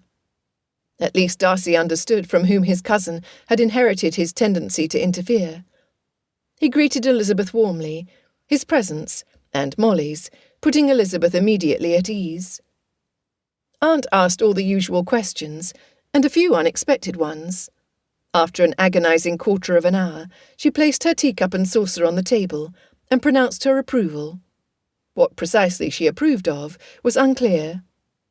Darcy just wanted her and Richard out of the room so he could pick up where he had left off. Finally, Richard stood and extended his hand to his mother. "Very well, now that you are satisfied, allow me to extract you from the room so that they might enjoy a moment of privacy. They will have a great deal to, discuss." "I am pleased to see that you are more romantic than you let on. If only I could convince you to stop wearing that dreadful scimitar." He patted the hilt of his sword affectionately. "Connie is the love of my life. Always constant, always at my side." Their conversation trailed off as they exited the room, leaving Darcy alone with Elizabeth. At last. The clock in the corner ticked away the seconds, each passing click, measuring his silence and increasing his panic. He could not just blurt out, "I love you, will you marry me?" He had put a great deal of thought into his proposal. Present his sketch, ask for her signature, then ask for her hand in marriage. But he had not counted on his aunt's interruption. He had anticipated this moment every day for a month. And now that it was here, he did not know what to say. It was too important to botch. "Where is Remy?" he asked, internally rolling his eyes at himself. He was supposed to be an intelligent man, for goodness sake. "He stayed with the rest of my family at Gracechurch Street. My Uncle Gardner lives there." Darcy nodded. Mr. Gardner had been instrumental in helping him secure Elizabeth's painting so quickly. He wanted to say that her uncle was a good man, but doing so might lead the conversation to what Darcy had done, and he did not want to draw attention to himself that way. "Mr. Darcy?" "Yes?" She bit her lip, nervous. "Why did you do it?" One look at her hope-filled eyes, and he knew exactly what she meant and how to reply. She gave so much of herself to others. She had filled his heart with the vibrancy and joy he would try to give to her. Sitting beside her, he drew her hands into his. "I did it for you. I've never met someone so fiercely loyal and kind. Even now, you took the burden of conversation off my shoulders when I did not know what to say. You make everyone's life better. You see to their every need. And I wish, it is my hope, that you will allow me to care for you." In a flash, she was in his arms. When her lips touched his, there was nothing uncertain or indifferent in her reply. Epilogue. 1 month later. Darcy slipped the short distance from Pemberley's great house to the hunting tower, his feet crunching in the fresh snow. The tower had windows all around, which was the main reason Elizabeth had chosen it for her art studio, but it was cramped, and at 400 feet away from the house, the distance was too far for Darcy's taste. Stomping his feet at the entrance, he ascended the stairs 2 at a time, until he saw her standing in front of a canvas, her back to the door. He stood there for a minute, watching her paint his aunt's portrait, and trying in vain to catch his breath. "I feel you, Fitzwilliam," she said. "Please come inside out of the cold." My apologies for the interruption. She shushed him with a smile and the press of her finger against his lips. "You know the rule, my love. Family first." Darcy loved her rule. He loved everything about his wife. "I have something for you." She set down her brush. "A kiss?" "Always." That was another characteristic he loved about Elizabeth. She took delight in the simplest things, turning every kiss into a gift, with the same passion with which she lived her life. He brushed his lips over hers, and then pulled away, before he forgot why he had interrupted her work. There would be time for many more kisses later. First, I have to show you something in my study. They walked arm in arm down the hill and up the stairs, past the art gallery where the Rembrandt once again hung. Mr. Bennet had sold it to Darcy for £50, the same price he had paid at the Marché Ouvert, and the promise that he was welcome to study it and the other masterpieces decorating Pemberley's walls whenever he wished. It was an arrangement to which both sides easily agreed. Not so his other arrangement with Mr. Bennet, who considered that Darcy was benefiting disproportionately from their families' unions. He was not wrong. Until today, Darcy had not been completely certain Mr. Bennet would yield. Darcy opened the door to his study, and there she was, centred on the wall behind his desk, wearing a gown that matched the peacock blue colour she presently wore. "My father's first painting!" Elizabeth gasped. She rushed to stand in front of it, her fingers stretching out to touch it, but stopping just short. It was not as stunning as the woman herself, but Darcy's heart swelled when he looked at the portrait of Elizabeth. Mr. Bennet was a master. His skill would be highly sought after and handsomely recompensed by the best families. "However did you convince him to part with it?" Darcy told her the only part that mattered. "He knew it would make you happy." She twirled around to face him, tears spilling over her fingers. "Is it possible to be happier than I am right now? I fear I shall burst with joy." Darcy felt his lips lift on one side. "You thought this was your gift? No, my love, that is mine. Your gift is this way." He held out his arm, and he led her up the stairs at the end of the hall. Up they climbed, until they reached the rooftop. He held the door open for her, all his efforts rewarded, when she squealed and jumped into his arms. "It is perfect," she said between kisses. He laughed. "You've not seen what is inside yet." She tugged him along, not that she needed to. He would follow her anywhere. Since their betrothal, he had arranged for an edifice made up mostly of windows, to be built on the top corner of Pemberley's roof, closest to his study. With Mr. Bennet's assistance, Darcy had placed an order for every easel, paint powder, brush and utensil at Ackermann's. "I could set up my own shop with all of this." Elizabeth spun in the centre of her room. "And the lighting is perfect, not to mention the view." "Do you have everything you need?" "And more. I lack for nothing, only time enough to paint the commissions I have already accepted." Darcy went serious. "Promise you will only paint that which increases your joy." She smiled at him and held out her hand. "Now it is your turn. Come with me." His feet did not move quickly enough. He was too surprised. "I did not expect anything." She laughed. "That makes two of us.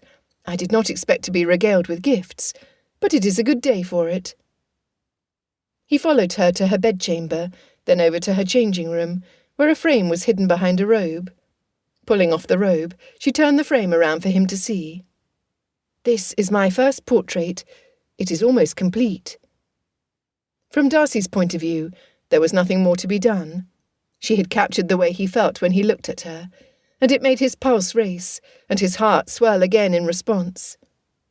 "It is perfect." "There is only one thing missing." Darcy looked closer. At the bottom right, there was no signature. Elizabeth noticed when he saw it. "I signed your sketch as Elizabeth Bennet. Now I want you to be the first recipient of an original Elizabeth Darcy." From where she had hidden the painting, she produced a thin brush and paint. Carefully she signed her name at the bottom. Elizabeth Darcy. In the next instant she was in his arms. "Where will you place your portrait?" "There is only one place for it." She looked up at him and waited. "At your side in my study." She hummed. Great answer. He tilted up her chin. "That is how it is with you and me, Elizabeth. We stand together, side by side." "Family first?" "And always." Darcy sealed his promise with a kiss.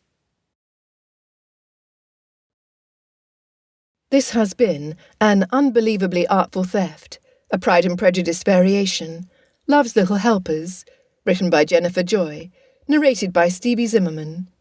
Copyright 2024 by Jennifer Joy Ramirez. Production copyright by Jennifer Joy Ramirez. Thank you for listening to An Unbelievably Artful Theft.